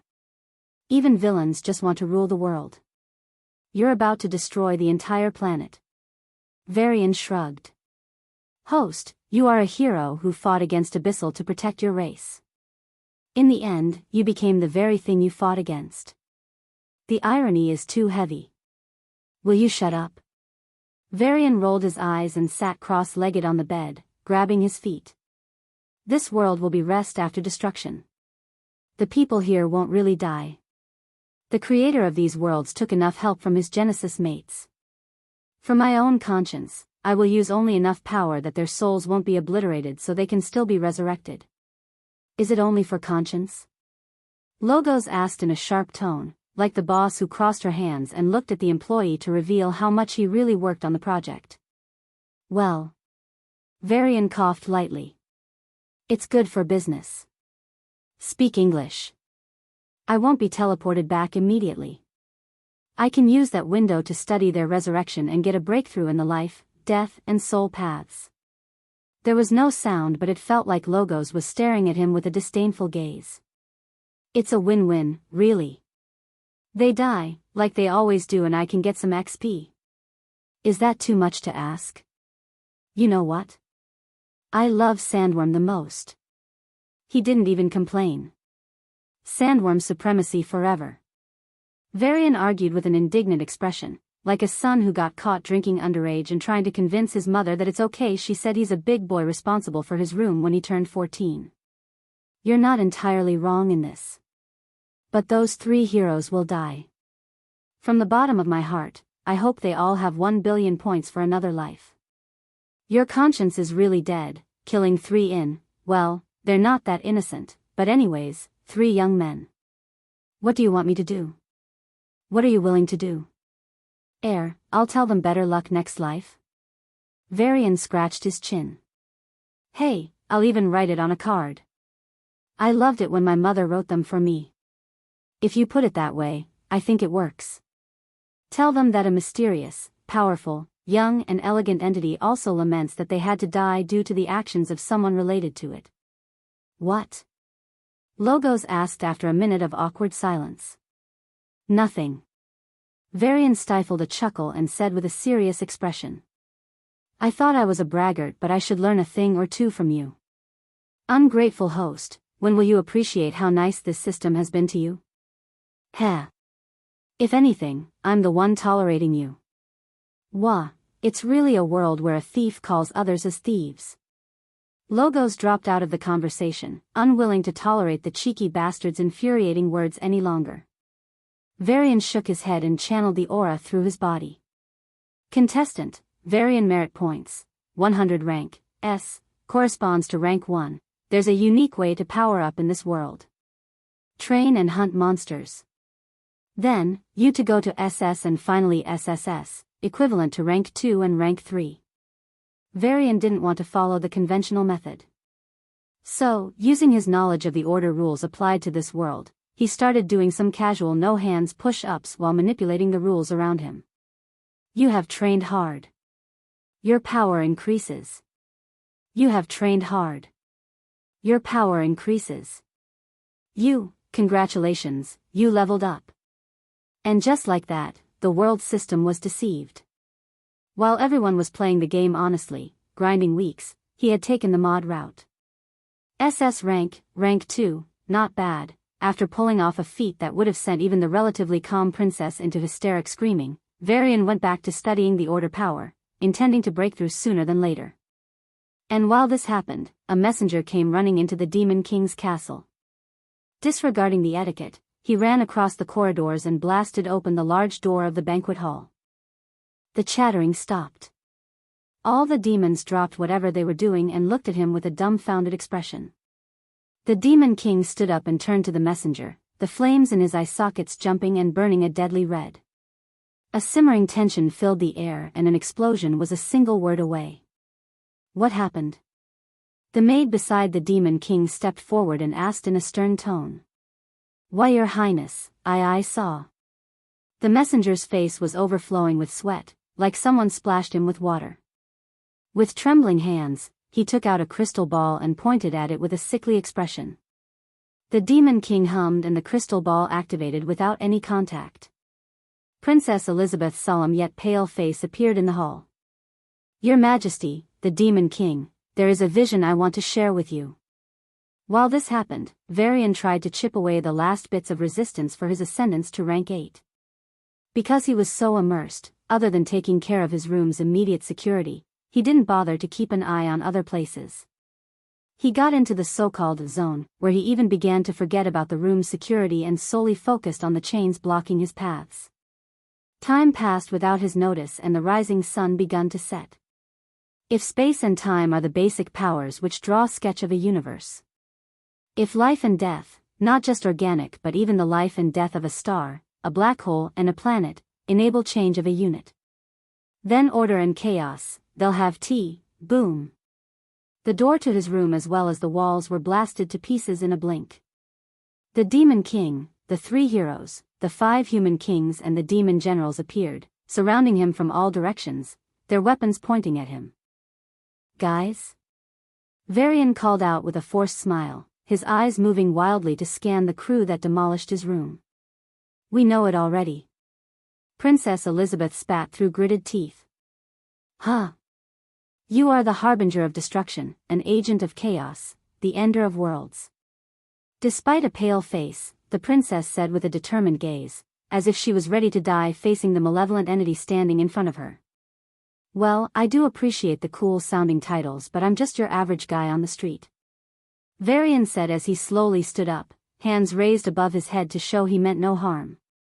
And yet, that motion caused everyone to reel back and charge auras into their weapons, ready to hit him. Demon King, is this how you treat the man who risked his entire life for your victory? Varian asked with an indignant expression, his eyes showing the pain he's feeling out of the betrayal. Shut up, bastard. The Demon King slammed his staff on the ground, causing a large hole in the pristine floor.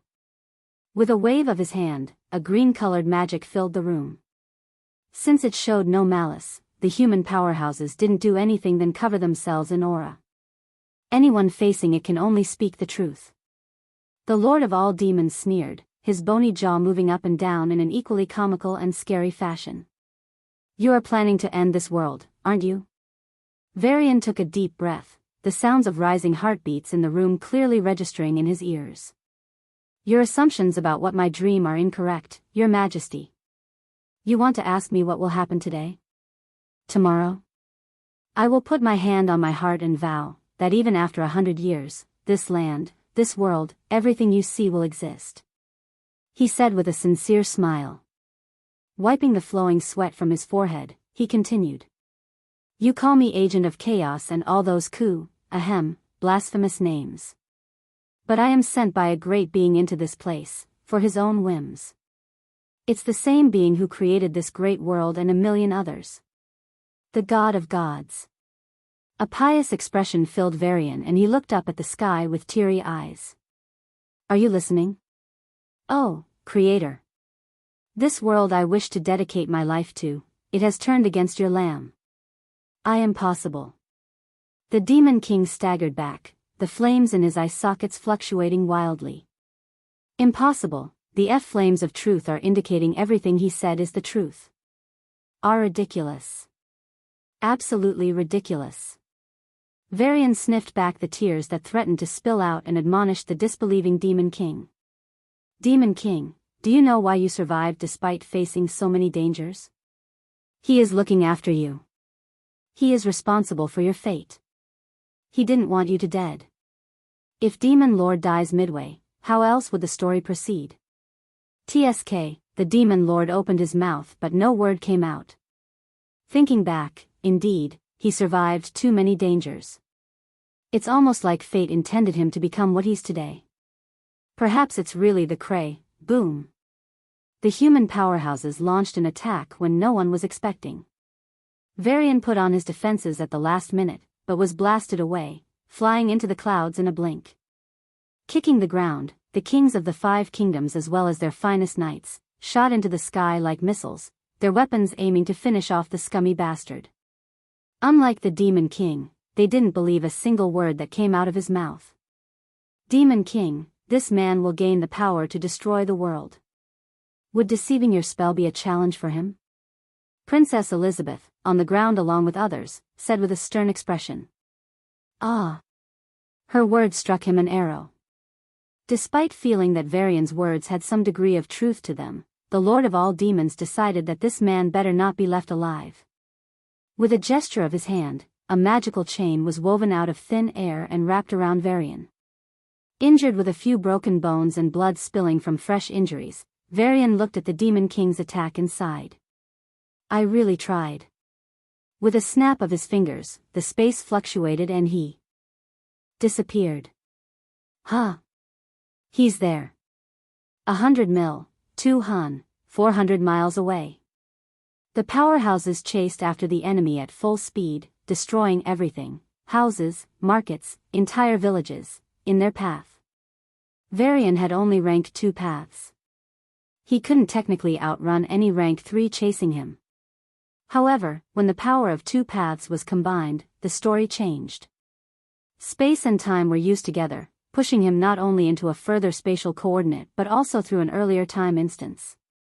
He pushed himself through dangerous teleportation that would have torn even the most expert space awakeners due to the stress it put on their bodies. But he withstood the stress with his physical body, casually facing pressure that would have caused others to explode. And yet, boom! A huge pillar of light exploded, shooting straight into the clouds. Then another. And another. Until the whole area was swallowed in explosions. Varian's body, on the verge of collapsing, slowly floated down. The light in his eyes was dim and his breath was non-existent. His heart, now visible through his hollowed chest, was struggling to beat. And failing. Thankfully, no one was naive enough to believe we can take on a world-ending calamity so easily. Princess Elizabeth arrived shortly after along with the powerhouses of human and demon races. The Demon King didn't hesitate anymore and pointed his staff at the bloodied Varian. With a bang, his body exploded into pieces. Everyone looked at each other in disbelief, wanting to feel relieved that they finally saved the world but unable to digest that they really killed the world-ending calamity. The heroes puffed out their chest and wanted to talk to the princess, who swiftly dismissed them and turned to the Demon King. This can happen again. Instead of our fights, we should look outward. The Demon King looked at the bits of blood, flesh and bones still raining from the sky without answering.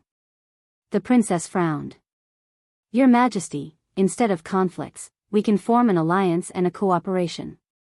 With me receiving the guidance of the goddess and your power, we can protect this world. The Demon King shook his head and looked at the princess with a depressed smile. No need to worry, human girl. Do you think after everything that happened, I still have the interest to wage a world war? What will ruling a bigger piece of land accomplish? Not just the princess but even the subordinates of the Demon King who followed him from early days opened their mouths in surprise. Was this really their leader, or did someone replace him? Demon King had always been a man overflowing with ambition. What's with the change of heart? I've never seen an enlightened, peace-loving Demon King. I guess I did accomplish something amazing. A voice sounded from behind. The Demon King, the princess, and everyone else on the scene froze like statues before moving their necks stiffly. A bright white sphere floated in the air. The aura of the world was forcibly pulled into it, like it's a vortex swallowing the sea. A strong body, standing at the edges of perfection, came into existence, literally out of thin air. It's a smart idea to ensure your survival by safeguarding your soul and using the near-death moment to push your breakthrough. I can't help it, even my dumb ideas seem to be too smart. You should panic more when you just escaped death. Behave like a normal person. Varian didn't respond to the earnest request of Logos and looked at the stunned audience with a big smile. Without your help, it would have taken a few days. Saying so, he raised his arm and pointed to the sky. A chain wrapped around his body, invisible to everyone but him, began to shake. Wait! The Demon King cried out. Stop him! The princess ordered. Dozens and dozens of attacks, powered by the strongest of the entire world, were fired at Varian all at once. Click! The bottleneck between rank 7 and rank 8 vanished. The powers of order and chaos surged, hitting heights never seen power. Kacha! Kra!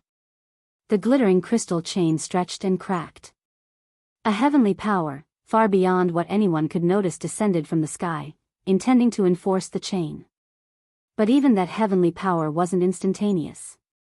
Using that short window of opportunity, Varian moved his hand that's pointing towards the sky and reached for the earth. No! No! A giant palm appeared in the sky.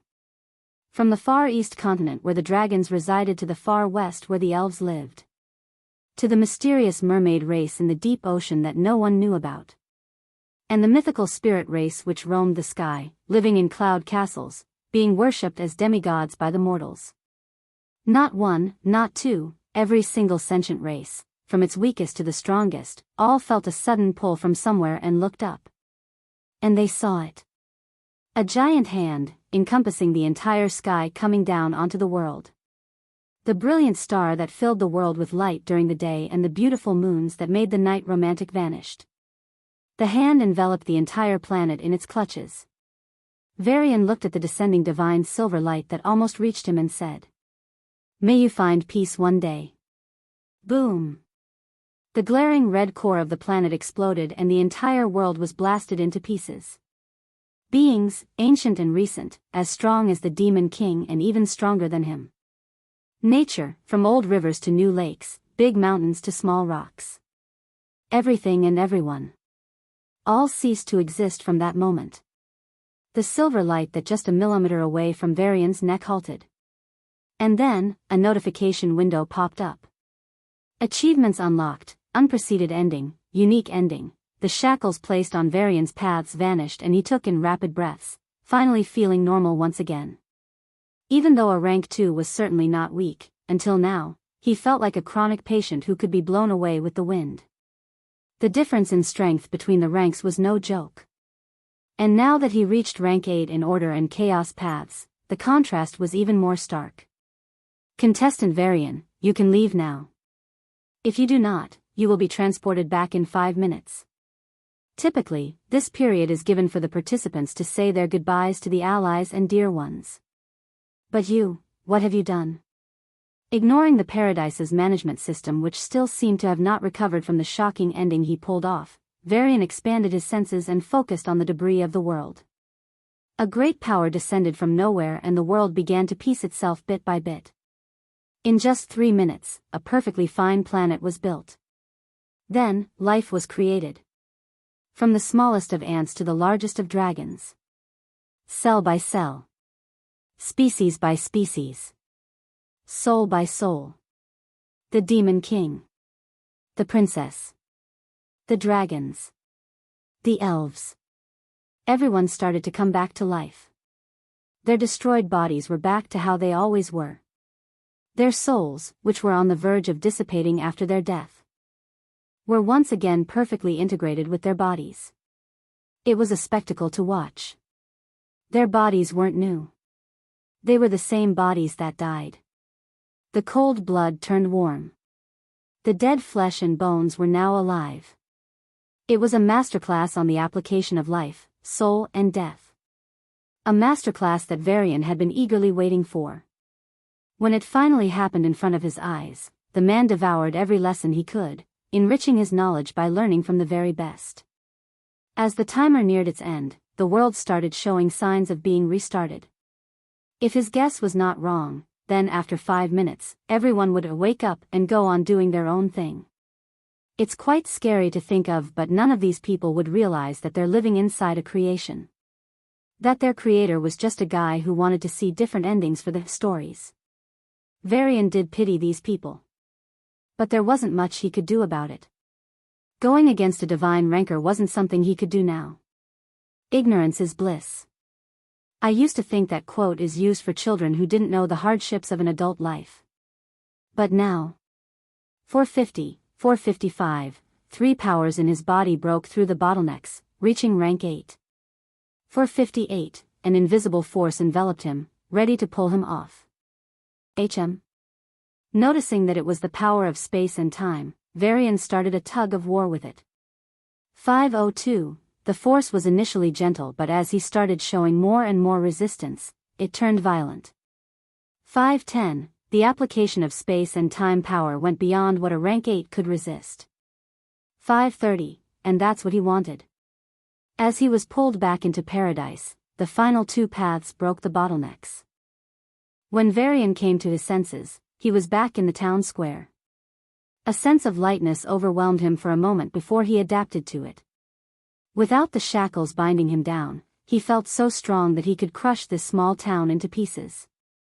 Status, all rank 8 paragon body, 0/25,000 Ignis, 0/25,000 Death Giant, 0/25,000 Order, 0/25,000 Chaos, 0/25,000 Space, 0/25,000 Time, 0/25,000 PS. One step. Just one more step.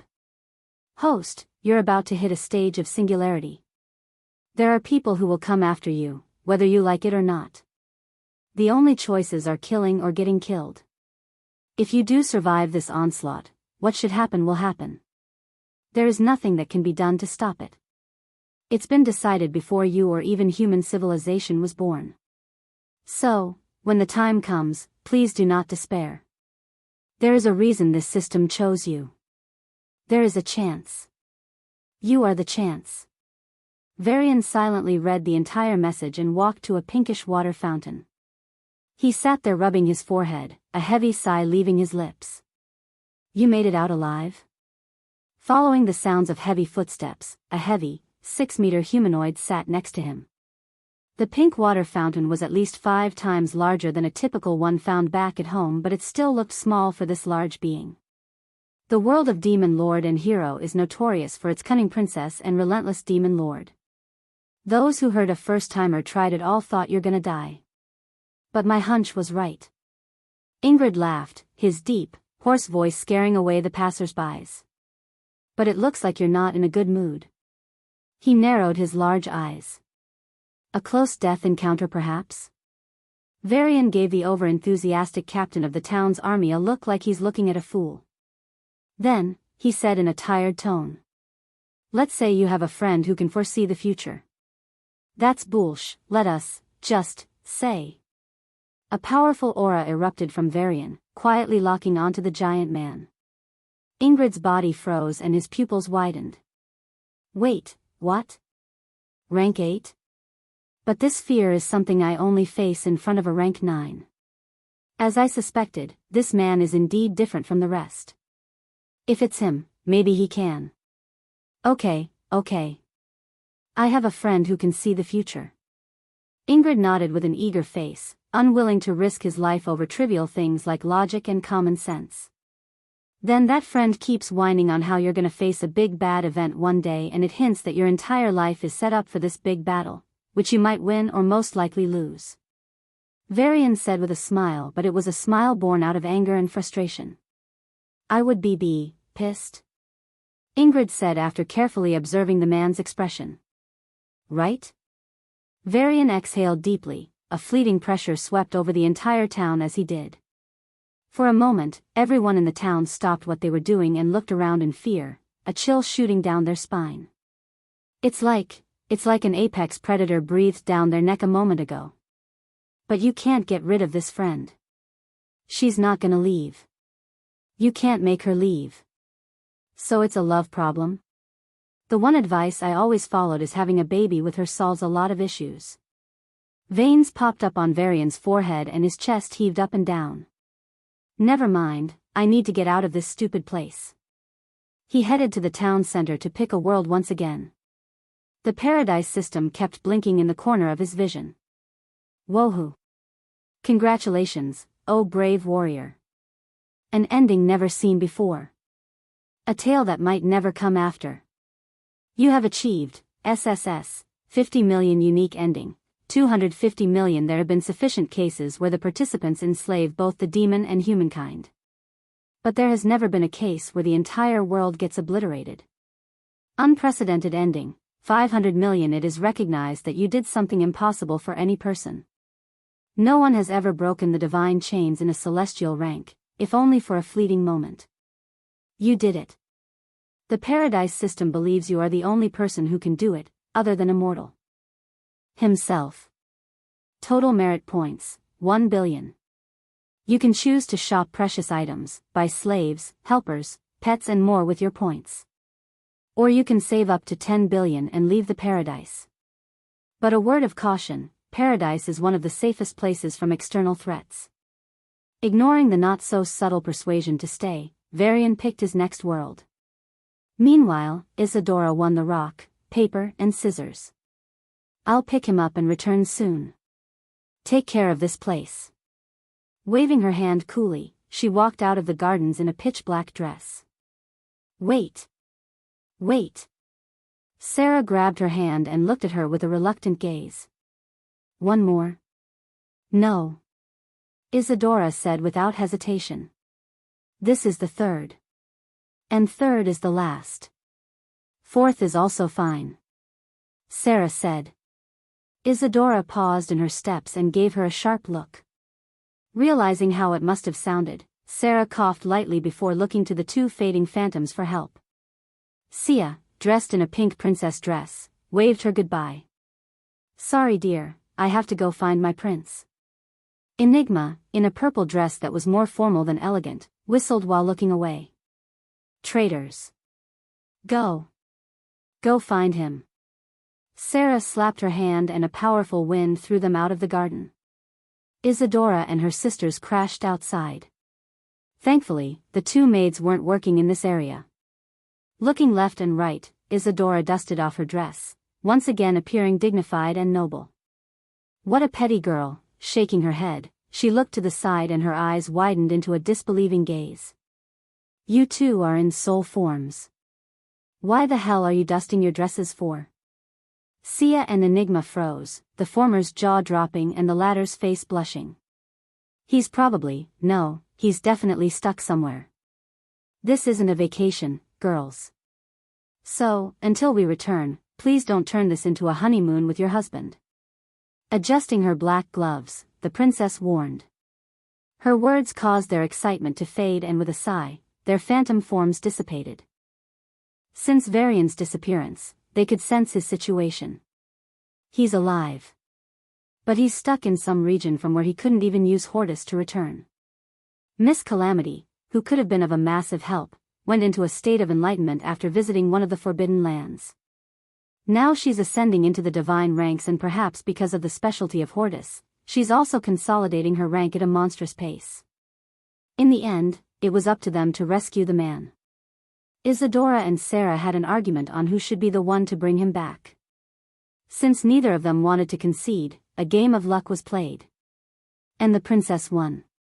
But strictly speaking, Sarah allowed herself to lose. Miss Calamity had given both of them some very precious resources, stuff that even a king would feel envious of. While Sarah was using them to unlock the legacy and push herself to a higher rank, Isadora didn't need to go through a process of adjustment. Since she had already reached the peak of celestial ranks once, all she had to do was retrace the path she already walked. Thus, the princess easily broke into rank 9s and her power was still rising with every moment, racing to mid-rank 9. Naturally, on the virtue of her higher strength, using the link of synergy that Sia and Enigma shared with Varian, Isadora was able to sense him more accurately than Sarah. That's why Sarah lost. The entrance of Hortus appeared at the boundary of Pala Kingdom.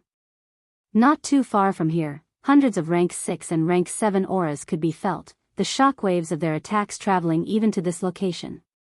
7th Prince's forces breached the border and were met with a fierce resistance by the kingdom's army. But gradually, they were losing out. And so far, none of the elite forces picked by the 7th Prince entered the battles. It was only the most common soldiers taking up the attack. There were some scary rumors going around, hinting that the prince was planning something big. But it's none of Isadora's concern. With her long silver hair swaying gently, Isadora, in a beautiful black dress, appeared near a black hole. Her shining red eyes spotted a suitable spot near the black hole. Since the space-time fabric was severely affected near the celestial structure, it's much easier to tear open the space for long-distance travel. Moreover, since there's so much fluctuation, the traces of travel would be quickly wiped out. The ruby-red eyes of the princess shined in the darkness and a space crack emerged in front of her. With a solemn gaze, she stepped into the entrance and disappeared. SSSS. With a sound that resembled a paper being torn apart, the space crack closed. The traces of her travel were quickly erased. It was a cautious plan by Isadora, one which shouldn't have caused any problems. And yet, as she used her rank 9 powers to the fullest for the first time in over half millennia, 2 men stopped whatever they were doing and looked in the direction of Paula Kingdom. One was Icarus. The bit of energy in his possession began to fluctuate, vaguely pointing in the direction of Isadora. Since he declined to participate in the border activity, he wasn't under any obligation to report to any authority. Even then, he quickly used up a bunch of precious treasures to hide his traces and go into full incognito. Only then did the new divine powerhouse start chasing Isadora. She's the ticket to his dreams. The divine vessel who'd possessed the slivers. But he wasn't the only one after the former princess. There was one more man who sensed Isadora's presence when she used her full power. It wasn't as clear as what Icarus felt. But the sensation came without any treasure. It's an innate feeling, one that came from the depth of his being. His body told him that if he had to become the perfect version of himself, the being he's always meant to be, that the perfect hybrid was the final piece of the puzzle, to finish the creation that was him. Isadora. At the edges of Genesis and Mor's empire lay a special world constructed solely for a great being. To the outside, he's just another genius from a seclusive family. It was indeed suspicious that no one, not even the top geniuses of the Empire's academy, knew about his background. At least, that was the case until a while ago. It was only recently that he was quietly introduced through some rumors. The name, Immortal, was spread to the upper circle of the Empires, to prepare them for his ruler if he did succeed. From his part, he displayed great patience. When he was still a weakling, he remained in shadows. Back then, Isadora was famous. She was everywhere, growing at a speed that made all comparisons useless and possessing strength that even the most seasoned warriors could not face. At that time too, his body told him the same thing, felt the same feeling. That innate urge, which came from the depth of his being, deeper than any physical instinct, originating from the soul itself. But Isadora was much stronger than him back then. A rank 9. And he, a mere rank 6. But 5 centuries was a long time. As he grew stronger, his powers continued to grow. And with them, his rate of growth. With him hitting the edges of divine rank, there couldn't be a better time for Isadora to reappear. If he could become perfect, absorb the vessel, and then step into the divine ranks, even he couldn't imagine the height he could reach. The only one worthy for him to aim at, to fight and win, would be the God Emperor himself. He'd be a god of gods, taking the step that even the God Emperor could not take. But not just that. Even the primordial gods were limited by their avenue. Yet, he, with a perfect hybrid, he could even go a step higher than them. Immortal. Eternal. Invincible. A quiet chuckle left the man's mouth. Without sound, a silhouette which looked exactly like the man left the palace. And then, 30 more. A meeting was conveyed by the heads of the alliance. In a place beyond reach for even the strongest First Realm divine warriors, the rulers of the empires met. It was a triangular table, with 2 large sides and 1 smaller side. The rulers of each empire took their side. The head of Genesis Empire was a handsome man in white. Short white hair, white eyes, white dress. He looked spotless like snow of a glacier. There was something about him that's soothing. He looked at peace, a relaxed smile adorning his face. It was like he had no worries about the world anymore. Like he had all the answers. Even without any intent and effort from his side, a current of pure, potent life force was oozing out of him. The pure white light coming off from him was not just aura. It was the materialization of the laws of life itself. This power, uncontrolled and unintended, created a new life form. Life created life, upholding the ultimate commonality running across every living form. A small humanoid spirit with elven ears and butterfly-like wings. The power continued to flow and the creature evolved. Its eyes, erratic and irrational, shone with a light of wisdom. Its body began to age, going from childhood to teenage years before adulthood and finally old age. And when it died, its body disintegrated. A pure spirit, diffusing golden light, emerged out of the corpse. The power continued to flow out the man. And as it did, the dead body turned into an undead. The spirit re-entered the body. Once again, the body evolved before dying. The spirit left the undead body. But compared to its living cycle, this was incomparably short. And when the spirit re-entered the body, a miracle occurred. The traces of death vanished from the undead corpse and the body rejuvenated. Compared to earlier when the body aged and eventually died, this new body was no longer burdened by the concept of aging and lifespan. It had overcome death. Hundreds and hundreds of these creatures were formed from the light diffusing from the man's body, undergoing cycles of life and death to attain the highest form a life form could ever attain. Facing him was a bewitching woman. Silky black hair, glowing black skin, in a pure black dress. Her eyes darted here and there, her lips moving to utter inaudible words, and her expression remained one of anticipation. She too remained silent like the man. But if the man held the peace of a still lake, the woman was the quiet that came before the storm. Instead of the soothing feeling that the man invoked, this woman gave people a sense of longing, a ring in the mind that they'd eventually reach her. Eventually reach death. The soft black light diffusing from her was also creating sentient beings who were also underwent the cycles of life and death. It's just that they were becoming the perfect undead, overcoming life in the process. Interestingly enough, both of them had the power of soul in common. Be it life or death, the presence of spirit seemed inevitable. Even though they were at the opposite ends of a spectrum, it was the reminder that they were the sides of the same coin. Have you finished the preparations? The woman parted her lips, a divine voice flowing out of her mouth, akin to a lullaby drawing all life to her embrace, to death. Almost. The man's reply was curt. 90%. Life Master has lost. The woman snickered. 95%. Keeman Oric showed a small frown at her words. I will finish the rest before you. You're free to dream. Wasn't there a saying by mortals? You stop living once you stop dreaming. Yami let out a chuckle. It looks like we aren't too late. An emotionless voice rang and 3 men arrived. The one leading them looked like a 12-year-old boy, the second was a young man in his 20s, and the third was an old man in his 70s. The trio were heads of the Nexus Empire. Yami raised a brow. Where's Chaos? Snake of Chaos, Ophion. After the Ares tribe was slaughtered, only a fraction of the original powerhouses in the Chaos Path remained. Of them, Ophion was the strongest. He's also the representative of the Chaos minority present in the Empire. Searching.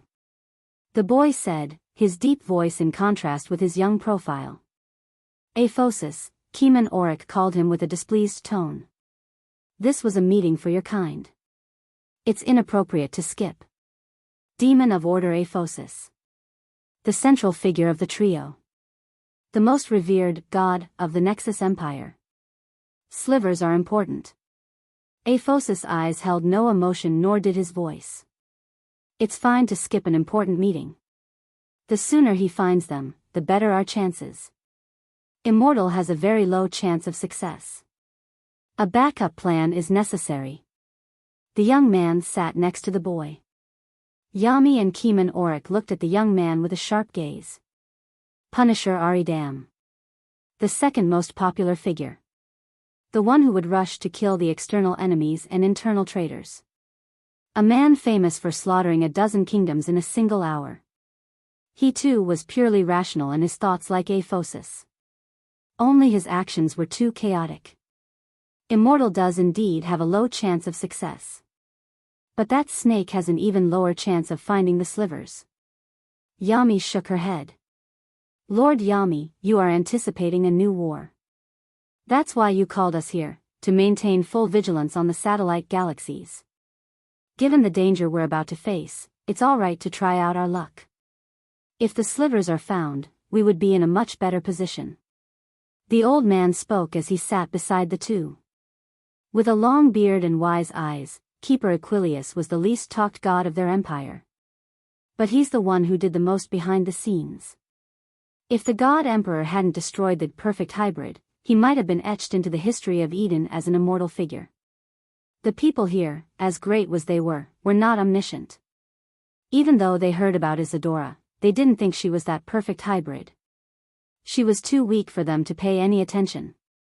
Forget a mere rank 9, a pathetic celestial ranker, even most divine rankers are useless in their eyes.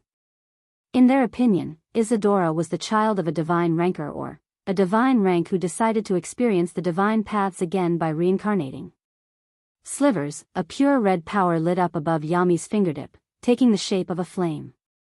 The sliver of death. The gaze of Keeper Aquilius remained steady, but the envy inside him roared like a beast. Equilus, you are right. The 7th prince thinks he's rightfully retaliating for an attack in the Empire. But the God Emperor could have stopped the attack any time if he wished to. That boy is just a pawn pushed to the forefront.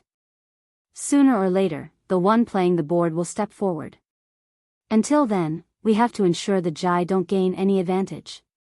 Your full strength, including any possible divine clones, must be deployed to safeguard the galaxies. All the powerhouses of Nexus were thrown to the vanguard, without any chance to refute. As Life Master Keeman Auric and Lord Yami disappeared, Keeper Aquilius looked at his 2 purely rational equals and sighed inwardly. Icarus, it's all up to you now. Keeper Aquilius was said to be the wisest man of the Alliance. Before Keeman and Yami called, he arranged for his grandson to retrieve the slivers. Sometimes, wisdom could be scarier than power. Isadora reached the entrance to paradise. In a disguise that of a light blue-skinned, 8-foot humanoid figure with 4 ears, the princess moved quickly but with enough caution. Instead of rushing to Varian right away, she was gathering information first. It wasn't that she wasn't worried.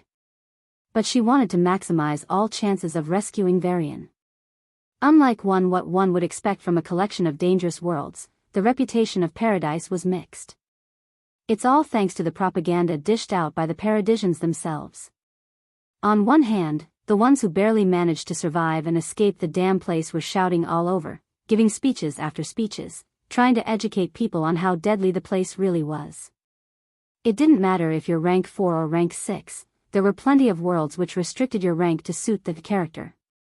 Without proper decisions and corresponding actions, even a rank 7 powerhouse would die in that wretched land. It's a place that was equally dangerous to every single awakener. Hearing these opinions, people were naturally scared of the damn place. But on the other hand, there was an opposite view being pushed. Unlike the fearmongers, this one had a more professional side. As Isadora walked the streets of a busy city in the borders of the Nexus Empire, she saw more than a dozen holographic advertisements about Paradise. On the restaurants, schools, training institutions, they were everywhere. Flyers, posters, pamphlets. Radio announcements, TV ads, metaset pop-ups. Paradise was truly ubiquitous in both the physical and digital worlds. On the way here, she did see planets that were totally disenchanted with the propaganda. They believed it's truly a deadly place conjured by a sadistic divine ranker for his entertainment. But as one drew closer and closer to Paradise itself, the beliefs of people shifted drastically. It was scary. It's like a virus that infiltrated every mind. From the schools, I want to go to Paradise and become the superhero who will save the world. Moo. I want to start a new life.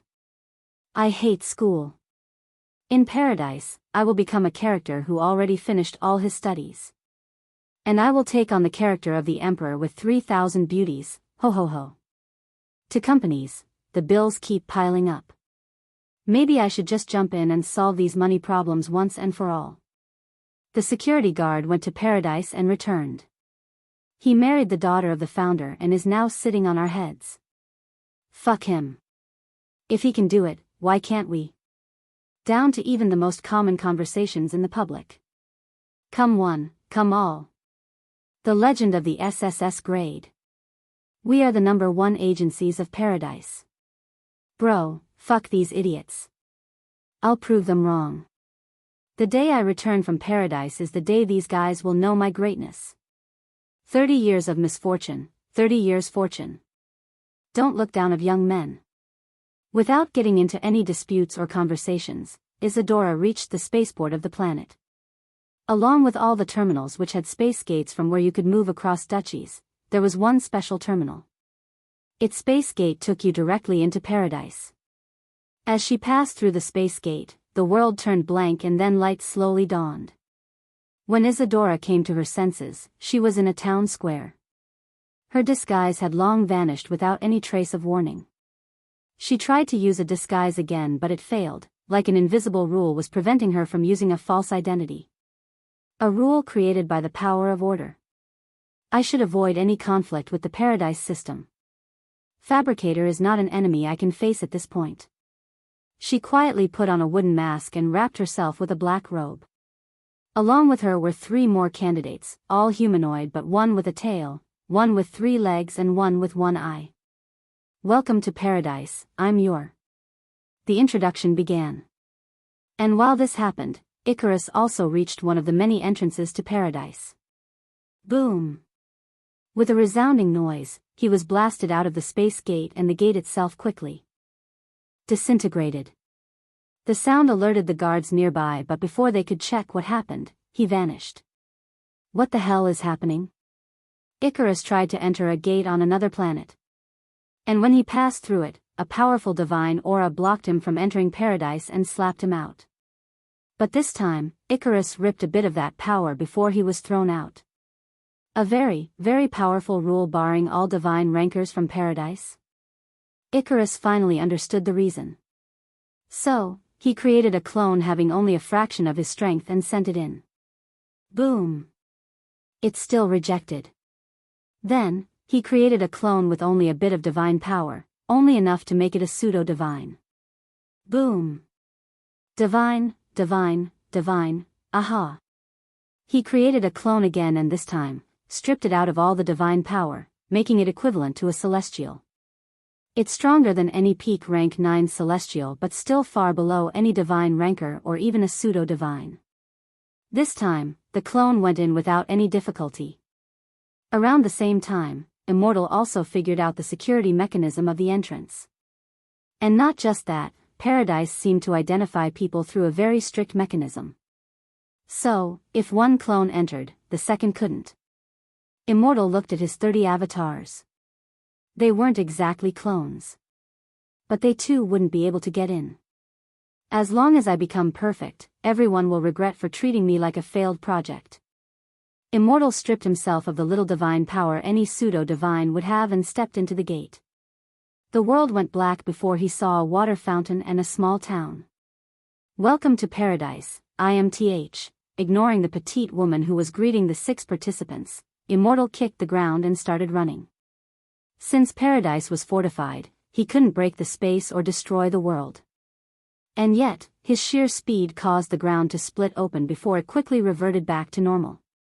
Paradise was a large world with many towns and cities. Between them was wilderness with a lot of monsters, too dangerous for even a rank 9 to cross. The only way to go from one town to another was to spend the points. Or to have some really good treasures. Or, the strength that even most rank 9s don't possess.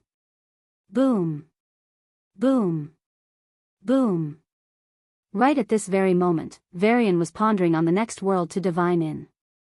Isadora was using her space treasure, the purple card, to reach him at the fastest speed possible.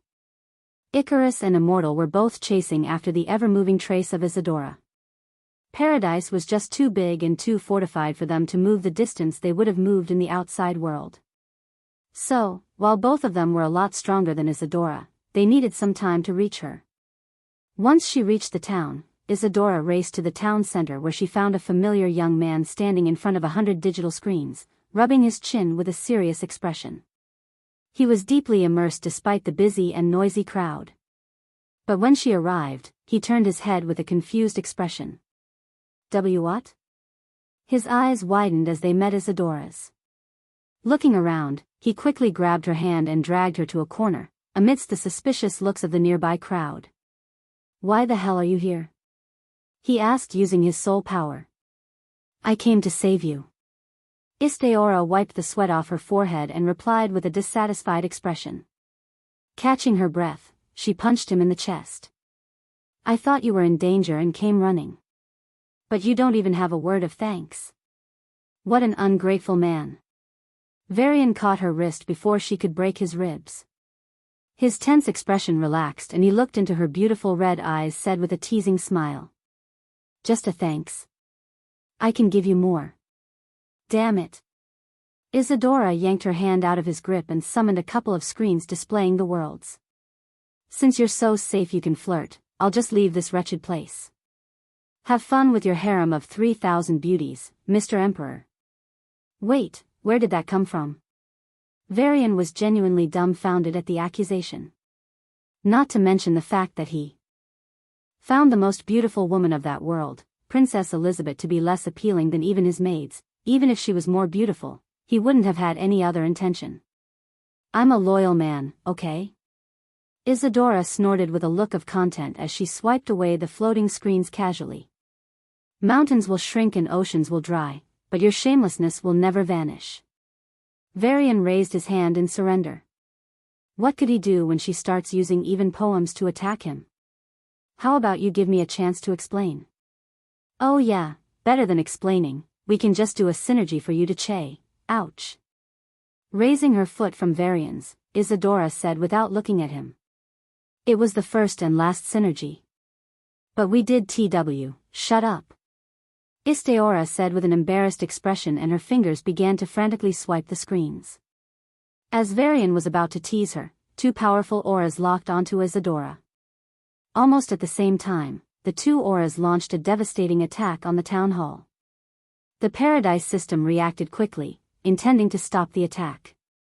But these were from beings at the very peak of rank 9. The system didn't expect any attacks and was thus going to be a moment late in blocking the attack. As the prime target, Isadora wouldn't be able to escape. Isadora and Varian had only a single moment to react. Despite the danger, Isadora didn't want to use the purple card to teleport away. Due to the shortage of time, she couldn't take Varian away. If she left by herself, he'd surely die in that attack. To think I'll die like this. In that last moment, Isadora turned to Varian. The face she used to hate was now reflected in her eyes. I guess it's not too BA, hmm? Varian grabbed her hand and slammed a floating screen. Just as the attack reached them, the two disappeared. The town hall was razed to the ground and everyone in the town died in an instant. The sky turned red and two lightning bolts fell. Icarus and Immortal crashed to the ground, vomiting blood. A golden chain enveloped their necks before merging into their skin. Now they could no longer use their hair except for self-defense. But it didn't matter. After giving each other a hostile gaze, they ran to the razed town hall using only their physical strength. And entered the same world that Varian and Isadora did. A world that had a 100% death rate. Welcome. Welcome to the world of Mithra. Not a single participant has walked out of this place alive. May you be the first. The translucent bar was pierced by the glaring sunlight and Varian instinctively shielded his face. Hey! It's the princess. Princess is here. Long live Her Highness. Respects. My humble respects. It took a moment to realize he was standing in a crowd on the sides of a road, greeting a lineup of royal foot soldiers, cavalry, and a carriage in the middle. Flower petals were thrown from the griffins in the air and a soothing fragrance filled the streets. Perhaps out of safety concerns, the mages in the escort group cast a few wind spells. Not a single petal touched the group as they marched onto the royal palace. Varian was pushed back and forth by the frenzied people who were eager to catch a glimpse of the princess carriage. The yellow carriage, pulled by two fire-breathing horses, had a thin blue curtain on either side. One could catch a glimpse of a woman's silhouette from the curtain, nothing more and nothing else. The silhouette felt familiar. Sado. Varian clutched his head as a sharp pain rose on the back of his head. The man standing behind glared at him. Do you think you are qualified to utter the princess name without any respect? First time is warning. Second time is death. What? Varian's eyes widened and something clicked. The sense of disorientation he had since opening his eyes decreased as he dug into his soul power to check for the story of this world. Eternal Empress, an ominous foreboding rose in his mind at the word eternal. He quickly recalled the bottom of the holographic page. Survival rate, 0, hiss. Varian instinctively rubbed the back of his head, which was bleeding from the injury. Blood, huh? He frowned. Wait, why is the bleeding not stopping? And why did I even get hurt by a typical celestial rancor? Princess will save the world. Seal the devil. Justice wins. The crowd grew more and more agitated, their chants growing louder and passionate.